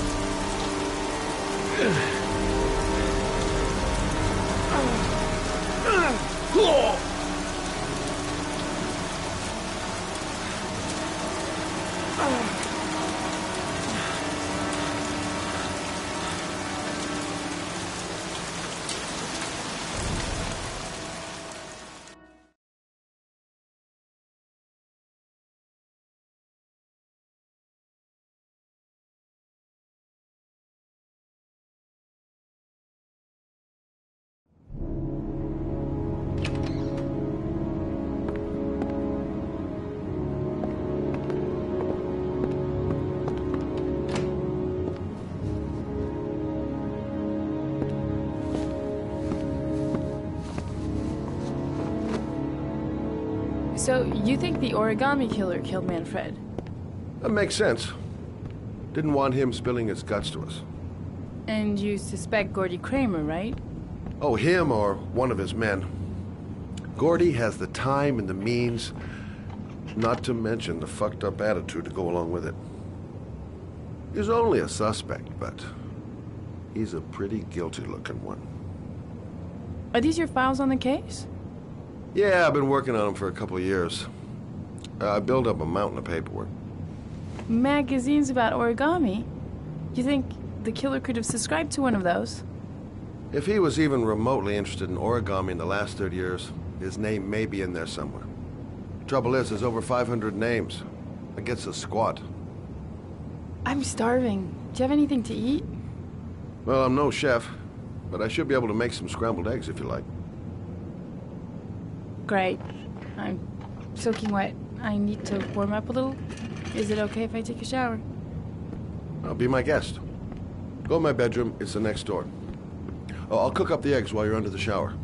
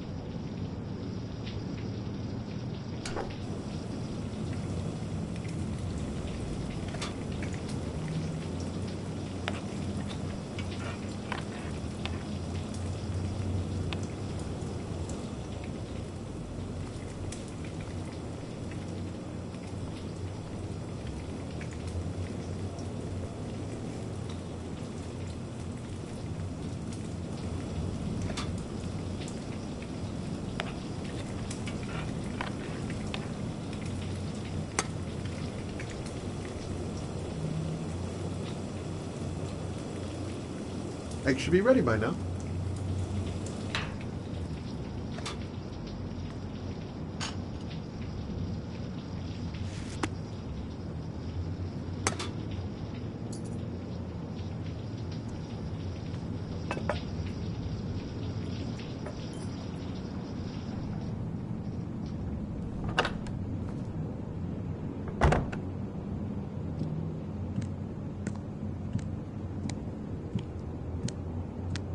I took the liberty of borrowing your bathrobe. Looks better on you. Hey, that almost looks good enough to eat. What's that? The notebook I took from Manfred's place. According to this, about 30 clients bought spare parts for Royal machines in the last 10 years. The killer may be one of them. Oh, you know, checking out the alibi of 30 clients one by one, that's a lot of legwork. Except that if we cross-check them with the list. The list of subscribers to Origami magazines. You still got that, right? Yeah, of course. Lauren, wait.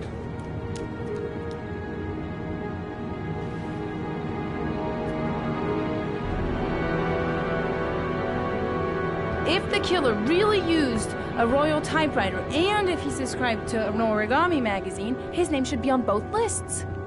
Well, Lauren, I mean, that's just an assumption, but yeah, I suppose. His name is here somewhere. Help me. We're gonna find him.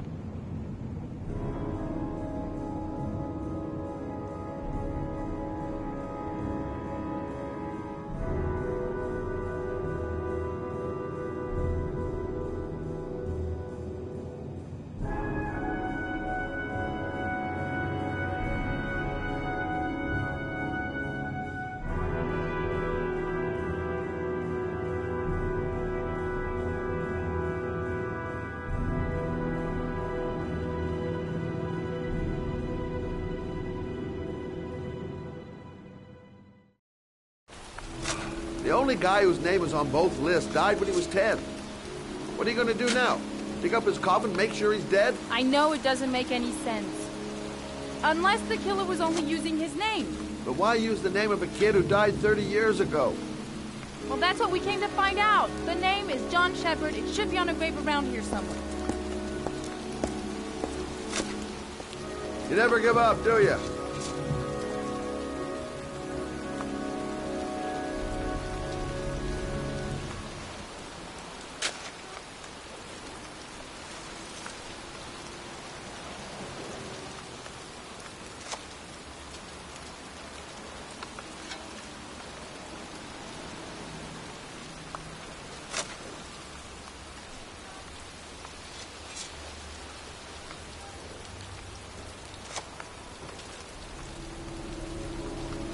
Excuse me. I'm looking for the grave of a boy named John Shepard. Straight ahead, a little further on. Thanks.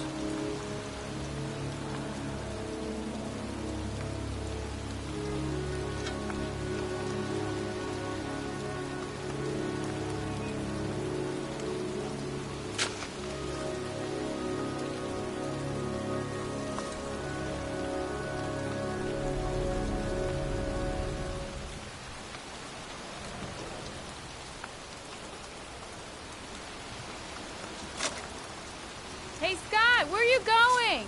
John Shepard's grave must be somewhere around here. Did anyone ever tell you shouldn't shout in the cemetery? Take it easy. The dead don't mind.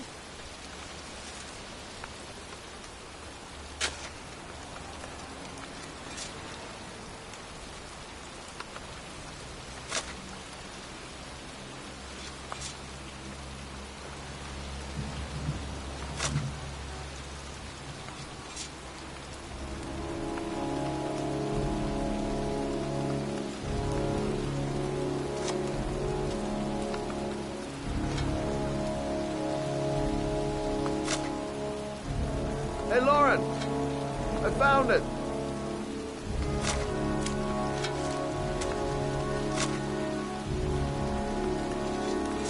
These flowers are fresh.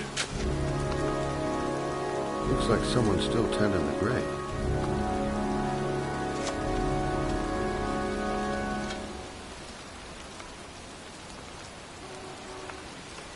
Origami figures. That's one hell of a coincidence.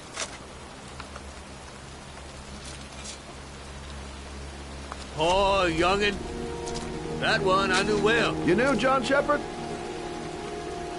I've worked this graveyard nearly all my life.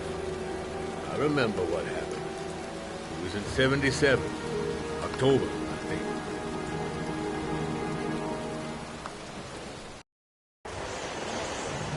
Yeah, good for nothing hoodlums. Get the hell out of here! God, beat it, you lousy, no good brats! Come back when your fucking mother comes home from work. He's drunk again. What are we gonna do? It's pouring rain. We're gonna get soaked if we spend a day outside. Well, at least you won't get beat. Little rain never hurt nobody. Come on, let's go play. Bet you can't catch me!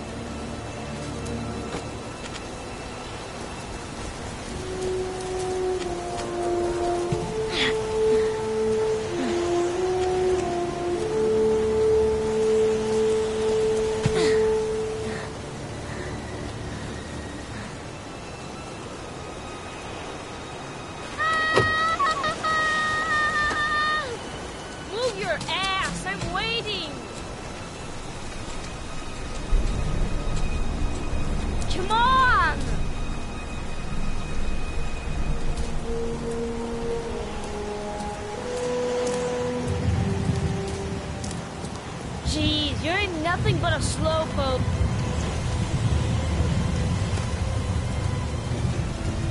Bet you can't do that.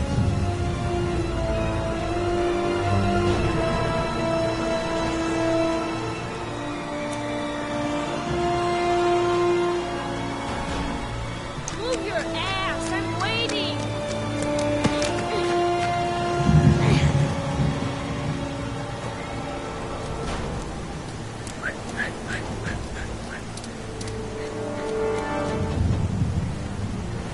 Jeez, you ain't nothing but a slowpoke.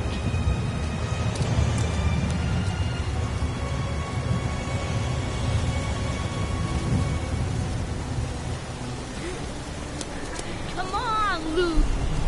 What you doing? You're coming or not?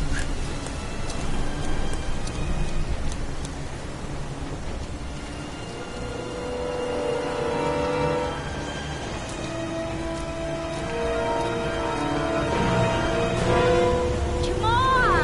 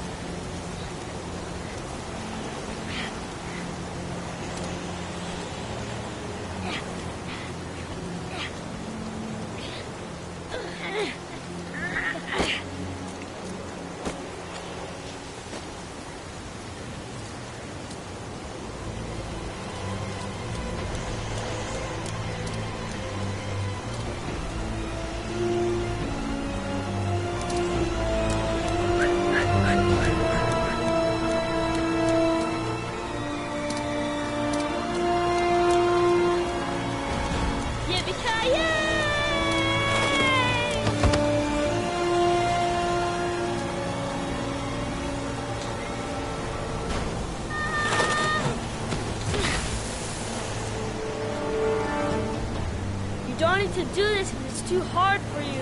No chance, I can do it all right. Just watch.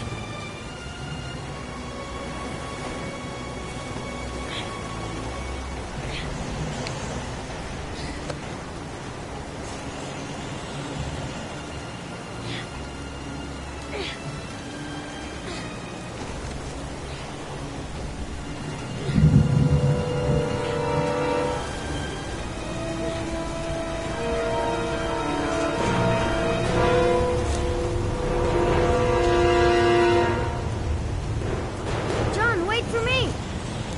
Get a move on.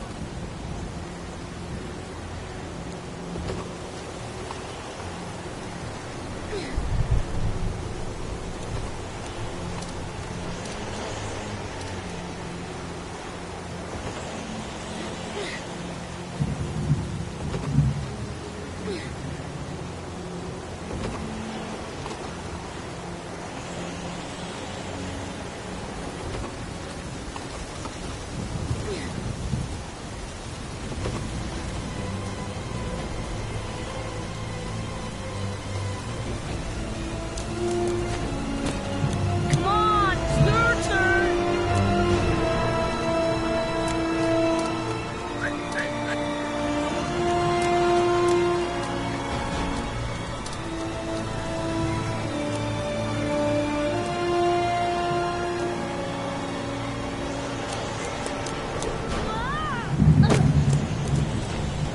It's time. Jump up jack.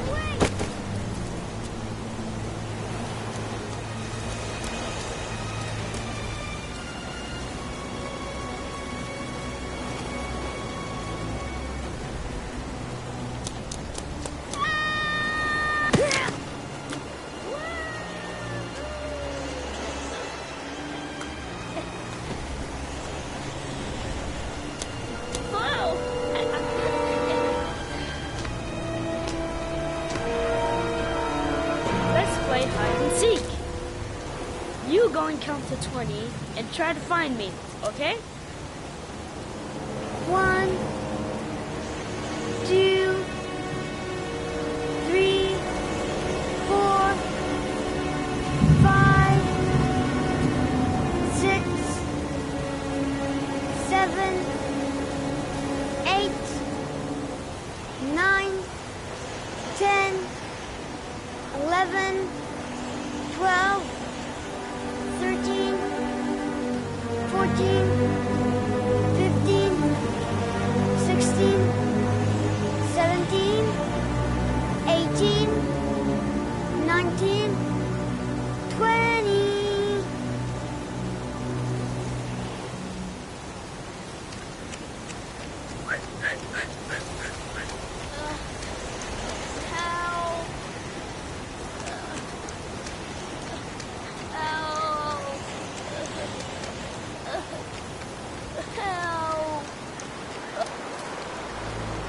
foot. My foot is stuck. Grab on! I'll put it over there.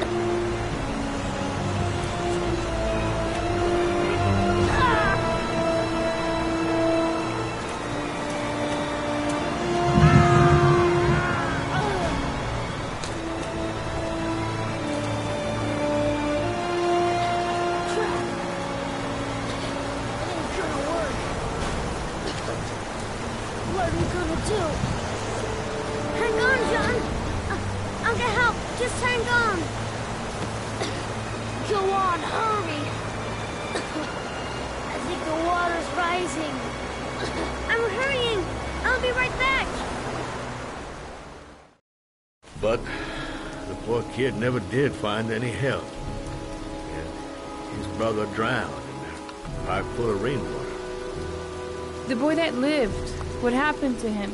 Well, all I know is he got separated from his parents. I think he got adopted. Well, looks like a storm's coming. I guess I better be getting home.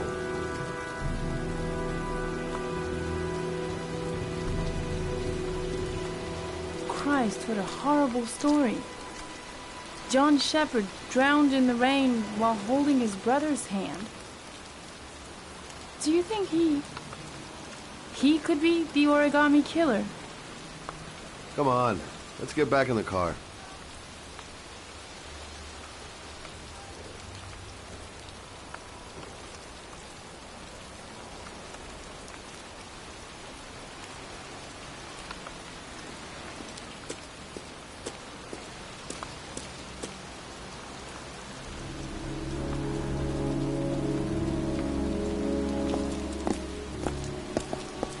Wait, What's the matter? that man over there. Yeah? It's Charles Kramer. Gordy's father? What's he doing here?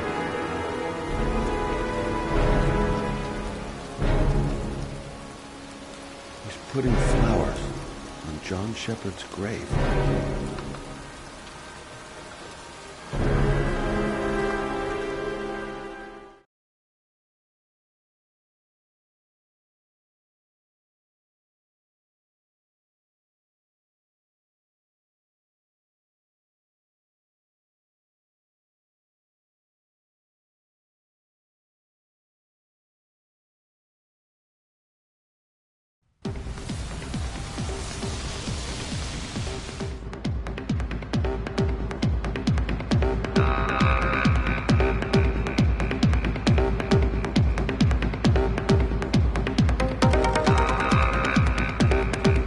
Paco Mendez. He's the guy who rented the Doc's apartment on Marble Street. Better be careful. He might be the killer.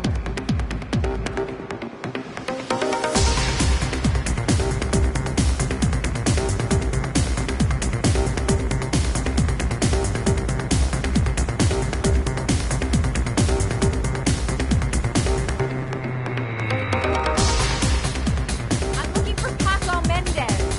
Do you know where he is? He's at his table over there. Does he know you? Not yet, but I have to talk to him. That's not possible. Mr. Mendez has asked not to be disturbed.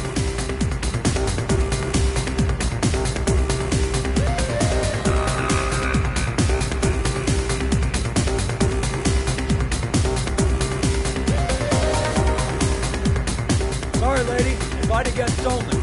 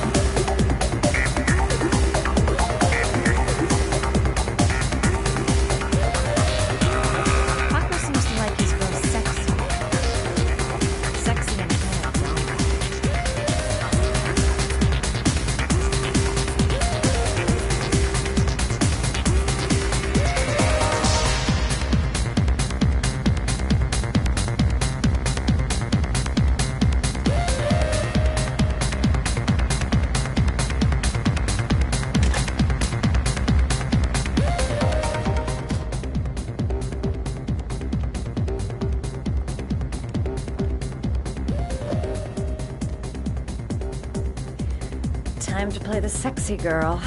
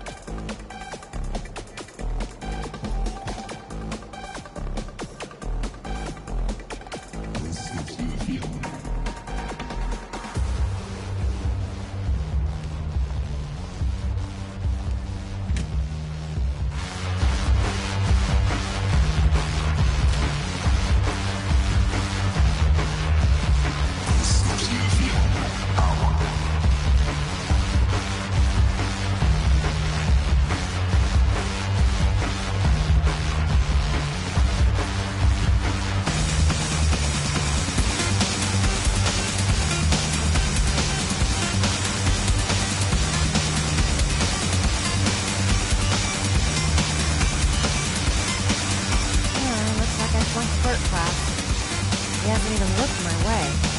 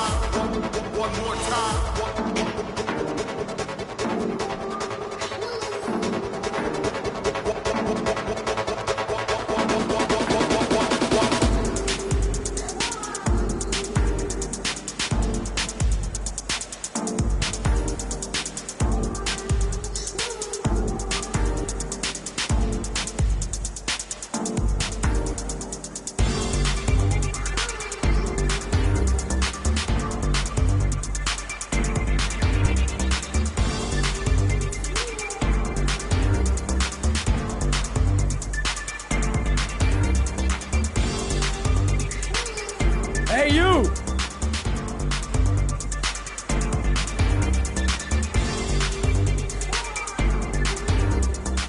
It's your lucky day, sweetheart. The boss wants to invite you to his table. Hey, thanks for accepting my little invitation. You new around here, honey? I think I would have noticed you before. My name's Paco. Are you? Madison. I'm Madison. Ah, I like the way you move, Madison. You're making me all hot under the collar. Well, maybe we can continue this conversation somewhere more private. Oh, cool, baby. Yeah, come with me.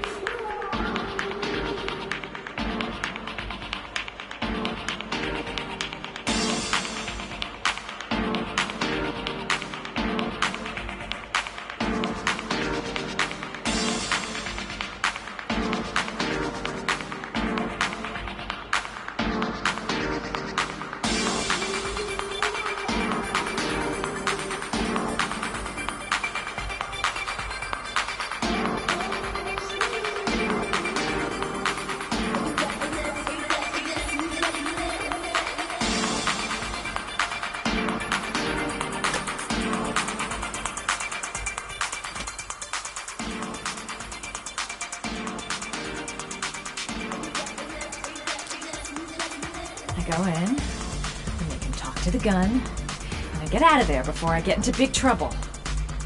Everything's gonna be alright. Everything is going to be alright. So, welcome to my little kingdom.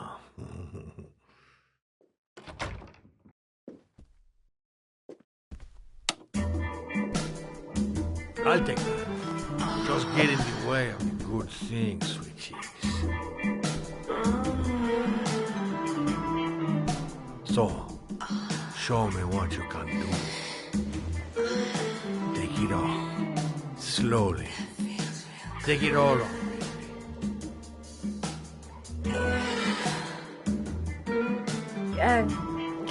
Could we just talk first? We don't need any more talking, baby. I all talked out. Now, show me what you can do.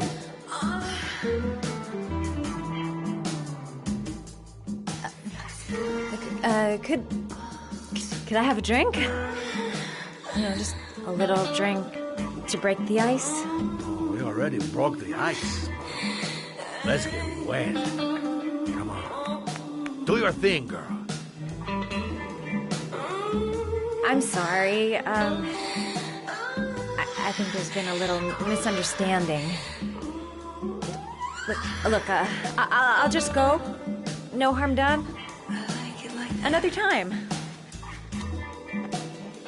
I think it is you who have misunderstood, honey. I'm tired of wasting my time. It's now or never, baby. And I never say never for an answer.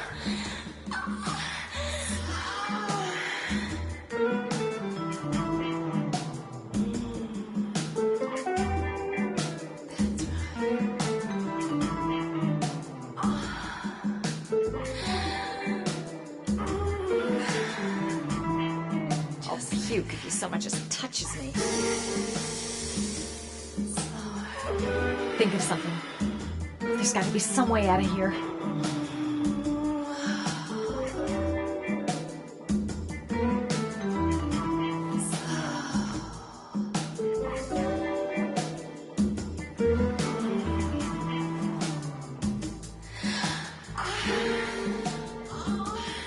the lamp. If only I could find some way to grab it. Oh, I know!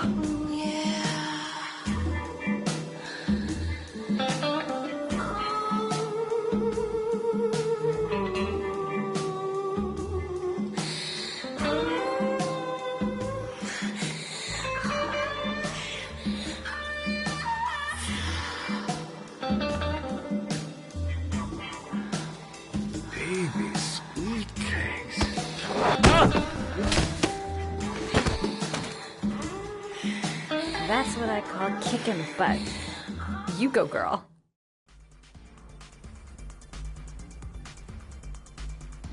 Okay, Act 2. Let's hear Loverboy sing.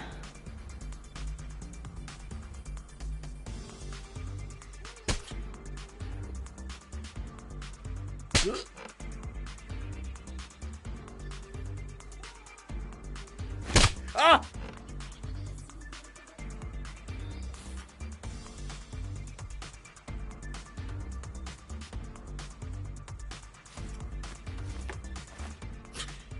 If you call out, I'll kill you. Got it? Shit. What you want? You rent an apartment on Marble Street. I want to know why. An apartment? I don't know what you're talking about.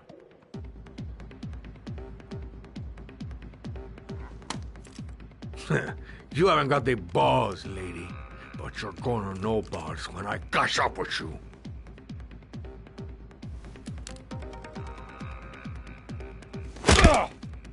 You fucking bitch! I'm gonna kill you! Boss? Is everything all right?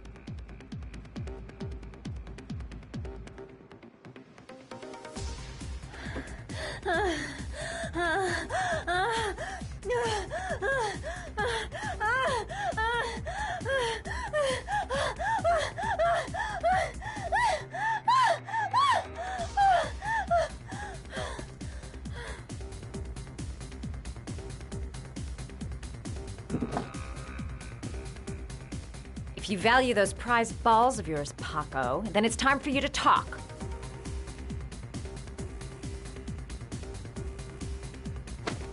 Oh! Ah! What you doing? Stop it!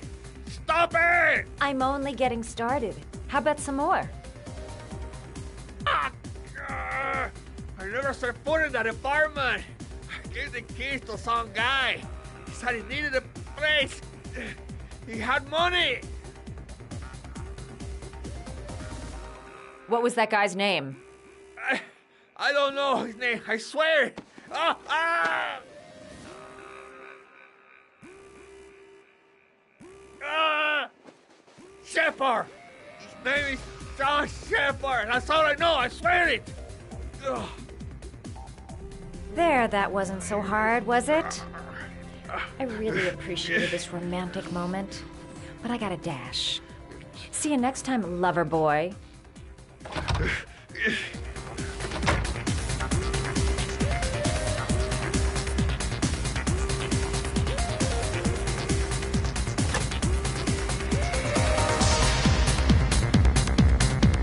Time to get out of here. I've got a massive headache.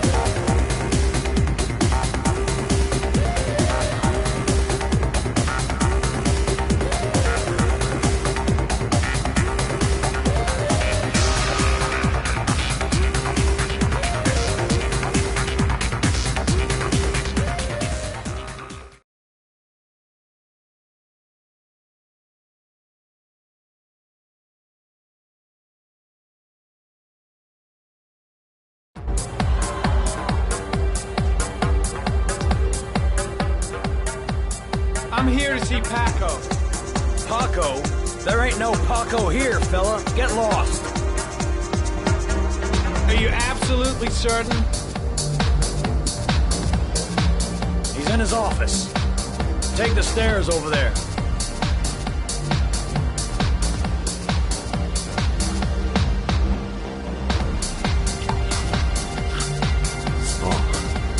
You. Scared me. I didn't hear you come in. A crazy bitch came around here asking questions about the apartment on Marble Street. I don't know what you're doing down there, and I don't want to know. But whatever that shit is, it's beginning to draw attention. Look, I know you kept me out of prison, but that fucking bitch nearly killed me. Everything you ask. I think my debt to you is paid. Hey, don't fuck around, man. No, wait. I can still help you out. No, don't keep me.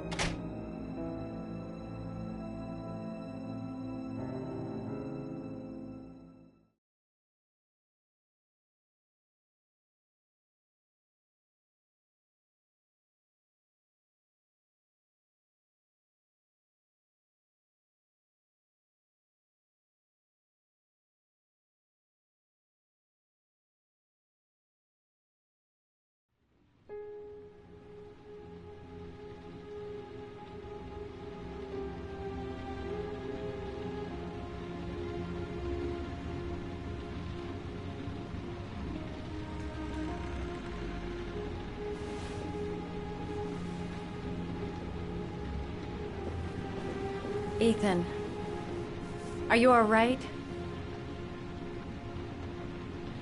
I couldn't do it. I was supposed to kill him to save Sean. And I couldn't do it. You're not the origami killer, Ethan. You're not responsible for those murders. I can prove it. That changes nothing. Saving Sean is all that matters now.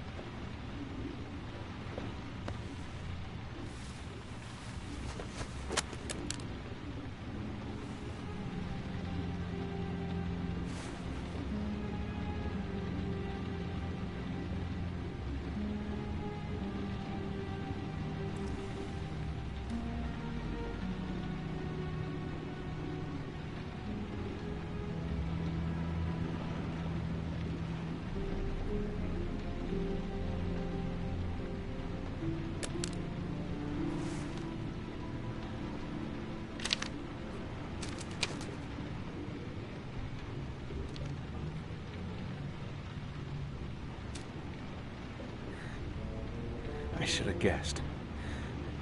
All this time and I had no idea. Ethan, what's the matter? I thought I meant something to you. Listen, You're a pretty good nurse for a fucking journalist! Ethan, I wanted to tell you, but... What kind of article were you gonna write? My life with a serial killer? No. How I caught the origami killer. Maybe you'll get a book deal. I hope it was fucking worth it! Ethan, it's not what you think. You lied to me, Madison! All this time you fucking lied to me! I thought you wanted to help me, but you're only thinking of writing a fucking book?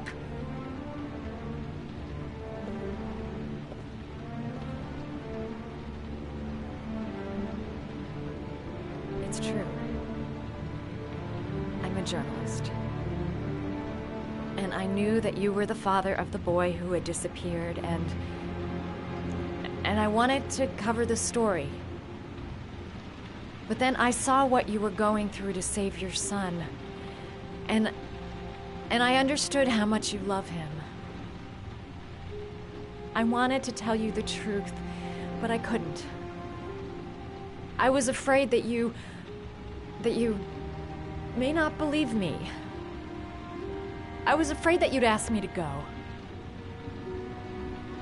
All I want is for you to find your son alive. And when it's all over, I want to be with you.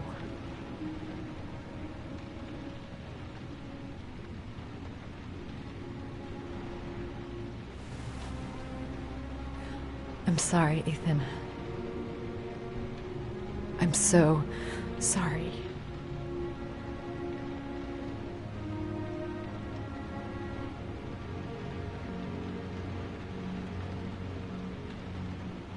You're leaving, aren't you? It's the last origami figure. The last letters, then I'll know where Sean is. Take care, Ethan. I can't lose you now.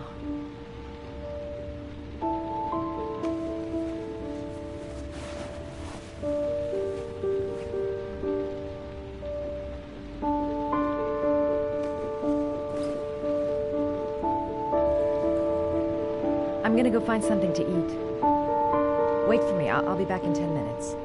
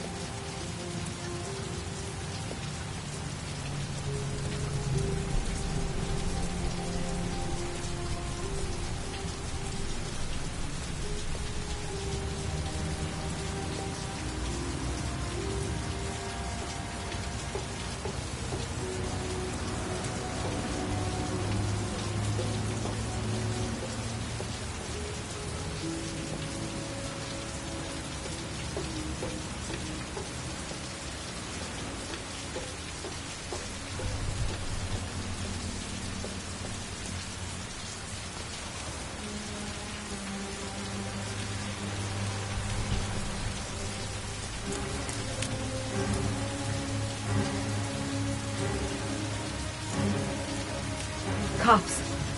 They're looking for Ethan. It looks like a raid.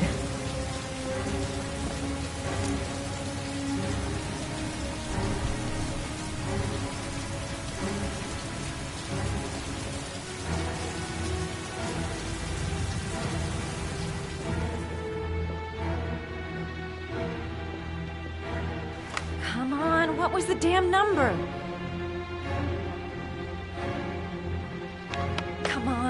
Come on! Pick up the phone! Hello? The cops. They're in the motel. You've got to get out of here.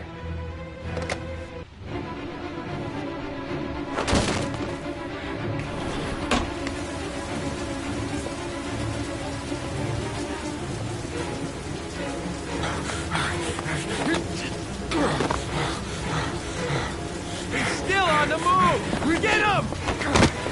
He's making a run for it! He's on the balcony!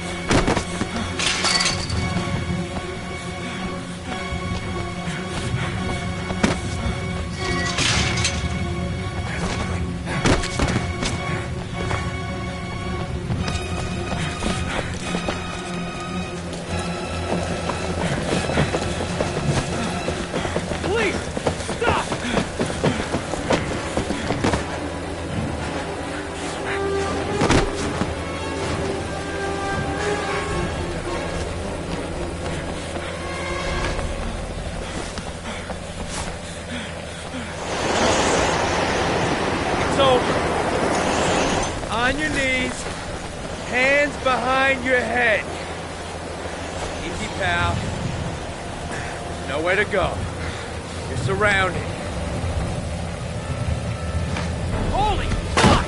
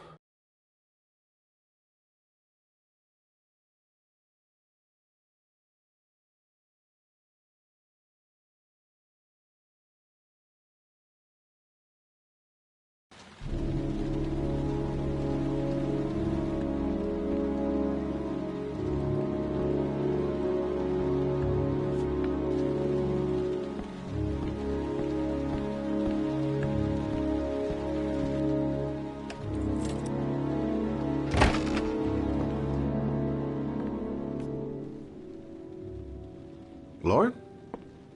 I'm sorry, Scott. You should have listened to me, Mr. Shelby. I told you to drop the investigation. Your son is a serial killer. How many people does he have to kill before you turn him in? Gordy has his faults, but he's still my son. You have no children, Mr. Shelby. You can't possibly understand. You leave me no choice. Your investigation is over. For good.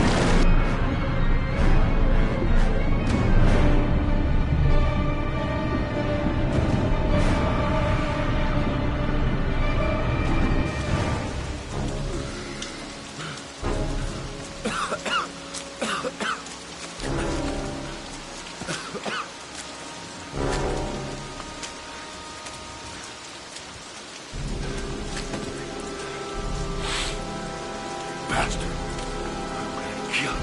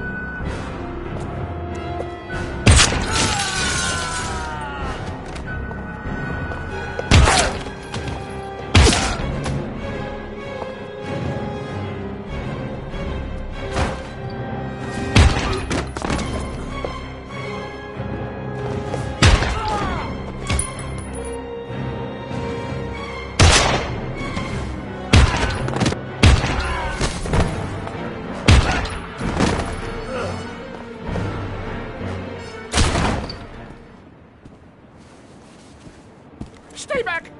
Don't come near me, or I'll shoot! Fucking asshole. Please, don't... Oh! Bastard! Lauren is dead! You fucking killed her! Stop! I beg you!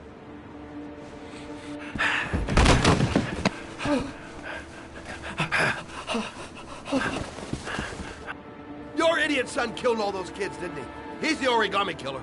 No! No! He's innocent! He's not a killer! Not a killer!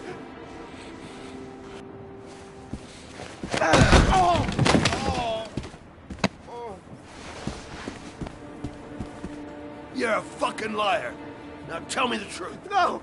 No, please! Don't hurt me! Last chance. I don't know. I swear.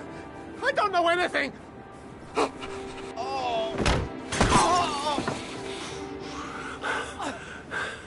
Stop. Stop. I beg you. I'll tell you.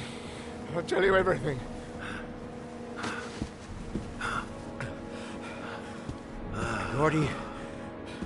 Gordy always wanted his fun, you know.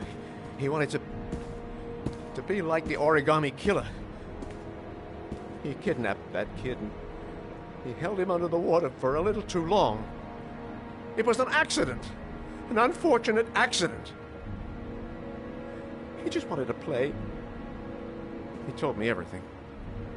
He was crying. He was so sorry for what had happened. Whatever he did, Gordy is my son.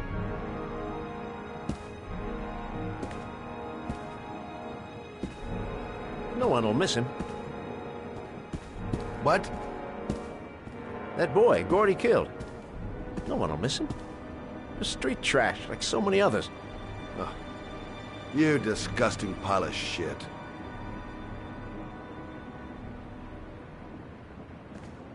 And what about John Shepard? Why did you put flowers on his grave? I own the construction site where he died. I never forgot.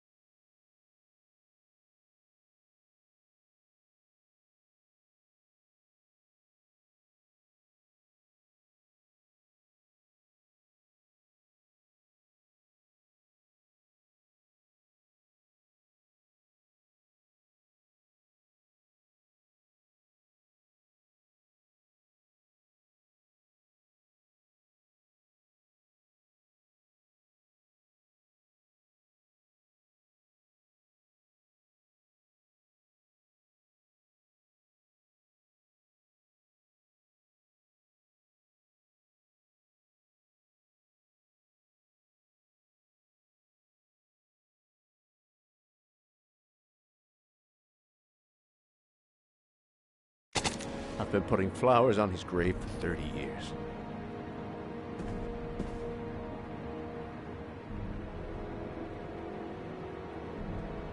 John had a twin brother. What happened to him? I don't know. He was adopted, I think. His mother should know. Her name is Anne. Anne Shepard.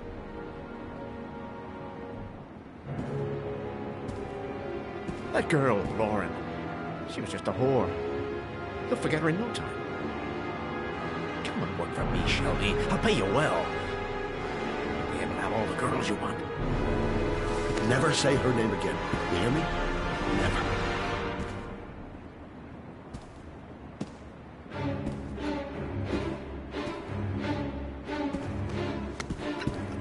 My heart! My heart! Quickly! I need my pills. In that drawer, there.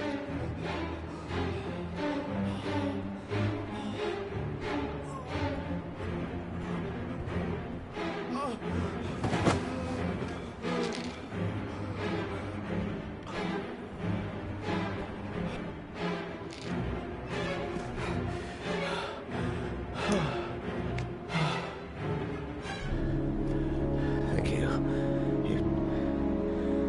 You saved my life. I already regret it.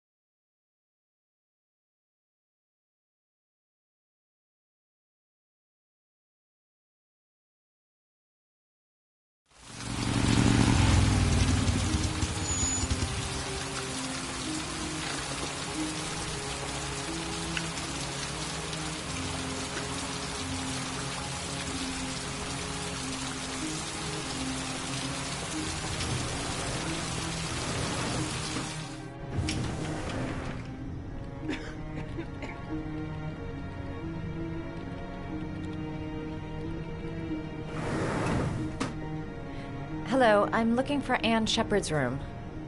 Please sign the visitor's book.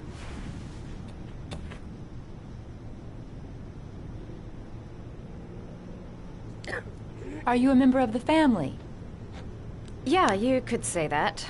Oh, she'll be pleased to have a visitor. No one ever comes to see her. With the Alzheimer's, she has trouble remembering things, but it'll still please her, you know. It's room 19 at the end of the corridor. Thank you.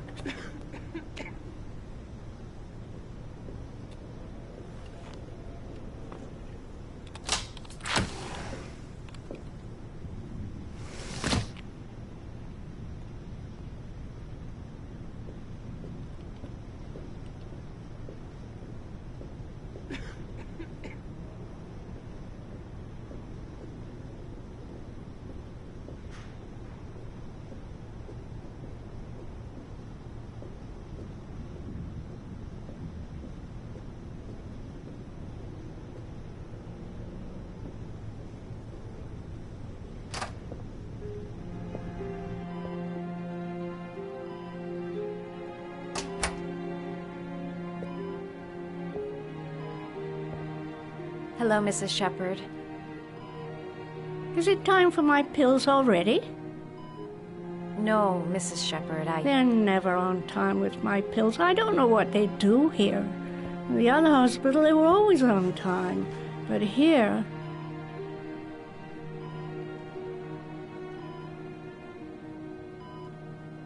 My name is Madison Page. I'm a journalist. I'd like to ask you some questions about your son. I don't like this hospital. The food isn't very good, you know.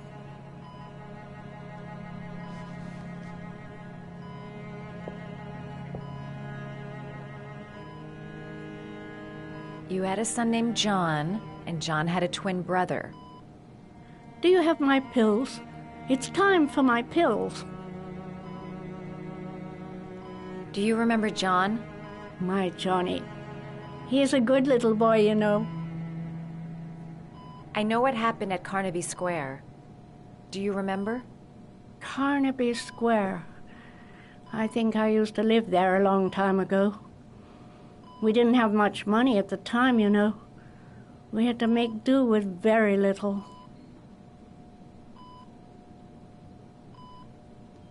Mrs. Shepherd, your son may be linked to a series of murders. Perhaps you have some information that could help the investigation. Are you a new nurse? Where are my pills? Your other son, Mrs. Shepherd, John's twin brother. What was his name? What other son? Oh, I have no other son. I never had any children. I think your son is in trouble, Mrs. Shepherd. He's done some terrible things. I need to find him. Do you understand? Terrible things you're telling me. He never came to see me, can you believe it? In 10 years, never. No one forgets their mother, do they? Try to remember, Mrs. Shepherd. John's twin brother was placed with a foster family after the accident. What was the name of the foster family? I asked them for a television, you know. They said I didn't have enough money. It's a pity. I'm fond of television.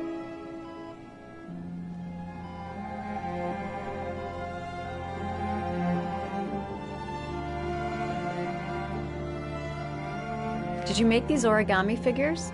My little paper animals. They played with them for hours. I showed my boys how to make them, you know. Yes, your boys, Mrs. Shepherd. John and... what was your other son's name again? My other son? I only had one son. My little Johnny.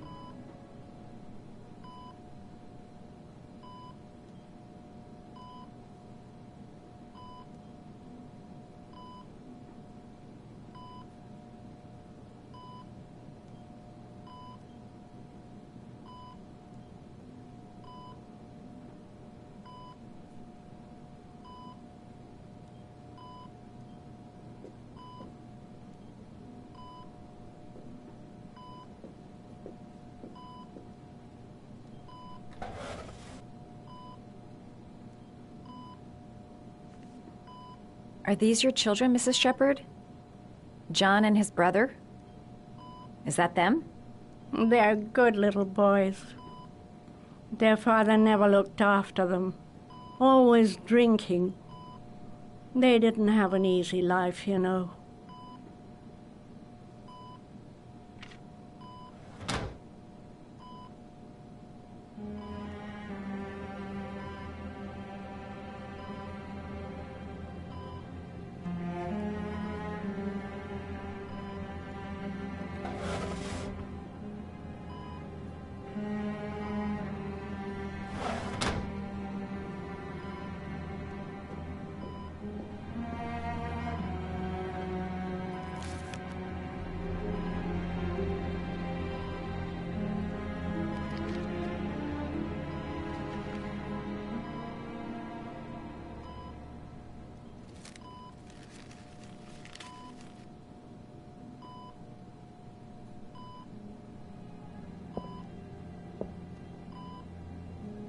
I love origami, but that's not my favorite one.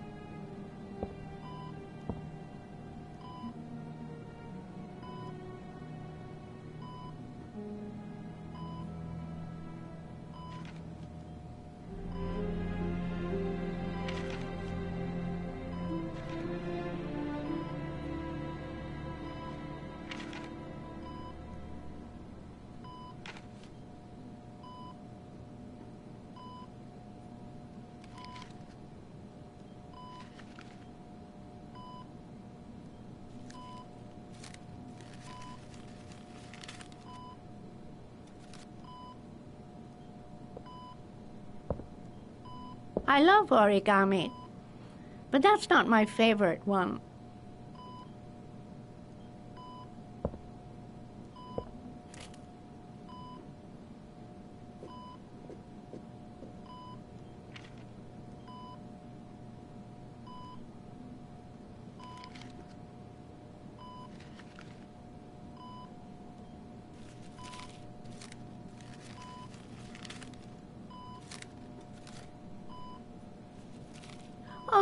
how to do these little dogs, too.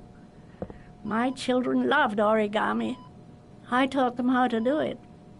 John loved the little dogs. He always wanted to call them Max. Max, Max, Max. All dogs with the same name. I was wasting my time telling him they couldn't all have the same name.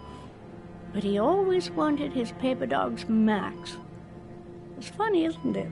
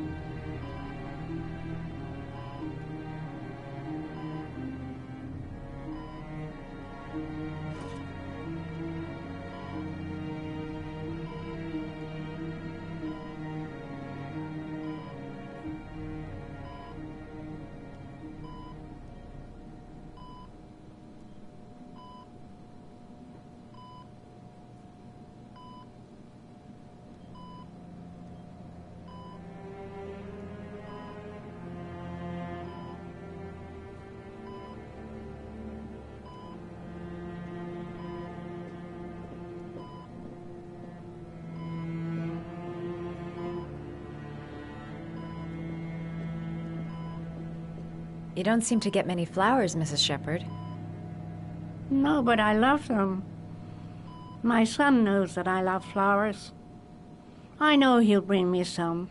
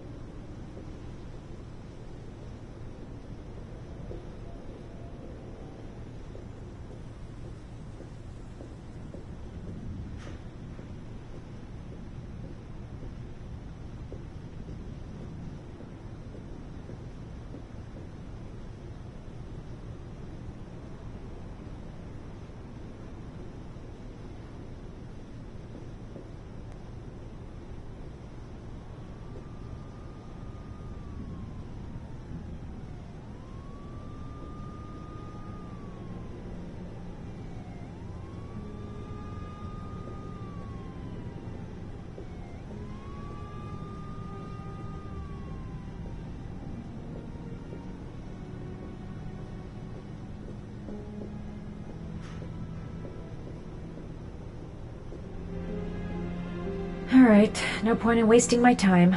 I won't learn anything more by staying here. Her memory is coming back. Don't stop now. Just remember. It'd take days, if not longer, to find the name of the family that adopted her son. Sean Mars would be dead by then. Alright, no point in wasting my time.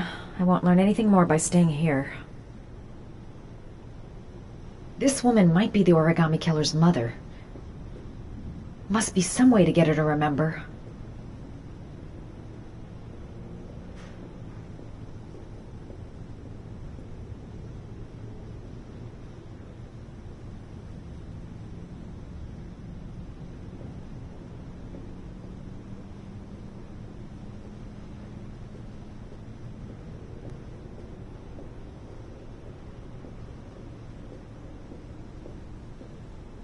Does Mrs. Shepherd ever talk about her past? It's not all very clear to her now. Sometimes she'll remember the oddest things, though. I suppose if she sees something that reminds her of her past. Does she get many visitors? She's been here for 10 years, and you're the first. I'm looking for her other son. He was adopted. I mean, he's probably changed his name. Is there any official documentation on Mrs. Shepherd? No, there's nothing really. Nothing about her family. I guess if her son was adopted, then she's the only one who could tell you about that. Sometimes, if you show her things, it seems to trigger a memory from her past. You might get it to remember. Thanks for the advice.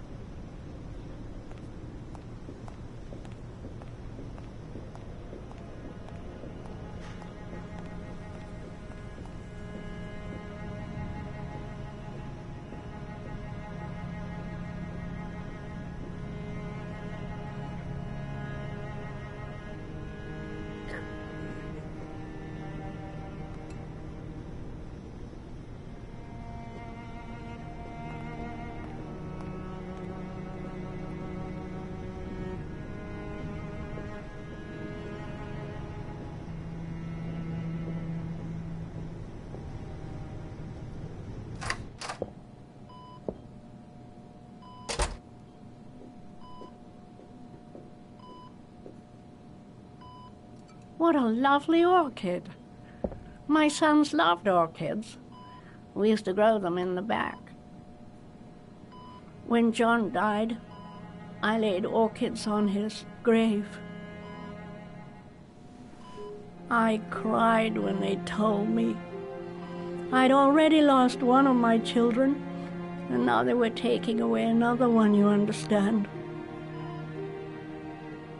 The foster family, Mrs. Shepherd. What was the name of the foster family that adopted John's brother? They were really very nice people. I met them, you know. In the beginning, I used to go and see my little boy. And then I got sick and I couldn't go any longer. Perhaps he thought I'd forgotten him. He must have thought I didn't love him anymore. His name, Mrs. Shepherd. What was his name? But I loved him. If you only knew how much I missed him. Please, Anne. His name. What was his name? Come closer.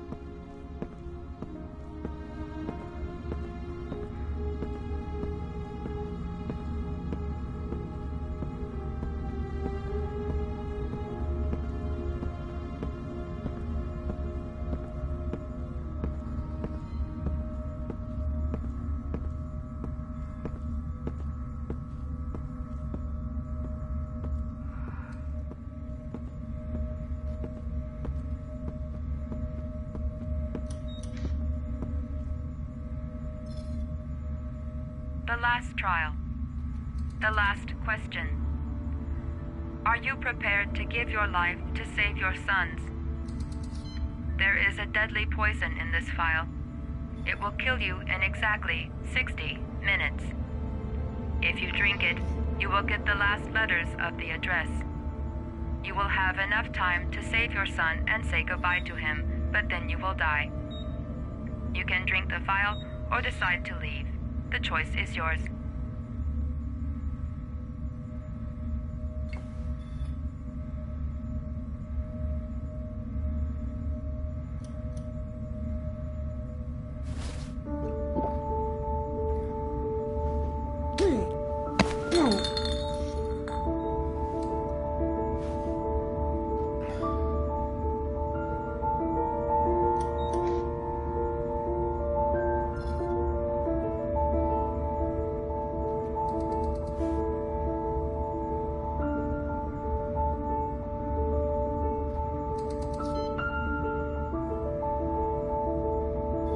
The last letters have been sent to your phone.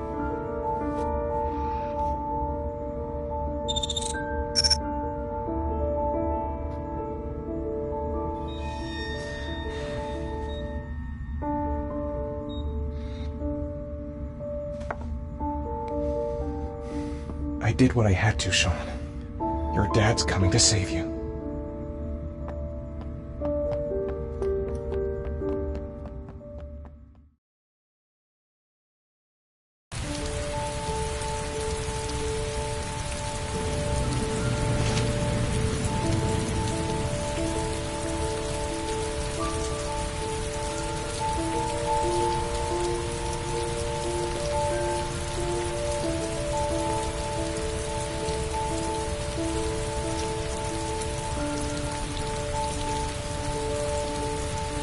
Nowhere, and I'm out of time.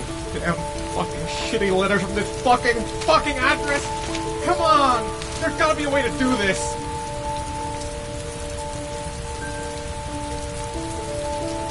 Several different addresses fit these letters. God, they're scattered all over the city. I don't have time to check them all.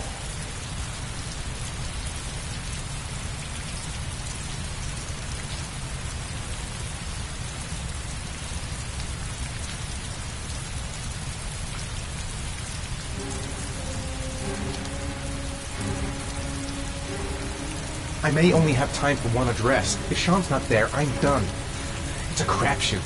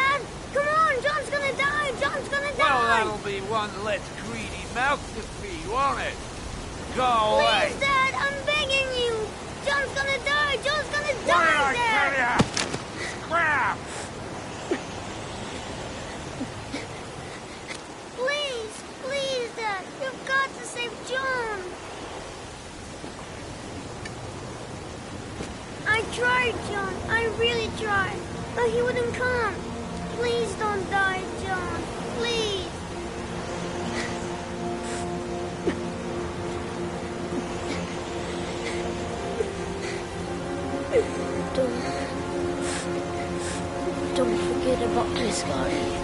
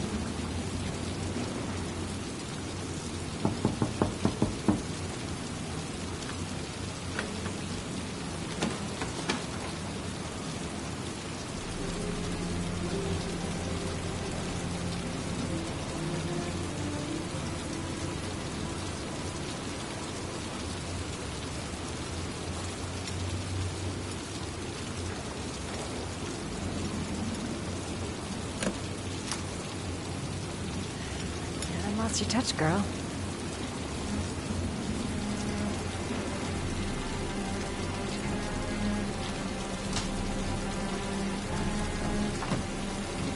The Origami Killer's apartment.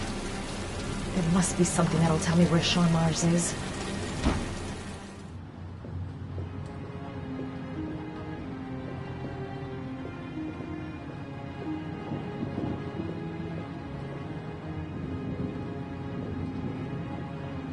That's where the smell of burning comes from. Evidence going up in smoke.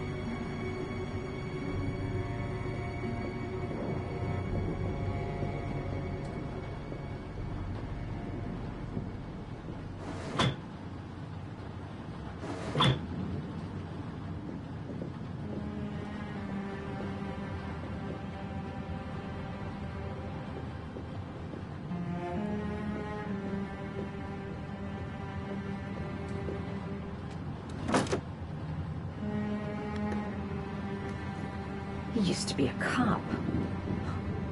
Probably knew exactly how an investigation would be carried out.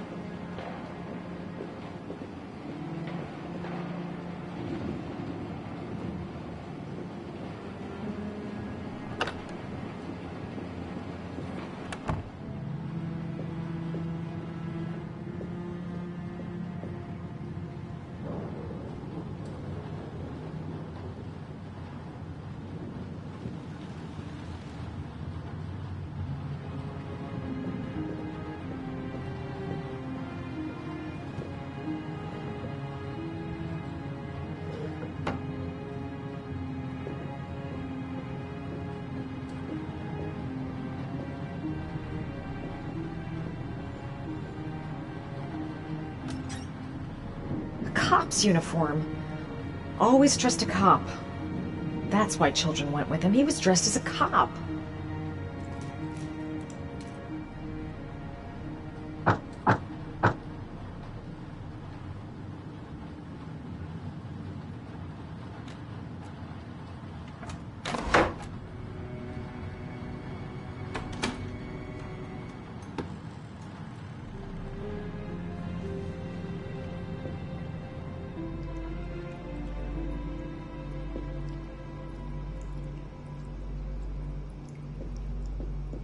This is where he cultivated the orchids that he left on the chest of his victims.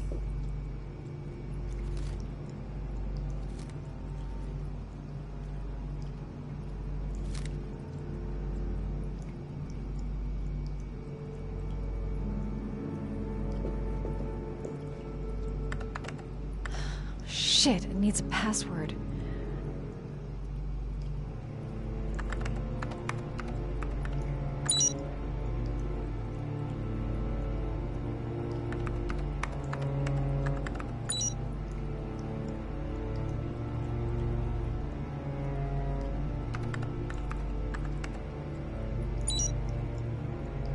How does this twisted fuck's mind work? Gotta be something related to his childhood. did he call those paper dogs when he was a kid?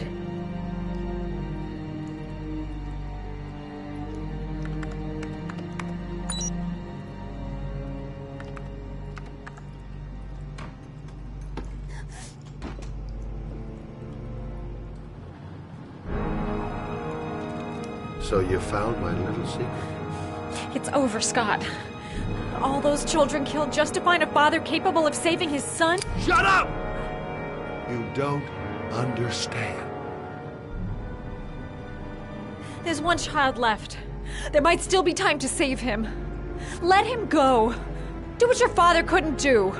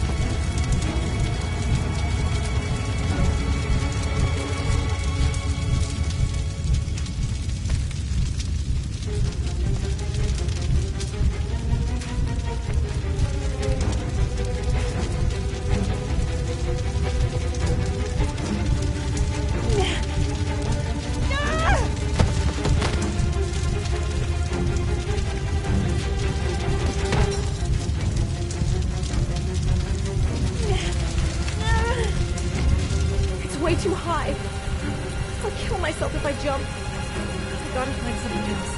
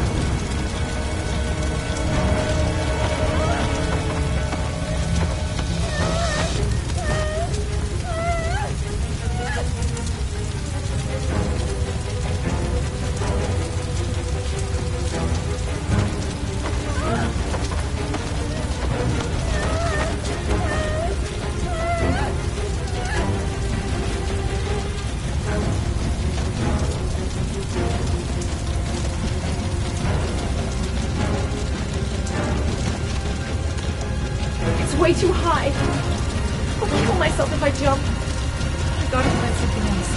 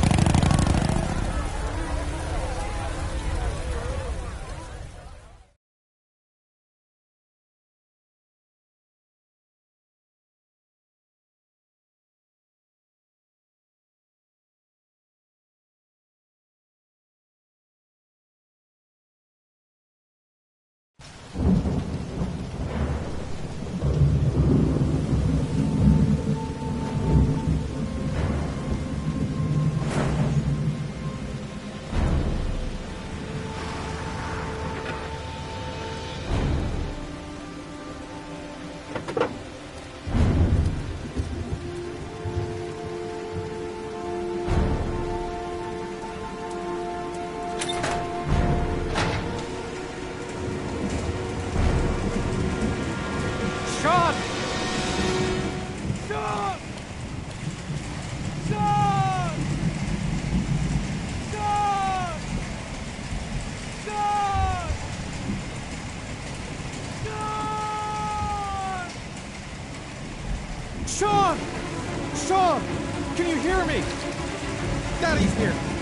I'm gonna get you out of there.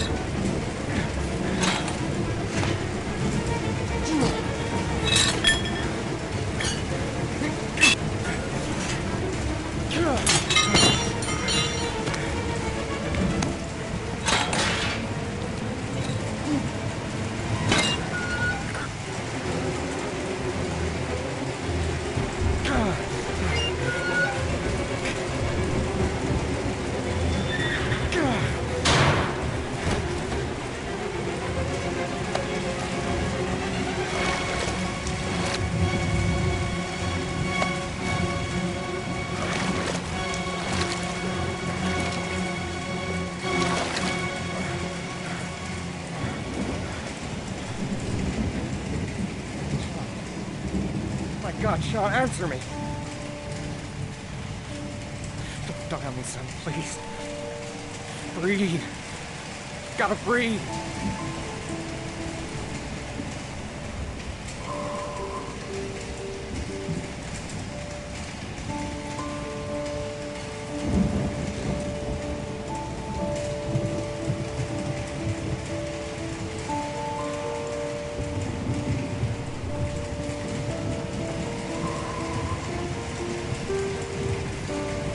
Don't leave me.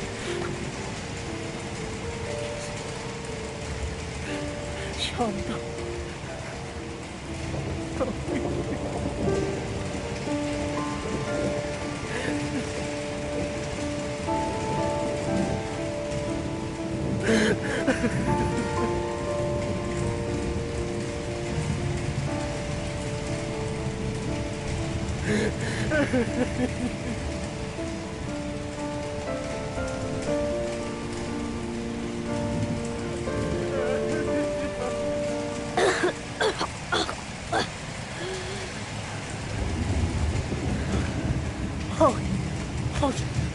Sean.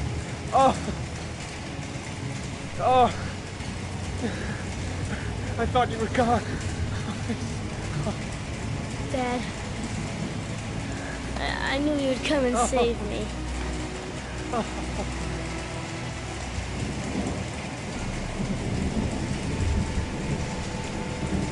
Sean, listen.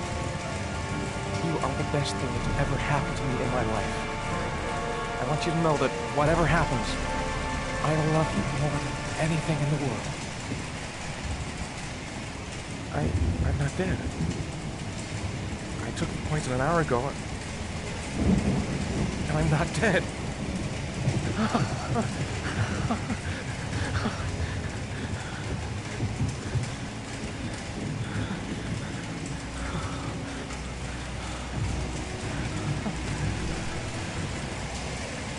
My father didn't lift one finger to save his son. Who are you? Oh, you don't know me, Ethan. Oh, but we've met before.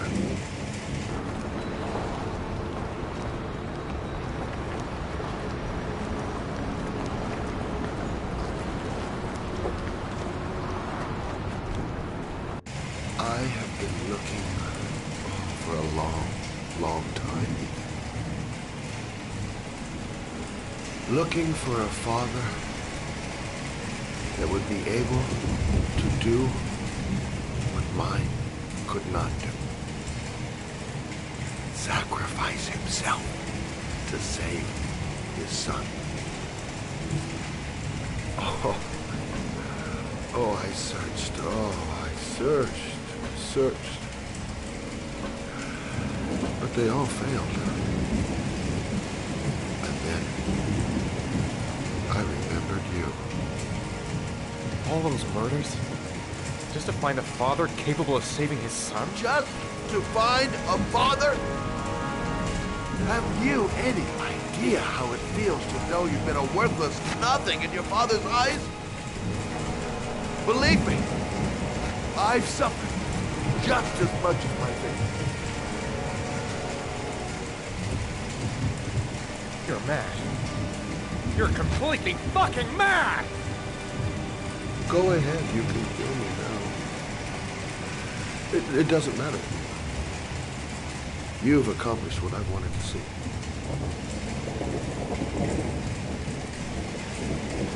You manipulated me, but now it's over. I have my son. You have no power over me anymore. You're gonna have to face up to your nightmares on your own now.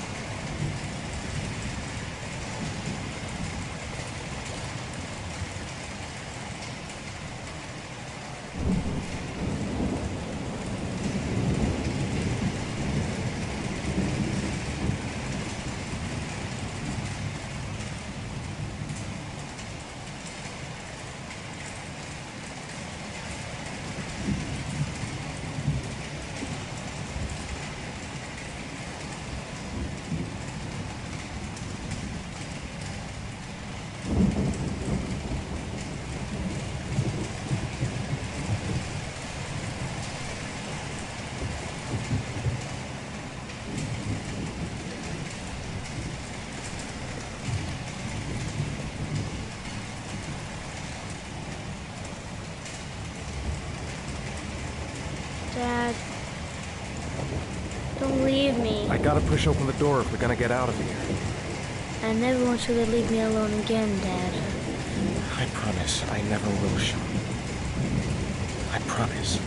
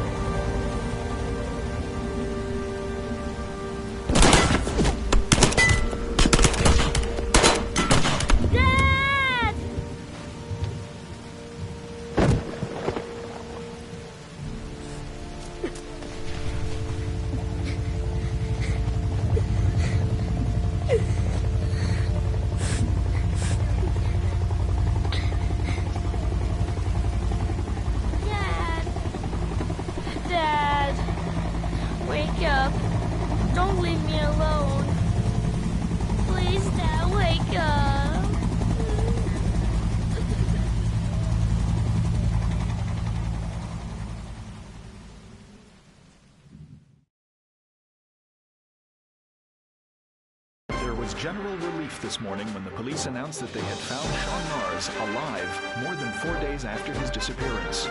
Mars was found wandering in the Old Docks neighborhood, exhausted and disoriented. It is believed that he managed to escape from the origami killer who had kidnapped him. The investigation is currently on hold while child care specialists wait to interview the boy in hopes that he can provide some new information on the origami killer. Police are still at a loss as to the identity of the so-called origami killer, who currently remains at large. We're just getting word that the investigation into the origami killer has had a tragic outcome. Ethan Mars, father of the kidnapped boy and suspected of being the origami killer, has been killed in a police operation. Circumstances surrounding this tragedy have not yet been made public, but it is understood that Captain Leighton Perry and Lieutenant Carter Blake have both been suspended, pending a full police investigation.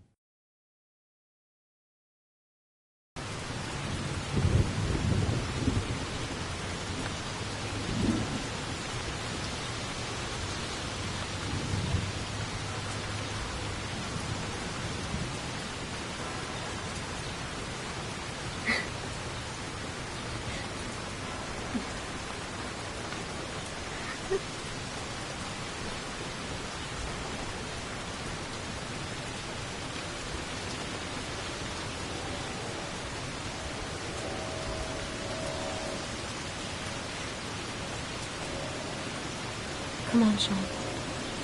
We've got to go now.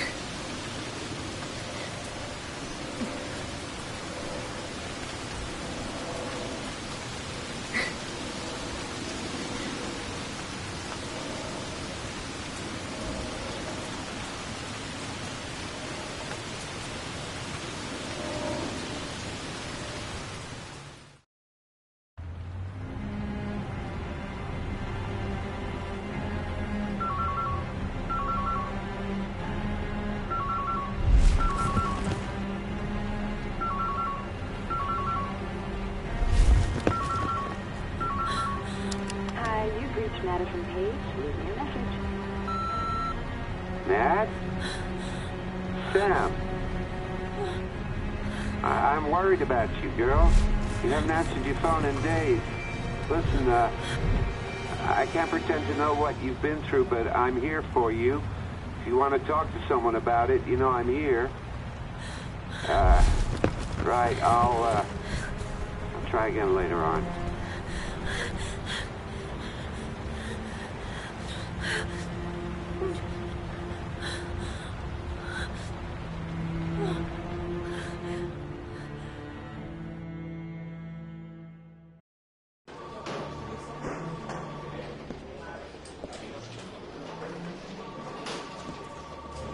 He's being buried in 2 days in some godforsaken hole in the back end of Beyond near Washington.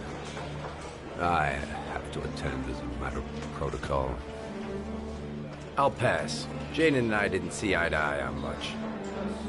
No problem. I understand. Hey, sir, I still have his glasses. What should I do with them? Well, you won't be needing them again. Do whatever you want with them.